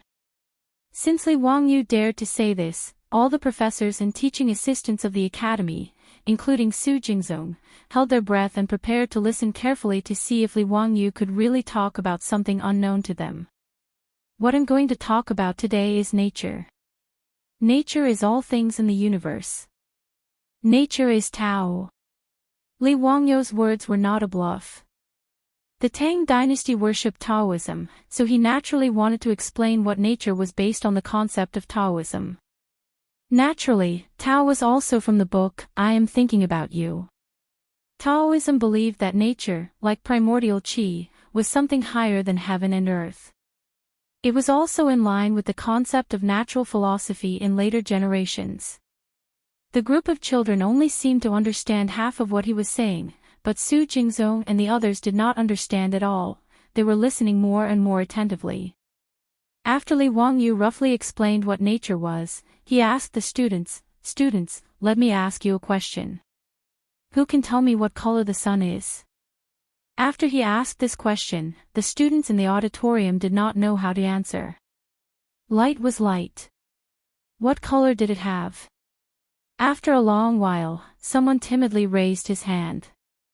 After Li Wangyou gave him permission, he stood up and answered, "Sir, the sun has no color." Li Wangyou looked at the other students with a smile. "Do you think he is right?" The students nodded to show their agreement. Li Wangyou's question even confused the professors and teaching assistants of the academy. They did not understand what it meant. No one had ever thought about the color of the sun. Li Wangyou was very satisfied with everyone's reaction, as he had expected. Dear students, you may not know this, but sunlight not only has colors, but it also has 7 colors: red, orange, yellow, green, blue, indigo, and purple, Li Wangyou said with certainty. His words caused the originally quiet auditorium to be unable to maintain order any longer. Buzzing sounds of discussion could be heard everywhere. The students were still young, so they didn't dare to question Li Wangyou's words. However, the professors and teaching assistants of the academy couldn't help themselves. After discussing with each other for a while, someone raised his hand and stood up to voice his doubts. "Sir, where did the 7 colors of the sun come from? Why haven't we seen it before?" Li Wangyou laughed, "Nonsense, how could you not have seen it? Haven't you seen the rainbow after the rain? Does the heavenly rainbow have any color?" The heavenly rainbow he was talking about was what the ancients called the rainbow. There were other similar names like flying rainbow, long rainbow, and so on. The man was stunned when he heard this and couldn't help but retort, "Mister, a rainbow is a rainbow. What does it have to do with the color of the sun?" Wuxia didn't have a proper understanding of the rainbow until the Northern Song dynasty. For example, Xianxia wrote in the Dream Stream Essays, "Rainbow is the reflection of the water in the sun. Sunshine and rain are the same." However, in Wuxia's ancient knowledge, rainbows were generally regarded as 2-headed gods that could drink water. The word rainbow, in the oracle bone inscriptions, was in the shape of a 2-headed dragon. In later generations, if one encountered a rainbow after the rain, their first reaction would probably be to take a photo and post it on their WeChat moments to show off their good luck. However, in the Tang dynasty, rainbows weren't a good omen. Rainbows were commonly known as sucking water among the people. They thought that rainbows would suck up the water somewhere. Therefore, when rainbows appeared, the people would knock on pots and pans to make all kinds of noises, intending to scare the rainbows away. Li Wangyou had encountered this kind of thing several times after transmigrating to the Tang dynasty. One time, a rainbow appeared in the sky above Dingzhou village after the rain. His beautiful superior was so excited that she pulled Li Wangyou out to see the rainbow. However, they heard noises coming from all directions in the village. The two of them were surprised and only learned the reason after asking. In this regard, Li Wangyou and Su Chongqing didn't know whether to laugh or cry. They wanted to explain the principle of rainbows to the old villagers, but it was really difficult to explain, so they just let them be. It was also because of this encounter that Li Wangyou chose this topic in today's encyclopedia class. It was to give the students of the academy a scientific explanation of the formation of rainbows. Li Wangyu smiled in response to the Academy's assistant's doubts and didn't say anything. He directly made a gesture to Niu Wu. Niu Wu immediately took an item and carefully placed it on the podium. This item was a crystal-clear, triangular cylinder with a cross-section. Everyone couldn't understand this item, but anyone who had studied physics in junior high school knew that this thing that Li Wangyu took out was a triangular prism. This triangular prism was the best colorless and transparent crystal that Li Wangyu had spent a lot of money to find and asked the craftsman to hand polish it. Because there were no glass products, Li Wangyu was also deeply resentful about this. For this, he specially spent a lot of money and asked Qing Yaojin, Yuqi Jingde, and the others to help him search for craftsmen who could bake glass. Although he didn't know how to bake glass, he roughly knew that glass was made from sand. To be precise, it was made from quartz sand. Glass and colored glaze, there was only one word difference, but in essence, there was no difference between the two. Colored glaze was actually glass. To be precise, it was a kind of glass. It was just that the materials used to bake colored glaze were different from glass. Colored glaze had appeared as early as the Spring and Autumn Warring States period. It was obtained as a byproduct when bronze was cast. Colored glaze was also known as the five-colored stone. It wasn't easy to produce and was very expensive. It was even more precious than jade. There were naturally very few craftsmen who could bake colored glaze. However, with Li Wangyu's identity and status, it wasn't too difficult for him to find some colored glaze craftsmen. After these colored glaze craftsmen signed a contract with Lai Hot, Li Wangyu threw all the methods he knew to the craftsmen on how to bake glass and let them figure it out themselves. After all, he didn't understand this kind of thing at all. He only knew that it was made from quartz sand, and that the purer the quartz sand, the better. Only then would the glass be colorless and transparent. When it came to glassware, he had only seen people blow glass with a long copper pipe on TV. As for the specifics of how to do it, he was sorry. However, Li Wangyu believed that the craftsmen of the Tang dynasty weren't stupid at all. With enough money and the right way of thinking, he believed that it wouldn't be long before glass was born in the Tang dynasty. At that time, his Li family would have another money tree. Sigh, having too much money was also a kind of pain. He didn't even know how to spend it. Not to mention how Li Wangyu was showing off in his mind, this triangular prism made of crystal had aroused the curiosity of the teachers and students in the auditorium. They didn't understand what this little thing had to do with the color of the sunlight that Li Wangyu had just mentioned. Students, next, it's time to witness a miracle. Li Wangyu signaled Niu Wu to open a window in the auditorium and let the sunlight shine on the podium. Chapter 936. The triangular prism refracts sunlight so that when multicolored light passes through the prism, it causes dispersion and separates the monochromatic light into 7 colors of red, orange, yellow, green, blue, indigo, and purple. This is the principle of the triangular prism. In later generations, the principle of the prism belonged to the category of physics, but there was no concept of physics in the Tang dynasty. Li Wangyu didn't want to cause trouble, so he simply attributed physics and chemistry to nature. The reason why he made the prism was to show the most intuitive composition of light to the teachers and students of the academy so that they could understand how rainbows were formed. When Li Wangyu was in school, although he was a bad student, he liked all kinds of experimental classes, whether it was physics or chemistry, they were all his favorite. Every time the physics or chemistry teacher came up with a novel experiment, it would be an eye-opener for him. Today, he was going to use a small prism to open a new window for the students of the academy in the Tang dynasty to see the world. Li Wangyu ordered people to close all the doors and windows of the auditorium, leaving only a window facing the sun open. A small hole was opened in the window to let the sunlight shine on the prism. This was the experiment in the middle of the 17th century, when Newton used a prism to break down sunlight. This extremely simple experiment was of great significance in the physics of later generations. It was known as one of the 10 most beautiful physics experiments. Under everyone's gaze, Li Wangyu slightly adjusted the angle of the prism. After the sunlight was refracted by the prism, it was projected on the white wall on the opposite side. Something that shocked more than 1,000 teachers and students of the academy happened. On the white wall, a 7-colored light spot of red, orange, yellow, green, blue, indigo, and purple appeared. Su Jingzong was so shocked that he suddenly stood up and exclaimed, Seven-colored light. It's 7-colored light. Li Wangyu was startled by his sudden outburst. 7-colored light, my ass. I despise this uneducated old bureaucrat. The teachers and students of the other academies were not any better. As for the professors and teaching assistants of the academy, they had different reactions. There were those who were surprised and those who were at a loss.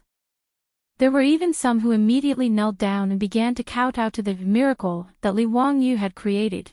In short, Li Wangyu's triangular prism experiment had given everyone quite a scare. As for the students of the academy, they all stood up and shouted excitedly. However, they did not make a fuss like Su Jingzong and the others. After all, these 6 or 7-year-old children did not have as many thoughts as adults, and it was easy for them to accept new things and knowledge. This was also the reason why Li Wangyu set up the Royal Academy of the Tang dynasty and only recruited students who were only young. It was always easier to draw on a blank piece of paper. Li Wangyu waited for the noise to die down before explaining, Students, this is not a miracle.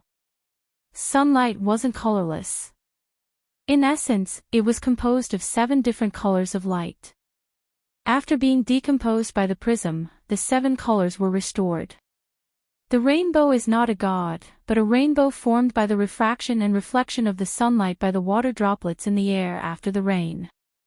Su Jingzong and the others were skeptical about his explanation, but they did not know how to refute him when they saw the rainbow light spots projected on the wall. The scene in front of them really subverted their worldview. Li Wangyu threw out another bomb to make them believe it even if they did not want to. After the prism experiment, Li Wangyu led everyone out of the academy auditorium. They did not know why, but they lined up and walked out of the auditorium. Li Wangyu asked them to stand with their backs to the sun. Then, on the open space in front of them, water mist suddenly sprayed out. This was a spray device that Li Wangyu ordered people to make slightly improved water bags used to extinguish fires. The purpose was to show everyone how the rainbow was formed. Fine streams of water were sprayed into the air, forming a mist. Under the illumination of the afternoon sun, a gorgeous rainbow appeared in the mist.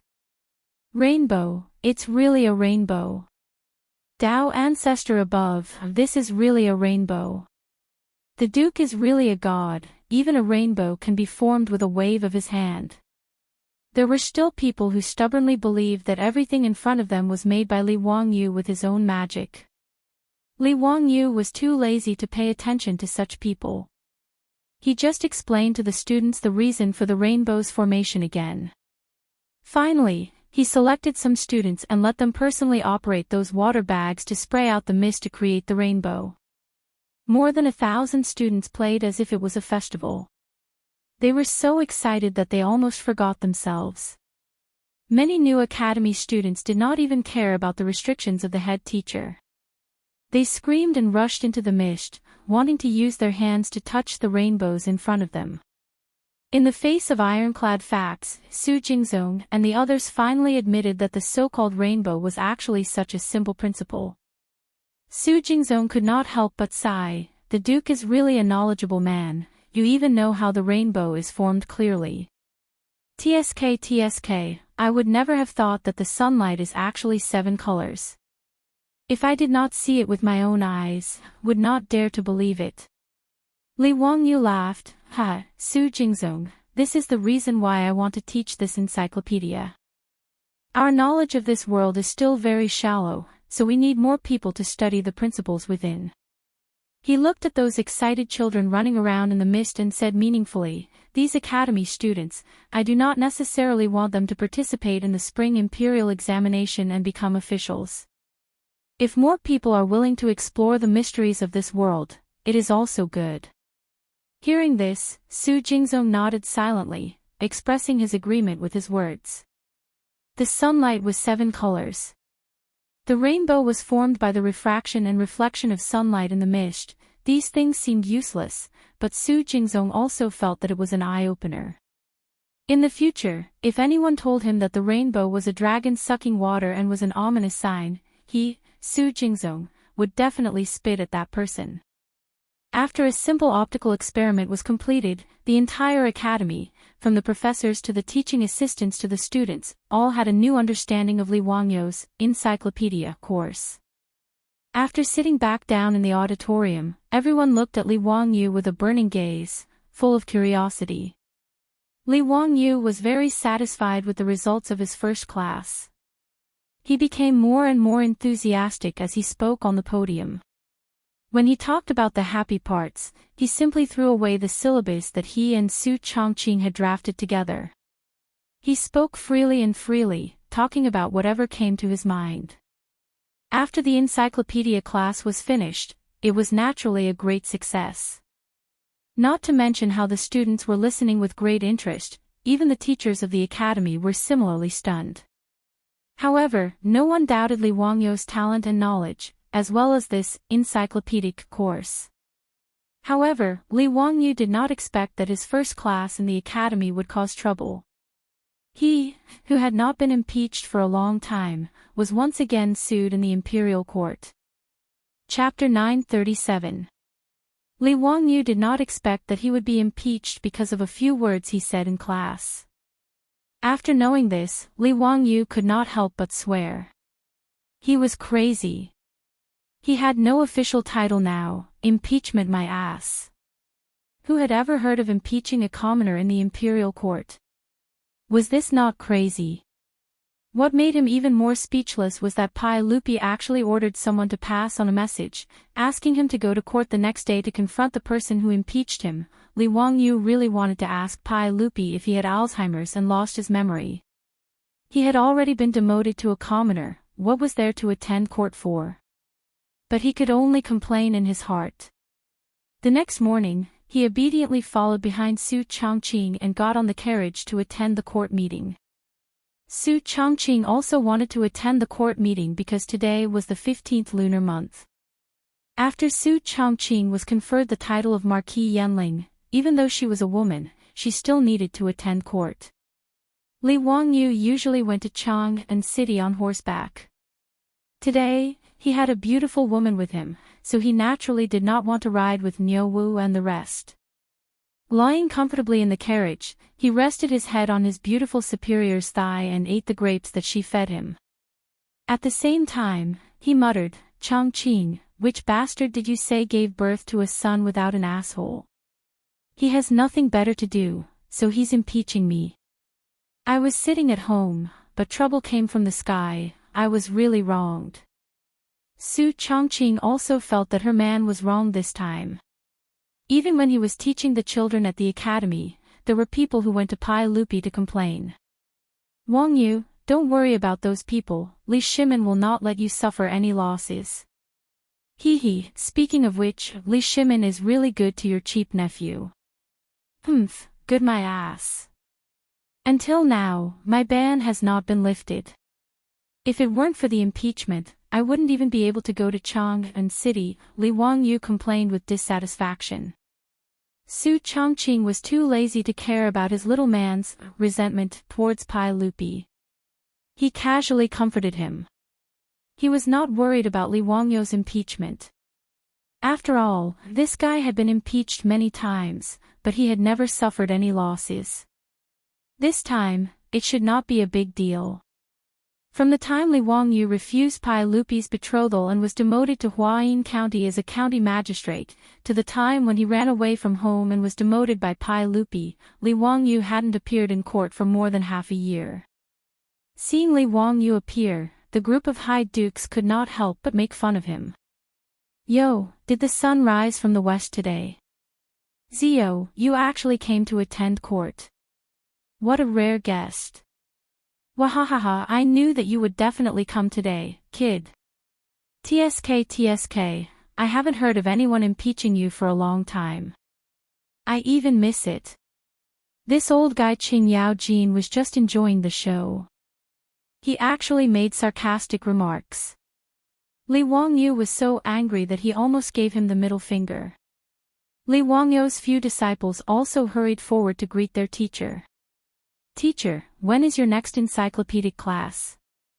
It's a pity that we couldn't listen to your teachings in person. Yan Liben asked when he saw Li Wangyu. Because he and Ma Zhou had to work, Li Wangyu was teaching in the academy's hall that day and could not listen to it in person. But the two of them were smart enough to instruct two of their junior brothers to copy notes for them. Lu Ringue and Sheng Wanyu were now working in the academy. Naturally, they would not miss out on Li Wangyu's lessons. Even though the two of them were Li Wangyu's disciples, they were still shocked by the content of their teacher's lectures. Speaking of which, Li Wangyu was not qualified to be a teacher. He had taken in many disciples, from the earliest Ma Zhou and Yan Liben, to Li Qingqian, Li Tai, and Li Lizhi, who were forced by Pai Lupi to take in, to Lu Ringue, Sheng Wanyi, Wu Meinyang, the young Li Ji, and the newly recruited Prince of Persia, Pelos. Counting carefully, this guy had already taken in 10 disciples. Moreover, the disciples he took in were all potential stocks. Ma Zhou, Lu Ringue, and Sheng Wanyi were all prime ministers of the Tang dynasty. Yan Liben was one of the 10 famous painters of Wuxia in the future. Li Ji and Wu Meinyang were both emperors of the Tang dynasty. As for Li Qingqian, Li Tai, and Prince of Persia, although they were more tragic in history, they still had noble statuses. Li Wangyu believed that he would not let the three of them repeat the tragedy in history. As for Li Lizhi, that little lowly, let's talk about it in the future, for these disciples, other than Li Qingqian and Li Tai, who had learned a lot from Li Wangyu, the others were basically in a free-range state. In other words, Li Wangyu did not have any plans to teach his disciples. Generally speaking, if Ma Zhou and the others had any questions, they would ask Li Wangyu for advice. And he would teach them some knowledge according to his own mood. Of course, the scope of Ma Zhou and the others' questions definitely did not involve things like calligraphy, poetry, and so on. In Li Wangyu's pretentious words, these things were stinky, and he did not allow his disciples to bother him with these vulgar things. Of course, it was actually because Ma Zhou and the others, any one of them was actually in existence that beat him in this aspect. But because Li Wangyu had plagiarized those poems and essays, no one would have thought that this guy did not know anything about calligraphy, poetry, or essays at all. Because of Li Wangyu's strange rule, most of the questions his disciples asked him were like 100,000 whys. And these strange knowledge, the Tang people did not understand, but Li Wangyu seemed to have a superficial understanding of it. For example, why was the sky blue, why was the water green, and so on. Li Wangyu silently thanked his grandfather for buying him the 100,000 whys, in his heart. At one point, he even suspected that his grandfather was the big boss hiding behind the scenes. Did his grandfather know that he would transmigrate to the Tang dynasty one day? Was that why he forced him to practice calligraphy and memorize Tang and Song poems from a young age? In short, the amount of strange knowledge Li Wangyu had accumulated in the era of information explosion in the future was enough to shock his disciples. People like Ma Zhou, Yan Liben, Sheng Wanyi, and Lu Ringue, who had left their names in the history books, also admired their teacher's talent and learning. In their eyes, their teacher was almost a walking encyclopedia in human form, and there was nothing he did not know. In fact, this was normal. Any taxi driver in the capital, if he had transmigrated to the Tang dynasty, could also make Pai Lupi dizzy, and treat him as an immortal like Zhuge Kongming, and kowtow to him. This was the information crush of the ancient times in the internet era, nothing more. Li Wangyu set up a course in the academy and systematically taught the encyclopedia class, which made Ma Zhou and Yan Liben feel jealous. Except for Li Ji, who was still drinking milk, only the two of them could not attend the class. How could they not be angry? In response to Ma Zhou and Yan Liben's complaints, Li Wangyu smiled and teased, "Bin Wang, Liben, if you want to attend the class, isn't it easy? Just ask for leave. Do you want me to teach you how to write a leave request? I'm good at this." His words made Ma Zhou and Yan Liben's faces turn black, and they really did not know how to respond. Their teacher was too thick-skinned, and he still had the nerve to talk about the leave request. Hey, why was it said that the content was lame? Impossible, how could it be lame? Foreshadowing, this is all foreshadowing. Yes, that's it. No refuting. Chapter 938. Li Wangyu, this bad teacher, after teasing his disciple, he scratched his head. He didn't know where he should stand, whether it was a civil official, a military general, or a noble, or an envoy. It didn't seem right. Now that Li Wangyu's title was gone, he was just a commoner. How could there be a place for him in this Taiji palace? But in front of his disciple, he had to wait outside the palace like an ordinary commoner and wait for Pai Lupi to summon him in. It seemed like he had no face at all. For a moment, Li Wangyu was at a loss. But it was hard for people to learn, but it was easy for people to learn bad things. Li Wangyu and Qingyao Jin, this kind of old man, had been around for a long time, so their skin had become thicker. He simply didn't care and stood beside Qingyao Jin, Yuqi Jingde, and the others. He chatted with a group of dukes and big shots, and prepared to line up to enter the palace. Qingyao Jin and the others naturally didn't care. After interacting with Li Wangyu for a long time, they all knew that this guy was very evil. Although he was younger than their son, none of them treated him as a junior. Instead, they treated him as an equal. Of course, this was not limited to when Qingyao Jin wanted to steal Li Wangyu's good things. As long as the old hooligan took a fancy to Li Wangyu's things, then Li Wangyu would definitely be a grandson. Now, every time Li Wangyu went to Duke Lu's residence, he would feel sad. For example, after returning to Chang and from Shu, he went to Qingyao Jin's residence to pay a visit, but he saw that Qingyao Jin's residence also had a billiard table. Li Wangyu casually said, "The billiard table in Uncle Cheng's residence is very similar to the one in the theater of the Tang dynasty. Did Uncle Cheng ask the craftsman to make it?" Who knew that this old guy would actually shamelessly reply, almost angering Li Wangyu to death. "Nephew is talking about this table. Wahahaha, I directly brought it back from the theater." Li Wangyu felt so stifled that he didn't want to speak. "I really want to call the police." The imperial censor, who was in charge of maintaining order in the court assembly, felt a little stifled when he saw Li Wangyu standing with the duke's team. However, he couldn't turn a blind eye to it. He hesitated for a moment, then walked to Li Wangyu's side and bowed. "Eunuch Li, isn't it inappropriate for you to be standing here?" Li Wangyu grinned and replied, "What's wrong with that? This place is reserved for third-rank court officials and above." Li Wangyu is now. The censor didn't finish his sentence, but the meaning of his words was that Li Wangyu didn't have a noble title and shouldn't be standing here. Li Wangyu asked with a smile, "Let me ask you, is the crown prince my disciple?" "Of course." "Then, do I count as the grand tutor, or grand protector of the crown prince?" The censor was momentarily at a loss for words, not knowing how to reply. The grand tutor, and grand protector of the crown prince were known as the three masters of the Eastern Palace. Their positions were of the first rank, equivalent to that of a duke or a duke. The grand tutor, and grand protector of the crown prince were only nominal titles. It was true that Li Wangyu was Li Qingqian's teacher, but Pai Lupi hadn't given him the position of one of the three masters. The censor was a little uncomfortable with Li Wangyu's words. For a moment, he didn't know whether to leave or stay. Fortunately, Wei Jing spoke up to help him out. "That's enough, you can leave. Let Li Zio stand here. His Majesty won't say anything." "Yes, this subordinate obeys." The censor secretly wiped the sweat from his forehead and hurriedly walked to the side to check on the appearance of the other officials. He didn't dare to meddle in Li Wangyu's affairs anymore. Li Wangyu chuckled and bowed to Wei Jing, thanking him for helping him out of the predicament. He also knew that the so-called Three Masters of the Eastern Palace was complete nonsense.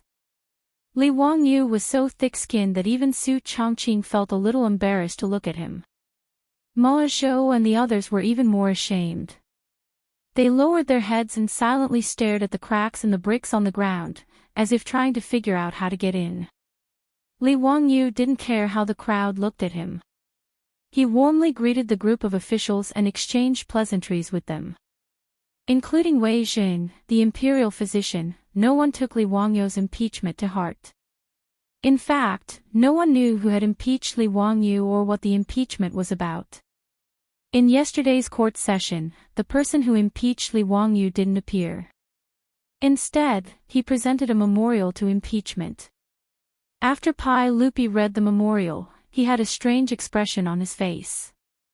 He didn't say much and only ordered someone to send a message to Dingzhou village to summon Li Wangyu to the court today to confront the person who had impeached him. Li Wangyu and the others thought that it was most likely the aristocratic families who had nothing better to do and wanted to give Li Wangyu a hard time. The morning bell rang and the palace drums sounded. The synopsis of the imperial court had begun. Pai Lupi sat on the carriage and sat on the throne. He looked up and saw Li Wangyu mixed in with the group of officials. However, just as Wei Jing had said, Pai Lupi's face couldn't help but twitch. He didn't say anything and pretended not to see anything. After the officials paid their respects to Pai Lupi and a set of standardized procedures were completed, a few people came in from outside the hall. They were wearing purple Taoist robes and red kasayas. They were actually a few white-haired old Taoist priests and a few equally old monks. The Taoist robes were also known as fairy cave robes. There were various auspicious Taoist patterns embroidered with gold and silver threads, such as the sun, moon, stars, 8 trigrams, pagodas, dragons and phoenixes, cranes, Kylin, and so on. Those who could wear purple Taoist robes were all famous Taoists. As for the monks of the Tang dynasty, the red kasayas were the most honorable. The monks who could wear such kasayas were also eminent monks of Buddhism. Seeing this, Li Wangyu couldn't help but feel a little nervous. Damn it, the ones who complained to Pai Lupi wouldn't be these famous Taoists and eminent monks of Buddhism, right? He didn't seem to have any conflicts with Taoists and Buddhists. It could even be said that Li Wangyu had a very good relationship with Taoists. The two powerful figures of Taoists, Sun Simiao and Yuan Tiangang, had a close relationship with him. How did he provoke these people without any reason? The two old men, Qing Yaojin and Yuqi Jingda, who were beside him, snickered secretly. Zio, it seems that you are really in trouble this time.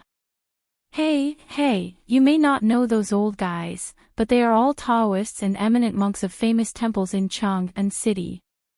What have you done to make these old guys, who usually concentrate on cultivation and don't care about worldly affairs, come out? Li Wangyu was also stunned. What had he done? Damn it, he stayed in Dingzhou village every day. He was a standard otaku. How could he provoke these Taoists and eminent monks of Buddhism? Li Wangyu roughly knew that it seemed that he was sued by these Taoists and Buddhists because he gave an encyclopedic lesson to all the teachers and students in the auditorium of the academy. He began to desperately recall what rebellious words he had said on the podium that day. He actually provoked these old guys, who didn't care about worldly affairs, like stirring up a hornet's nest. Before he figured out what he had said, he heard the Taoists and eminent monks bowing to Pai Lupi. Your Majesty, this humble Taoist and poor monk pay our respects. Chapter 939. Li Wangyu did not expect that what he said in class that day would spread so quickly. Actually, this was normal. Most of the 1,000 students in the academy lived in Chang'an. Every time there was a break, these students would be brought home by their families. The professors and teaching assistants of the academy would also visit their families and friends in Chang and during the break. The second day after Li Wangyu finished the encyclopedia class in the auditorium, it happened to be the school break. More than 1,000 teachers and students of the academy returned to Chang and naturally talked about the academy with their families and friends. Li Wangyu's class left the deepest impression on the teachers and students of the academy. Naturally, it was mentioned the most. Especially the experiment of creating rainbows with water. It was repeated countless times in Chang'an that day. Chang'an city was in an uproar when they saw their children or friends creating rainbows out of thin air. And there were many people like Lu Ringue and Sheng Guanyi who took notes in class. Therefore, the content of Li Wangyu's class that day was known by more people. This was actually nothing. Li Wangyu did not care about the content of his class being spread. However, the bad thing was that Li Wangyu had gotten a little carried away with his lecture that day. He had casually used the fact that the rainbow had been mistaken as a deity among the common folk to advise the teachers and students that whatever the rainbow was, it was the rainbow, and that there was no need to associate it with any deities or monsters. When encountering things that they did not understand, it was better to study quietly instead of praying to gods and Buddhas. Then, there would be no more mysteries in the world.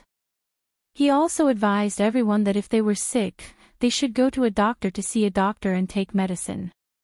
Praying to gods and ghosts was useless. Li Wangyu's words were actually from the bottom of his heart. In the second year of Zhenguan, there was a locust plague. The officials in the imperial court could say that the locusts were destroyed by virtue, which made him despise them. The flood in Shuzhou this year made Li Wangyu sigh at the ignorance of the people and officials. His words were not wrong. Especially from the perspective of the young people of Wuxia, they were even more correct. But the majority of the Tang people believed in the Tao ancestor or the Buddha, so Li Wangyu's words caused a great deal of controversy. If Li Wangyu had said these empty words, there wouldn't have been much of a reaction. Confucius had said that Confucius does not speak of strange forces and gods for many years. Not to mention the illiterate people, even the scholars who read the books of the sages still believed in Taoism and Buddhism devoutly. But now in Chang'an, almost all the Confucian scholars knew how the heavenly rainbow was formed. Hearing Li Wangyu's words, many scholars began to think about the reason. There were even some radicals who went to Daoist monasteries and temples to argue with the Daoist priests and monks. The Daoists and Buddhists could not help but think about this. If Li Wangyu was just an ordinary person, the Daoist and Buddhist sects would naturally not react to his words. But the key point was that Li Wangyu's identity was not ordinary.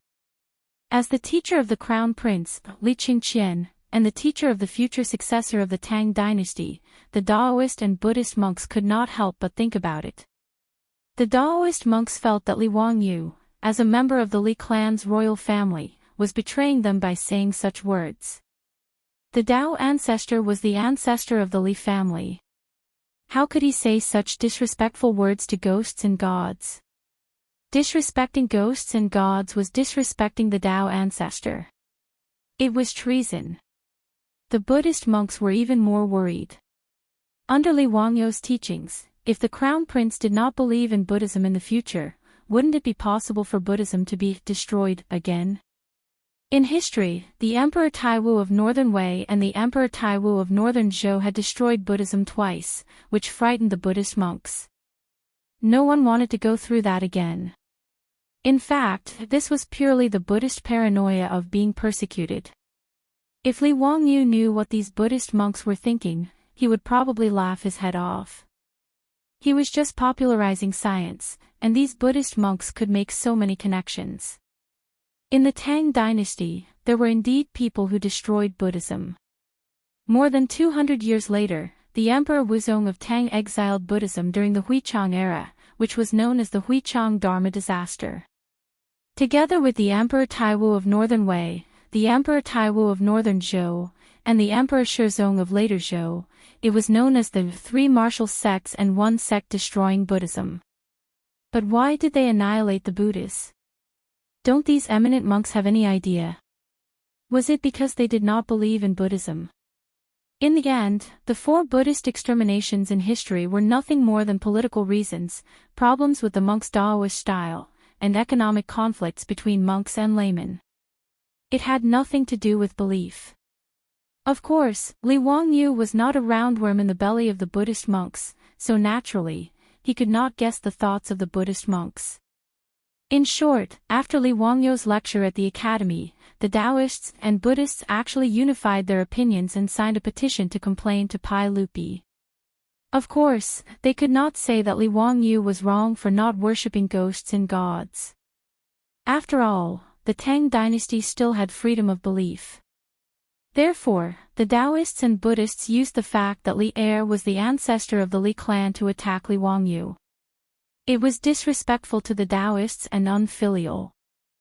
They impeached Li Wangyu, as the imperial tutor of the crown prince, for not respecting his ancestors and not being worthy of being a teacher.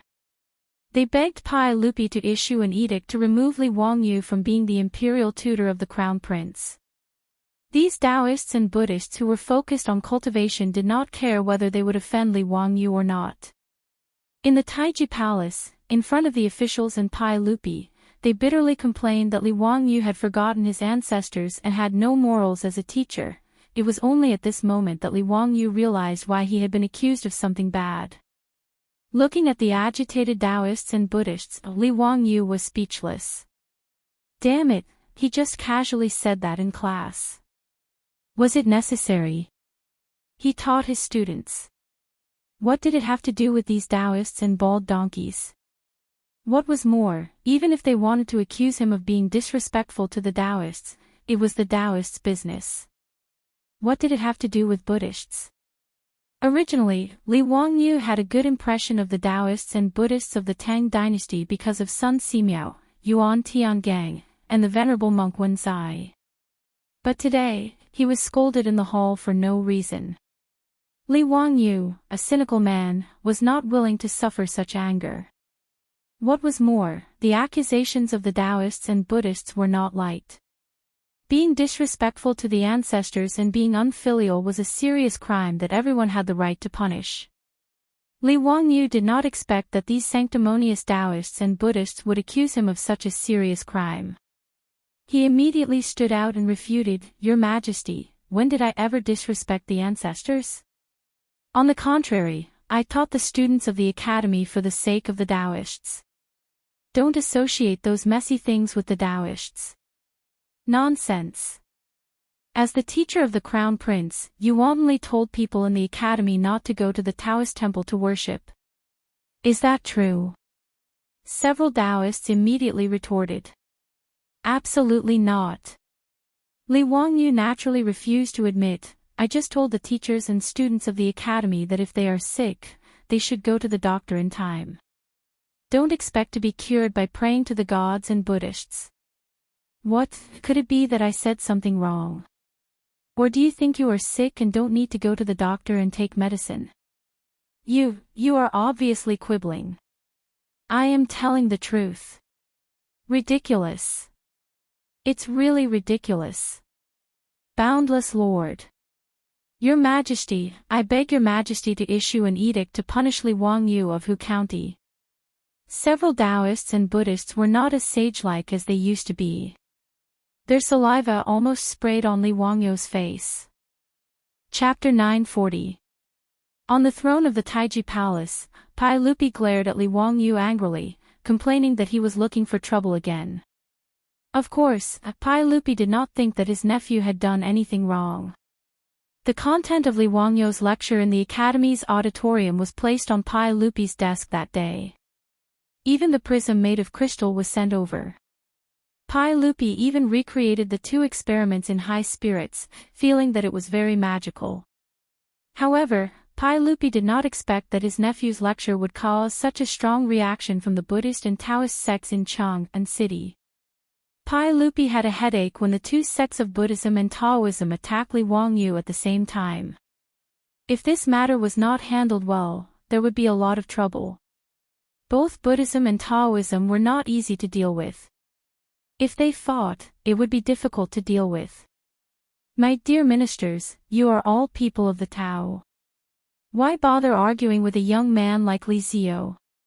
Why don't I let Zio apologize to all of you, and this matter will be considered over?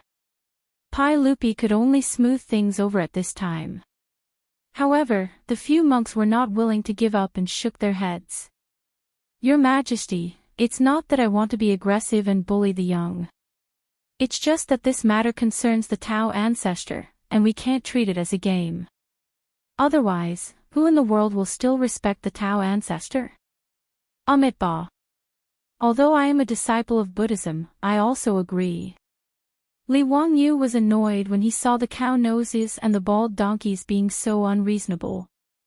These few monks seemed to be sanctimonious, but he did not know what was wrong with them. They just had to go against him. He just casually mentioned it in class. How could it cause such a big reaction from the Taoist and Buddhist sects? Li Wangyu naturally did not know what the Taoist and Buddhist sects were thinking, but he was not stupid. He rolled his eyes and came up with an excuse.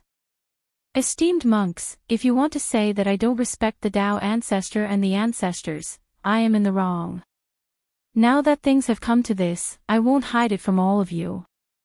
Actually, I have another identity that was originally inconvenient to reveal to all of you. As soon as Li Wangyu said this, everyone couldn't help but reveal suspicious expressions, and they didn't understand exactly what he wanted to say. Even his disciples were at a loss. They did not understand what their master was trying to say. Why didn't they know about the other identities of their teacher? Among the hundreds of officials, only Su Chongqing was covering his mouth and secretly laughing. Based on her understanding of her man, this guy was definitely going to trick her again. After Li Wangyu attracted the attention of the officials in the hall, he coughed with satisfaction and said unhurriedly, "Actually, I am the personal disciple of the Tao ancestor in the mortal world." Following Li Wangyu's words, Noda's Taiji Palace immediately fell silent. Everyone looked at Li Wangyu as if they had seen a ghost. The wooden planks in the hands of many officials slipped down unconsciously and fell to the floor with a crisp sound. After a long while, the few Daoist experts suddenly roared, "Nonsense! You are humiliating the Tao ancestor. Today, I will enforce justice on behalf of the heavens and get rid of a traitor like you who is misleading the public with lies." A few Taoist monks in their 70s and 80s raised their walking sticks and dust as they spoke, and were about to smash Li Wangyu. Li Wangyu saw that the bomb he threw was too powerful. The Taoist monks seemed to have gone crazy and hurriedly dodged. These Taoist monks were indeed cultivators. Their bodies were still quite strong at such an age. They held their walking sticks and dashed, forcing Li Wangyu to flee in all directions. Seeing that the old Taoist monks were chasing after him, Li Wangyu turned around and hid among the officials in a hurry. As soon as Li Wangyu fled, a few Gaotian officials relentlessly chased after him and beat him up, making it hard for those officials. In the imperial court of the Tang dynasty, the officials were all sitting on the floor. It was naturally not easy to dodge while sitting. Therefore, many officials blocked the bullets for Li Wangyu for no reason. They were hit by the crutches and dust in the hands of the Taoist monks. Qing Yao Jin, Yuqi Jingde, and the other big shots laughed after being stunned. They had no intention of stopping the fight. Instead, they clapped their hands and cheered. The Taiji Palace was in chaos. Ever since the establishment of the Tang dynasty, the imperial court had never been so lively. Pai Lupi, who was sitting on the throne, was so angry that his face turned pale. He slapped the armrest of the throne, stood up angrily, and roared, "Enough! All of you, stop! What are you doing? Do you think my Taiji Palace is a wine shop? Men, separate them. If anyone disturbs the imperial court again, I don't care who they are. I'll throw them into prison and punish them." After being reprimanded by Pai Lupi, the Taoist monks stopped panting. They were still glaring at Li Wangyu with angry faces. "Your Majesty, you heard it with your own ears. This Hu County Li Wangyu is so arrogant that he can even say such disgraceful words. If your majesty doesn't punish this person severely, we won't let it go. Li Wangyu didn't care about the Taoist monk's death stares. He smiled and tidied up his robe. He didn't care about the Taoist monk's threats at all. Pai Lupi's anger didn't subside. He pointed at Li Wangyu and said angrily, Li Wangyu, what nonsense were you talking about just now? What do you mean you are the personal disciple of the Tao ancestor in the mortal world? Speak clearly for me. Li Wangyu wasn't in a hurry. The reason he dared to say this was because he had already thought of an excuse. He bowed to Pai Lupi and said, Your Majesty, I'm sure Your Majesty knows that I am the personal disciple of the Tao ancestor. Nonsense, when did I know? Pai Lupi felt that Li Wangyu was becoming more and more outrageous. Did Your Majesty forget about the Tao ancestor's appearance outside the Taiji Palace and the plague ghost swallowing the sun? Previously, I said that the Tao ancestor visited me in a dream. In fact, it was inconvenient for me to reveal the truth at that time, so I made up an excuse. In fact, the Tao ancestor personally sent me a decree and ordered me to tell Your Majesty. That's right, everything I learned was also taught by the Tao ancestor. Li Wangyu lied without blushing, but Su Chongqing almost laughed out loud. The beautiful boss quickly lowered her head and tried very hard to hold back her laughter. Her man was really too good at talking nonsense. How could he have the nerve to say such nonsense? Li Wangyu didn't panic. Anyway, no one could verify the truth of what he said. Could it be that these Taoist masters could invite the Tao ancestor to confront him in person? In fact, he also had a purpose for telling such a big lie. He had only given an encyclopedia lesson, and he was sued by the Taoist and Buddhist sections. If he didn't make a protective umbrella for himself, who knew how much trouble he would cause in the future? As long as it was confirmed that he was the personal disciple of the Tao ancestor, no matter what knowledge he spread in the future, he would have a shield to use. Even if he told everyone that the sky was round and the earth was wrong, and the earth under their feet was round, no one could do anything to him at that time. At least, he wouldn't be burned alive like Copernicus because of his foolish religion. Of course, Copernicus wasn't actually burned to death. Before the church had time to arrest him for his heliocentric theory, Copernicus died of illness. The one who was really burned to death by the church was the Italian astronomer Cicco Dusco. The crime was that he went against the teachings of the Bible and argued that the earth was spherical. Li Wangyu didn't want himself or his disciples to be treated like this in the future, so it was still necessary to use the tiger's skin as a flag. Therefore, he took advantage of the situation and said that he was the personal disciple of the Tao ancestor in the mortal world. Li Wangyu's words caused an uproar in the main hall. I had something to do yesterday and forgot to ask for leave. Everyone, please don't blame me. I will make up for it in the next few days. Starting next week, strive for 2 updates a day. Chapter 941. Li Wangyu warned about the total solar eclipse. Because there was a report from the imperial court, all the officials knew about it, but they didn't know about the dream of Tao ancestor. As for the heavenly grand ritual outside the Taiji Palace and the Tao ancestor showed his power, few people knew the details. At this moment, Li Wangyu revealed these 2 things, which naturally caused an uproar among the officials. They couldn't believe it. Those Taoist Gaozhen were even more stunned.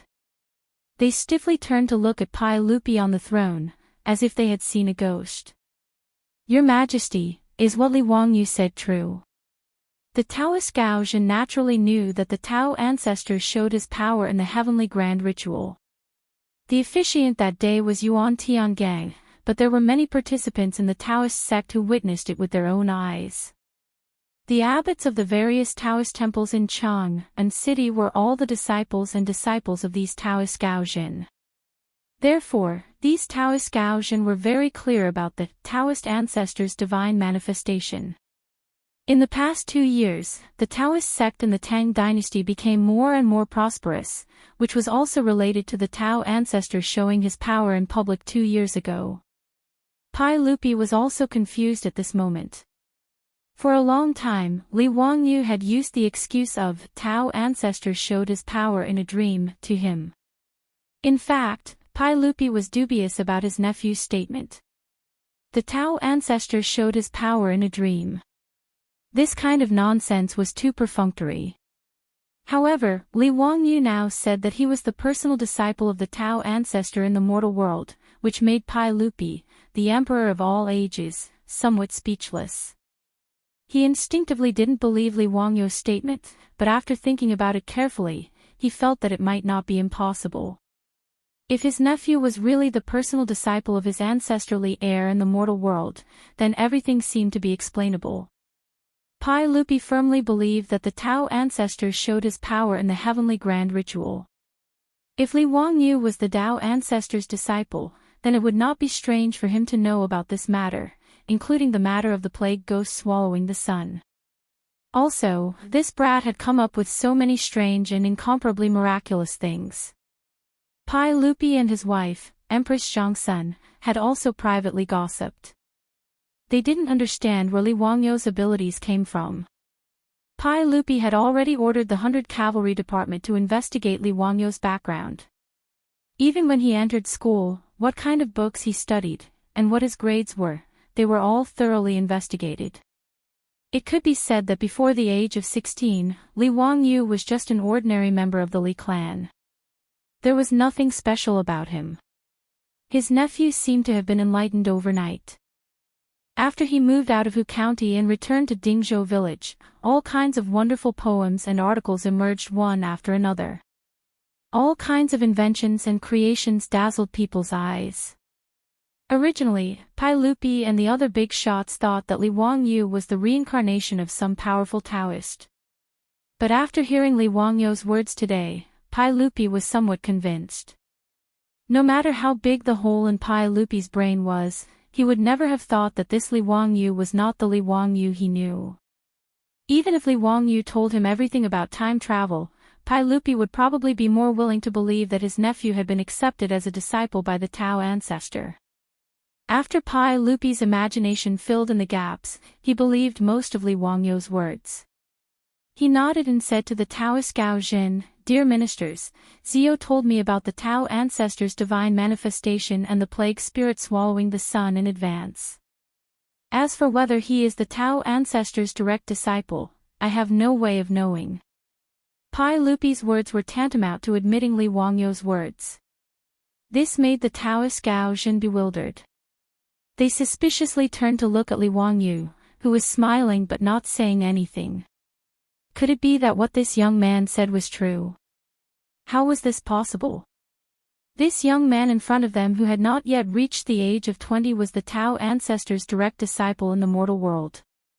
But if he wasn't, how could he have known about the Tao ancestor's divine manifestation and the plague spirit swallowing the sun in advance? If Li Wangyu was really the Tao ancestor's disciple, wouldn't it mean that their Taoist school had an additional ancestor out of nowhere? The Taoist Gao Jin, who had been excited and felt greatly humiliated, didn't know what to do for a moment. The Buddhist monks were even more dumbfounded. They could only silently chant Buddha's name and lower their heads in silence. It was hard to tell whether this was true or false. Could they ask the Tao ancestor to show his divine manifestation again and personally explain this matter to everyone?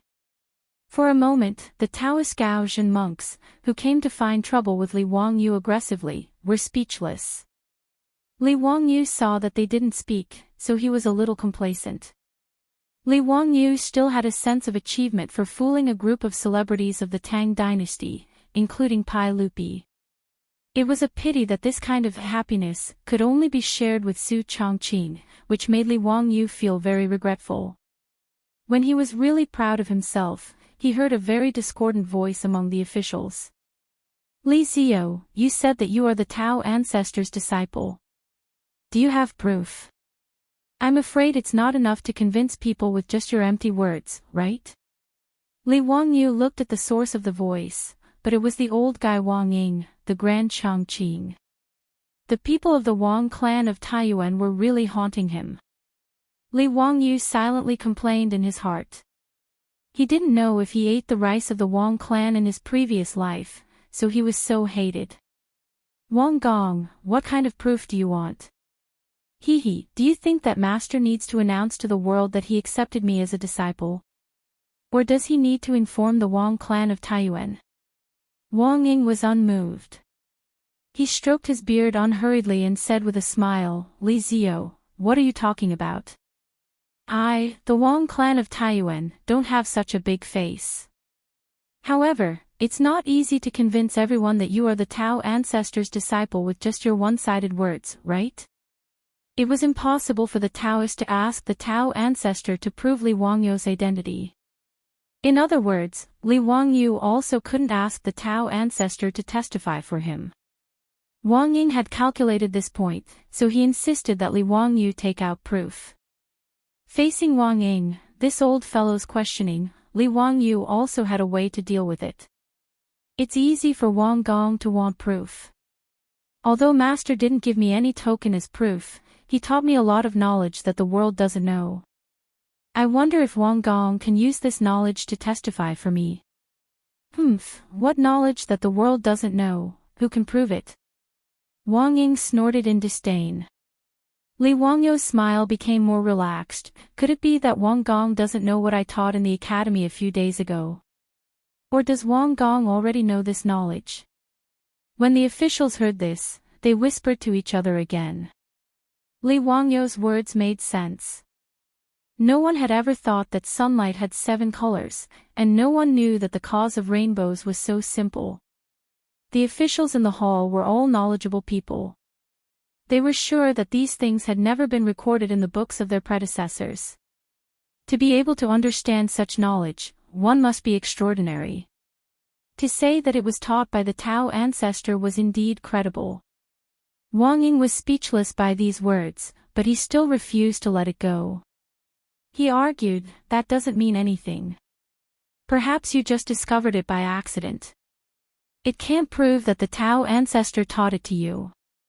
Li Wangyu nodded. Wang Gong's words make sense. Then, I'll talk about some knowledge that the world doesn't know, and use it to prove my innocence, okay? Chapter 942. Li Wangyu's words caused the officials in the main hall to applaud in unison. If Li Wangyu was really the disciple of the Tao ancestor in the mortal world, they could also hear more of the secrets of the immortals, which was naturally a good thing. The old man Wang Ying's face was somewhat ugly, but he could only silently nod his head in agreement. As for the few Daoist and Buddhist monks, they were all silent at this moment.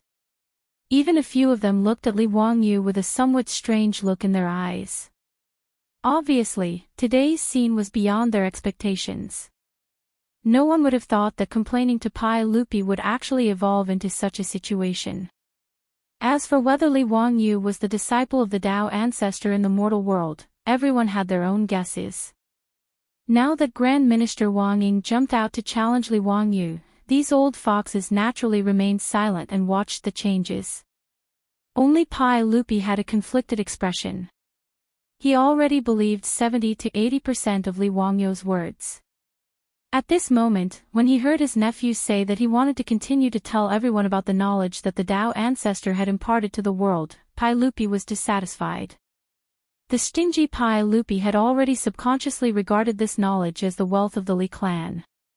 The Tao ancestor was his ancestor, and Li Wangyu was his nephew. This knowledge that the world did not know naturally belonged to the royal family of the Li clan. How could it be easily known to outsiders? For a moment, Pai Lupi wanted to stop this matter and not allow Li Wangyu to continue. But immediately, Pai Lupi took back the words that were about to come out of his mouth. Since Li Wangyu had opened a course called Encyclopedia in the academy, the content of the teaching could be said to be the knowledge imparted by the Tao ancestor. If this matter was ordered by the Tao ancestor, even if he was the emperor, he could not stop it. Therefore, it would be better to ask Li Wangyu about this matter in private. Pai Lupi didn't say anything against it, and all the officials in the hall had an expectant look on their faces, which made Li Wangyu let out a light cough, pretending to be deep in thought as he paced back and forth. He was also thinking about what kind of knowledge he could use to shock this group of country bumpkins and make them believe his words. After thinking for a while, Li Wangyu had an idea. "I'm afraid you don't know what's in the air, right? Why don't I talk to you about air today?" Li Wangyu's words stunned everyone again. Air? The few Daoists suddenly became agitated. Li Gong, are you talking about air? I'm afraid this matter shouldn't be announced to the public, right? This is the secret of our Dao sect. Previously, these old Daoists were still calling him Li Wangyu from Hu County. Now, they all changed the way they addressed him and respectfully addressed him as Li Gong. They couldn't be blamed for being so agitated, but they misunderstood Li Wangyu's meaning. The air that Li Wangyu was talking about was different from the air that they thought it was. Since ancient times, Wuxia's understanding of air was very vague and contradictory. The word air was derived from Taoism, and was also written as air. However, Taoism's air referred to people's vital qi, pure qi, and breath, not the air that people talked about in later generations. Laozi, Lizi, Zhuangzi, Guanzi, Zhuangzi, Guanzi, Xuanzi, Huainanzi, and Inner Canon of the Yellow Emperor, were all Daoist works or works related to Taoism. They described qi as innate vital qi. Dao dispersed into qi, and qi gathered into Taishang Lao Jun. Qi was a kind of mysterious metaphysical energy, which was the understanding of qi in Taoism's philosophy. As for air, it couldn't be seen or touched, so it was difficult for the ancients to describe it. Therefore, among the 5 elements in Wuxia, there were only metal, wood, water, fire, and earth. The most important, qi, didn't exist. The ancients only knew that people needed to breathe in air, and there was wind in the air that couldn't be touched. That was all. These old Daoists thought that Li Wangyu was going to talk about Taoism's qi. As for whether qi existed, Li Wangyu didn't know. Perhaps it was like internal energy in the novels of later generations, it was difficult to prove. At least, the science of later generations hadn't explored the true mystery of heaven and earth's vital qi. Li Wangyu was stunned by the words of the few Daoists. He immediately realized that they had misunderstood him. Everyone, the air I'm talking about is a little different from the qi of Taoism. What I'm going to talk about is the air that we breathe all the time. The Daoists looked at each other. They didn't understand what Li Wangyu meant, so they could only listen to him. Your Majesty, everyone, the air I'm talking about refers to the air that can't be seen or touched, but is everywhere. We can't leave it for even a moment. The word qi refers to the qi of smell. Everyone in the hall, including Pai Lupi, quieted down and listened attentively to Li Wangyu's words. Even that old fellow Wang Ying, although he didn't like Li Wangyu, listened attentively. Everyone might not know this, but the air around us seems empty, but it's actually not. Air is mainly made up of oxygen and nitrogen, and oxygen is the source of life for us. Li Wangyu poured out all the knowledge he could remember about air. He picked out the content that everyone could understand, as if he was giving a scientific lecture. This knowledge that they had never heard of before left everyone dumbfounded. Many of the officials couldn't help but reach out and grab at the air a few times, as if they wanted to see if they could grab oxygen from the air. Unlike Li Wangyu's explanation of the composition of sunlight, air was a mysterious existence to everyone. At least they could see and feel the warmth of sunlight, but air was really incomprehensible to the Tang people. After Li Wangyu finished his scientific lecture on air, everyone was silent. They lowered their heads and pondered, digesting the knowledge. The few Taoist faction high monks and Buddhist faction high monks were in deep thought. Whether it was Taoism or Buddhism, there were methods on how to meditate and regulate one's breath, and the key point was breathing. However, they never knew that there were so many substances in the air. Then what was it that they meditated and breathed? Wang Ying, the Grand Minister, chuckled and said, "Li Ziyo, who can prove what you said? Since air can't be seen or touched, how do we know that what you said is right? That it's the knowledge imparted by the Taoist ancestor, and not something that you made up yourself?" Before Li Wangyu could reply to Wang Ying's words, the few Daoist Gaozhen frowned and retorted, "Lord Wang, be careful with your words. Although we don't really understand what Li Gong said, we know very well that Li Gong definitely didn't make it up." Wang Ying, the Grand Minister, was so angry that his nose was almost crooked. He felt that he was kind enough to help these Taoist Gaozhen and questioned Li Wangyu. How could these Taoist Gaozhen be so ungrateful? But before he could refute, Li Wangyu said with a smile, "Lord Wang, you don't understand. Even if air can't be seen or touched, I have a way to prove what I said just now." Chapter 943.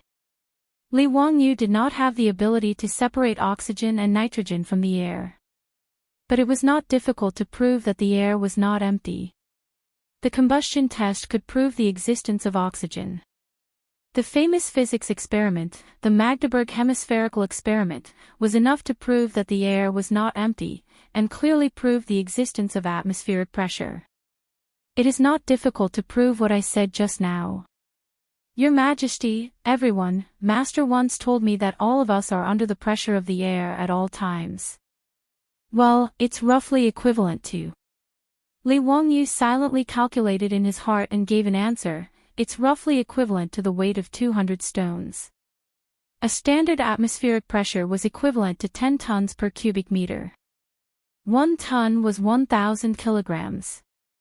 2,000 kilograms was roughly equivalent to 20 stones in the Tang dynasty. Anyone who studied physics in junior high school would understand that because the atmospheric pressure in the human body was balanced with the atmospheric pressure outside, the human body would not be squashed by the atmospheric pressure, and the human body could not feel the existence of atmospheric pressure. Atmospheric pressure was common knowledge in the later generations, but the Tang people did not understand it. Li Wangyu's words were pure nonsense in the ears of everyone. Wang Ying immediately jumped out as if he had caught Li Wangyu's weakness. "Ha, this old man thought that Li Ziyo would say something amazing, but I didn't expect that you would speak so carelessly and talk nonsense. If each of us was pressed with 200 stones of air, wouldn't we have been crushed to death long ago?" As he spoke, he even jumped twice in the hall without caring about his old arms and legs. "Li Ziyo, do you think that this old man is also an immortal? Can I still run and jump with 200 stones of air on my back?" Wang Ying's words immediately caused a burst of laughter in the Taiji Palace. Everyone did not know whether what Li Wangyu said was true or false, so they did not dare to refute. But if he said that each of them was pressed with 200 stones of air on their back, this was too ridiculous, and none of the officials would believe it. A few officials from the aristocratic families immediately laughed and echoed, "Duke Li, could it be that you have cultivated an illusion with the Dao ancestor? How can you say such a ridiculous thing? Hee, so it turns out that I'm so powerful. I can carry a weight of 200 stones and still walk as if I'm flying. TSK, looks like I'm about to become an immortal." That's right. It turns out that we're already ranked among the immortals. If Eunuch Li hadn't told us, we wouldn't have known. Ha ha ha. Seeing their teacher being ridiculed like this, Ma Zhou and the others were naturally displeased. Even though Li Wangyu's words were difficult to understand even in their eyes. However, out of their blind trust in their teacher, they did not doubt the truth of Li Wangyu's words at all. But they didn't know how to refute on behalf of their teacher. Li Wangyu hadn't taught them about atmospheric pressure before, so Ma Zhou, Yan Liben, and the others didn't understand it. In fact, the ancients had some understanding of atmospheric pressure. For example, the tea set made using the siphon principle, and the cupping used in traditional Chinese medicine to treat cupping were all made use of the effect of atmospheric pressure. As early as the end of the Eastern Han Dynasty, the thirsty crow used for irrigation appeared. It used the siphon principle to irrigate. However, it was limited to this. The ancients didn't have any in-depth theoretical research on atmospheric pressure. In the face of Wang Ying and the others' unscrupulous ridicule, Li Wangyu wasn't the least bit annoyed. He just looked at this group of people as if he was looking at fools. Pai Lupi sat on the throne and frowned. He also couldn't understand Li Wangyu's words. However, he trusted Li Wangyu and knew that his nephew wouldn't speak without thinking. He dared to say such words because he naturally had something to rely on. Ziyu, tell me. Since we are carrying 200 kilograms of air on our backs at all times, why can't we sense it? Pai Lupi opened his mouth and those officials who were still ridiculing Li Wangyu could only shut their mouths. Everyone turned to look at Li Wangyu and waited for his explanation. Li Wangyu smiled and shrugged, "Your Majesty, this matter is complicated, but it can't be explained in 1 or 2 sentences. However, I have a way to let Your Majesty and the officials see the existence of air pressure. Master calls it atmospheric pressure." Li Wangyu suddenly realized that the excuse that the Dao ancestor was his master was really good. In the future, he could push anything to the Dao ancestor. The earth is round. The earth revolves around the sun. The moon is a desolate sphere. There is no moon palace, no jade rabbit, no Chang'e, no Wu Gang, and no osmanthus tree. Who doesn't accept it? Go and reason with the Dao ancestor. These were all taught to me by the Dao ancestor. Thinking of this, Li Wangyu felt secretly happy. He was even prepared to work hard and prove that the Dao ancestor was his master. Oh. What can you do? Ziyu, quickly show me. Pai Lupi was also very curious at this moment. However, Li Wangyu shook his head, "Your Majesty, I need to prepare for this. How about after 10 days, I ask Your Majesty and the officials to move to the academy, and then I will show it to Your Majesty. I can also teach the students of the academy and let them see with their own eyes what atmospheric pressure is." To prove the existence of atmospheric pressure, the most beautiful and shocking thing was the historical Magdeburg hemispheric experiment. Li Wangyu planned to use 10 days to cast the hollow copper ball for the experiment and the vacuum pump for air extraction. Okay. Pai Lupi nodded and agreed without hesitation, then it's settled. After 10 days, I will lead the officials to the academy to witness what atmospheric pressure is. Let me also broaden my horizons and see the wonderful knowledge passed down by the Dao ancestor. The few Gaozhen and eminent monks immediately bowed. "Your Majesty, please allow us to go to the Royal Academy of the Tang dynasty 10 days later to see the miracle." Okay. Pai Lupi naturally nodded and agreed. At this point, Wang Ying and the others naturally could not say anything more. They could only sneer in their hearts. In their view, showing it to everyone in the academy 10 days later was just Li Wangyu's delaying tactic. They absolutely did not believe that there was a 200-stone weight on them. After the court session ended, Li Wangyu led Yan Liben and other disciples to make bronze balls and other utensils. What happened in the court that day was spread to every corner of Chang, and at the speed of light under the influence of some people with ulterior motives. This naturally made Chang lively again. Whether it was Li Wangyu's claim that he was the core disciple of the Dao ancestor or Li Wangyu's words that there was a 200-stone weight on everyone's body, it made the people in the city talk about it endlessly. From the officials, nobles, scholars, and Confucian scholars to the peddlers and servants, all of them gathered together to discuss these two matters. As for Li Wangyu's claim that he was the core disciple of the Dao ancestor in the mortal world, there were some who believed it and some who did not, but there was no conclusion. But almost no one believed that there was a 200-stone weight on everyone's body at any time. After all, atmospheric pressure was beyond the knowledge of the Tangs. It was normal that it was difficult to understand. Before the Magdeburg hemispheric experiment in 1654, few people believed in the existence of atmospheric pressure. The Italian physicist Torricelli was also ridiculed because of this. It was like this 1,000 years later, not to mention the Tang dynasty.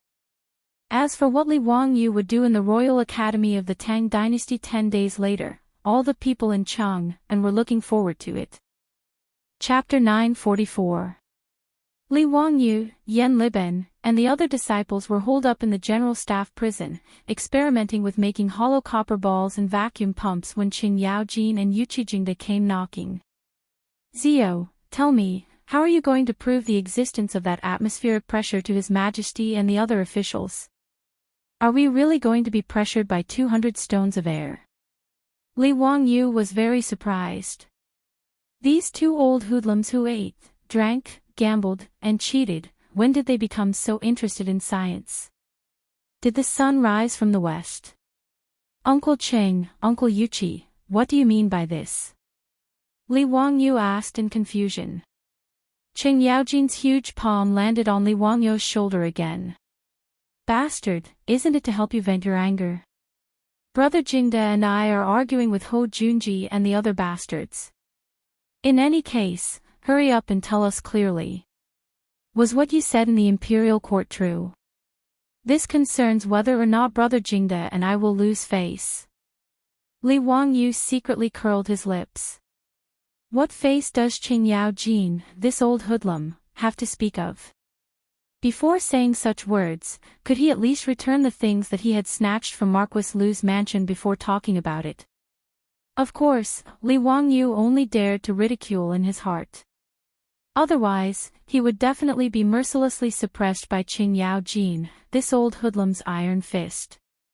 Uncle Cheng, Uncle Yuqi, when have you ever seen your nephew spout nonsense? Regarding the atmospheric pressure, it is not fake. This is the knowledge that my teacher, Dao Zhu, personally imparted to me. How can it be fake? Qin Yaojin's eyes flashed. Zio, are you really Dao Zhu's direct disciple? That's right, this is naturally true. When Li Wangyu lied, his face did not turn red and his heart did not beat fast. He was very calm. Qin Yaojin clapped his hands and laughed. That's good.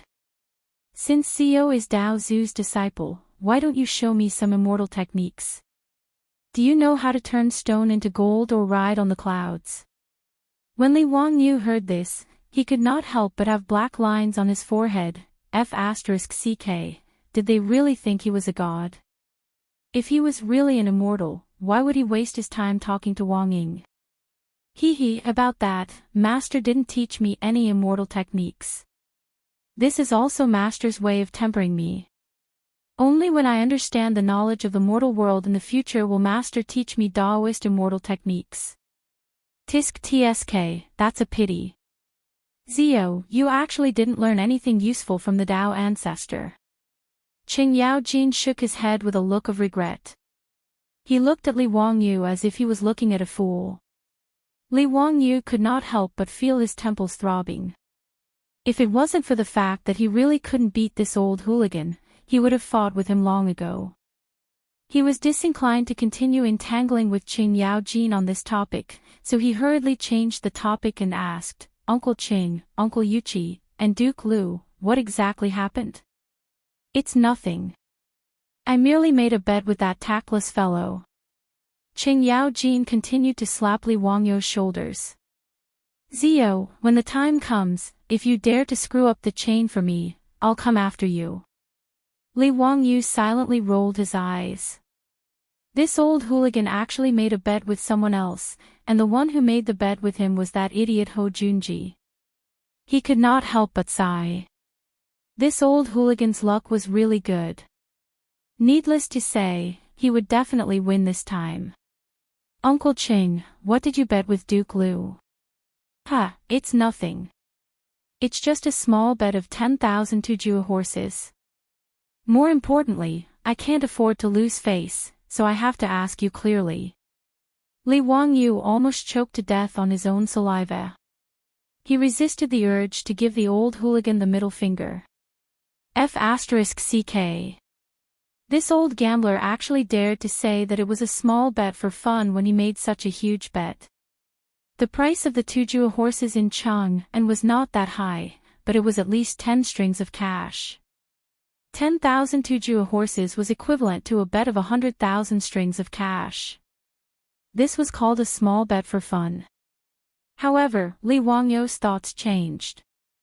Qing Yaojin, this old fogey, actually had quite a bit of wealth.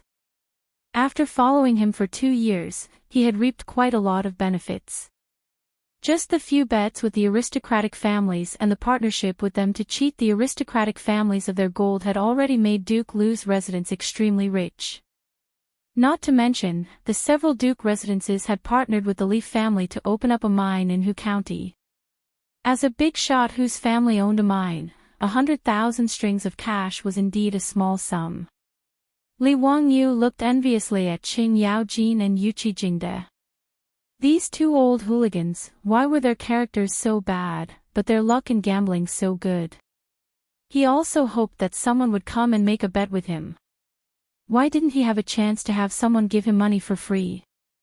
Ever since Li Wangyu had led a group of Duke Lu bigwigs to win several 100,000 taels of gold from the gambling houses of the aristocratic families, no one in Chang had brought up the matter of making a bet with him for a very long time.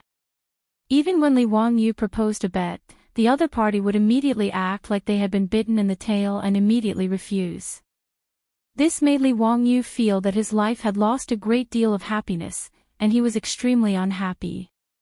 Thus, when he saw that Qing Yaojin and Yuqi Jingde were about to win money again, how could he be happy? Qing Yaojin and Yuqi Jingde had absolute trust in Li Wangyu. In truth, they didn't even understand what atmospheric pressure was, or why they couldn't feel the 200 stones of air pressing down on them. But since these words had come from Li Wangyu, they couldn't be wrong. After learning that they were about to make a large sum of money, Qing Yaojin became even more smug and began to shamelessly boast about himself. Through Qing Yaojin's words, Li Wangyu learned the reason for their bet with Hou Junji and the others. In the last few days, Li Wangyu's words had caused Chang to become very noisy. When people met, they couldn't avoid talking about this topic. Yesterday, when Qing Yaojin, Yuqi Jingde, and Hou Junji were watching a play in the Tang Dynasty Theater, they had naturally brought up this matter. There was no need to mention Hou Junji's dissatisfaction with Li Wangyu. Although he was Pai Lupi's trusted aide, when it came to dissing Li Wangyu, he firmly stood on the side of the aristocratic clans. Thus, as they chatted, Hou Junji's words were filled with ridicule and disdain for Li Wangyu. Because Qing Yaojin and Yuqi Jingde were close to Li Wangyu, they weren't willing to listen to these words, and the several bigwigs began to argue. Everyone said they were right, and everyone said they were right. As they argued, they naturally brought up the bet. Thus, in a few days, whether Li Wangyu could prove the existence of air pressure in the Tang Dynasty's Royal Academy became a bet. Although the bet had been set, the old hooligan wasn't very confident.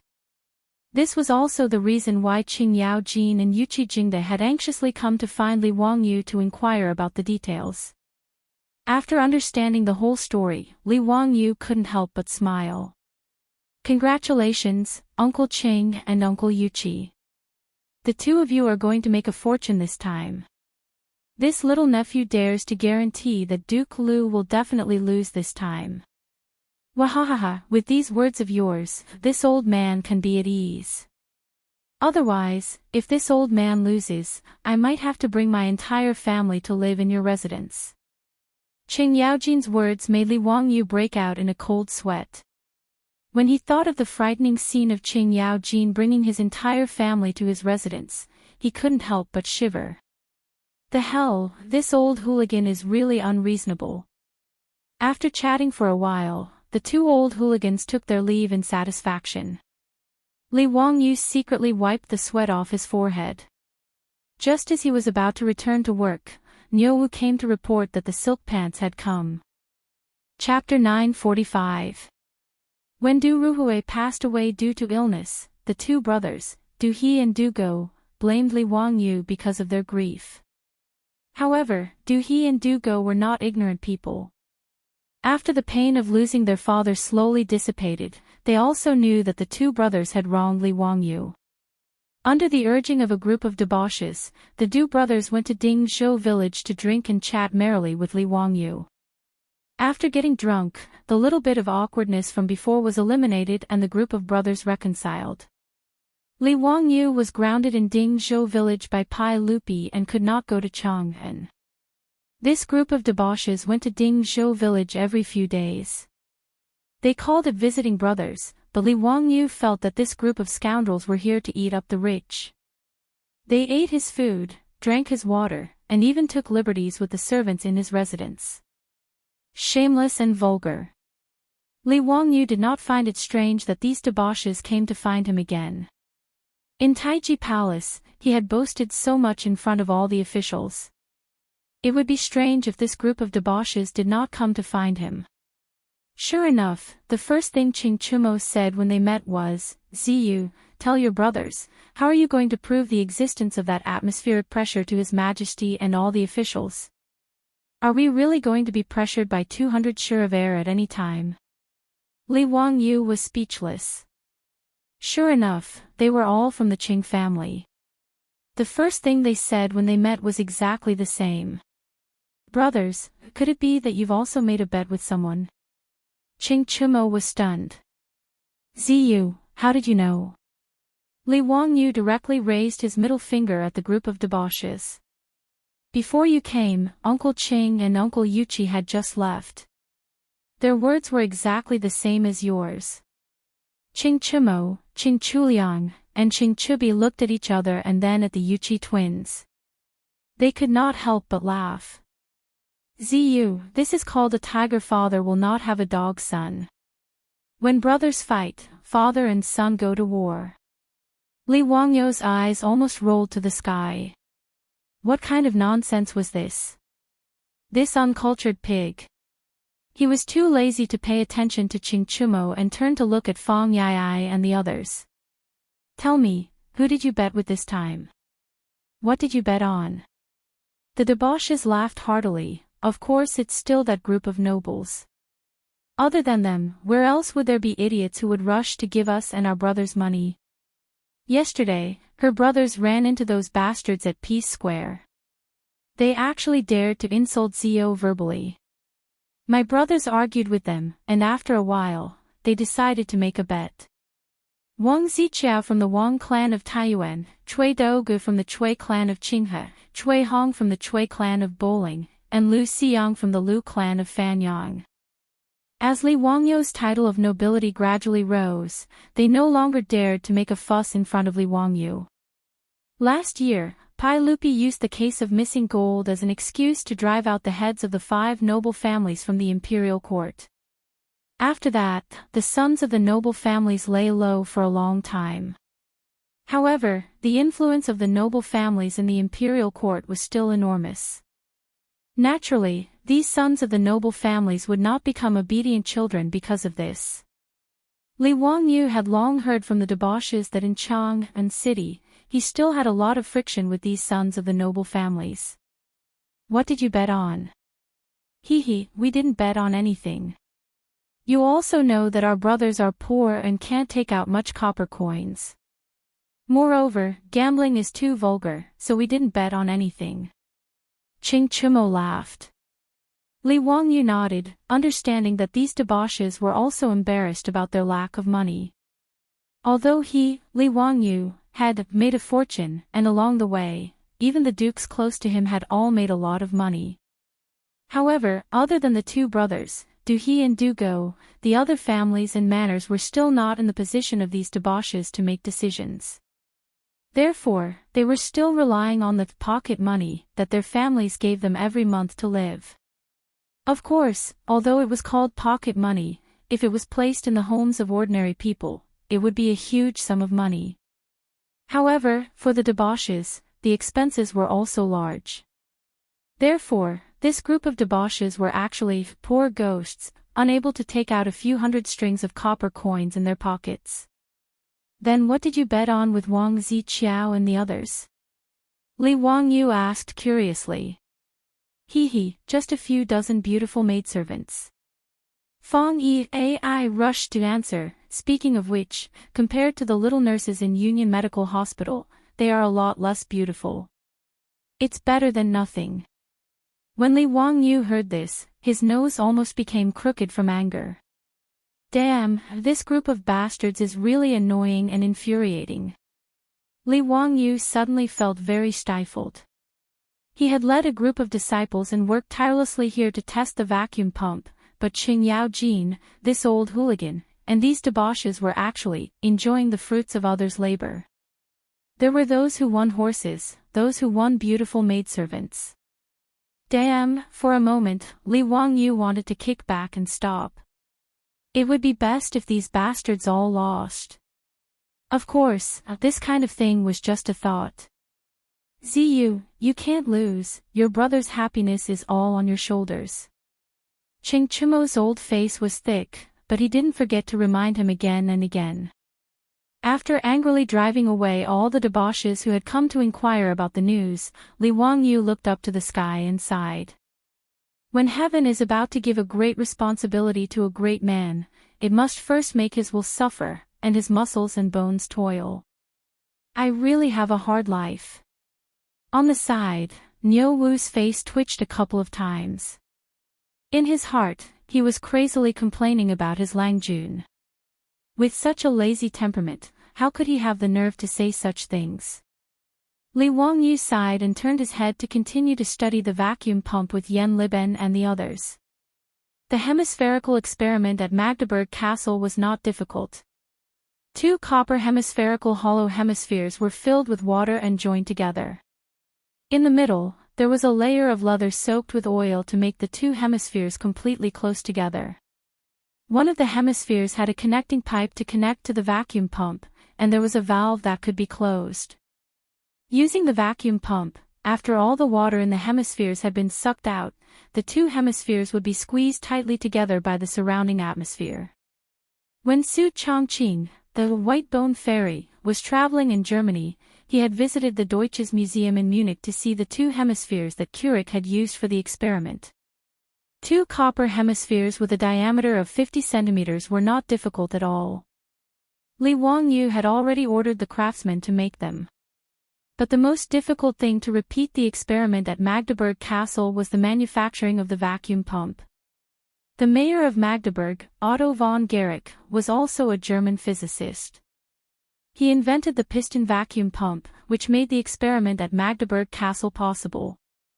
Li Wangyu wanted to repeat this historical experiment in the Tang dynasty, but he hit a nail on the head on how to manufacture the piston vacuum pump. Li Wangyu knew the principle of the piston vacuum pump. It relied on the piston and the cylinder of the vacuum pump to reciprocate to suck in and exhaust gas. But knowing the theory was one thing, and actually manufacturing this thing was another thing. In any case, the vacuum pump was a modern industrial product. It was not easy to replicate it in the Tang dynasty. Li Wangyu, Yan Liben, and the others studied it for 2 or 3 days, but they had no clue. This naturally made Li Wangyu very depressed. He did not understand. In the novels he read in the future, it was very easy for those pigs to make the Magdeburg hemispherical experiment. Why was it so difficult for him to copy and cheat? There is one more chapter. I will upload it in 2 hours. By the way, I want to complain about WPS, they actually turned off the voice reading function. Old Long is used to reading every chapter by voice to check for typos. Without this function, it is really troublesome. There are probably a lot of typos in the recent chapters, please bear with it. Chapter 946. 10 days later, the Royal Academy of the Tang Dynasty, located on the other side of the Gan River in Dingzhou village, was bustling with activity.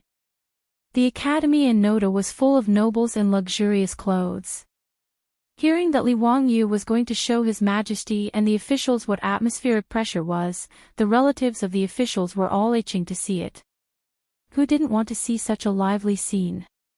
Unable to resist the pleading of the women in the mansion, Fang Xianling and other marquises took the lead and asked Pai Lupi to allow the officials to bring their relatives to the academy today to watch the grand event.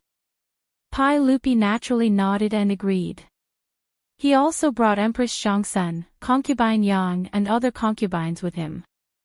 Fortunately, when Li Wangyu designed the academy, there was no shortage of land or copper coins, so the academy was extremely spacious. Otherwise, it might not be able to accommodate so many people.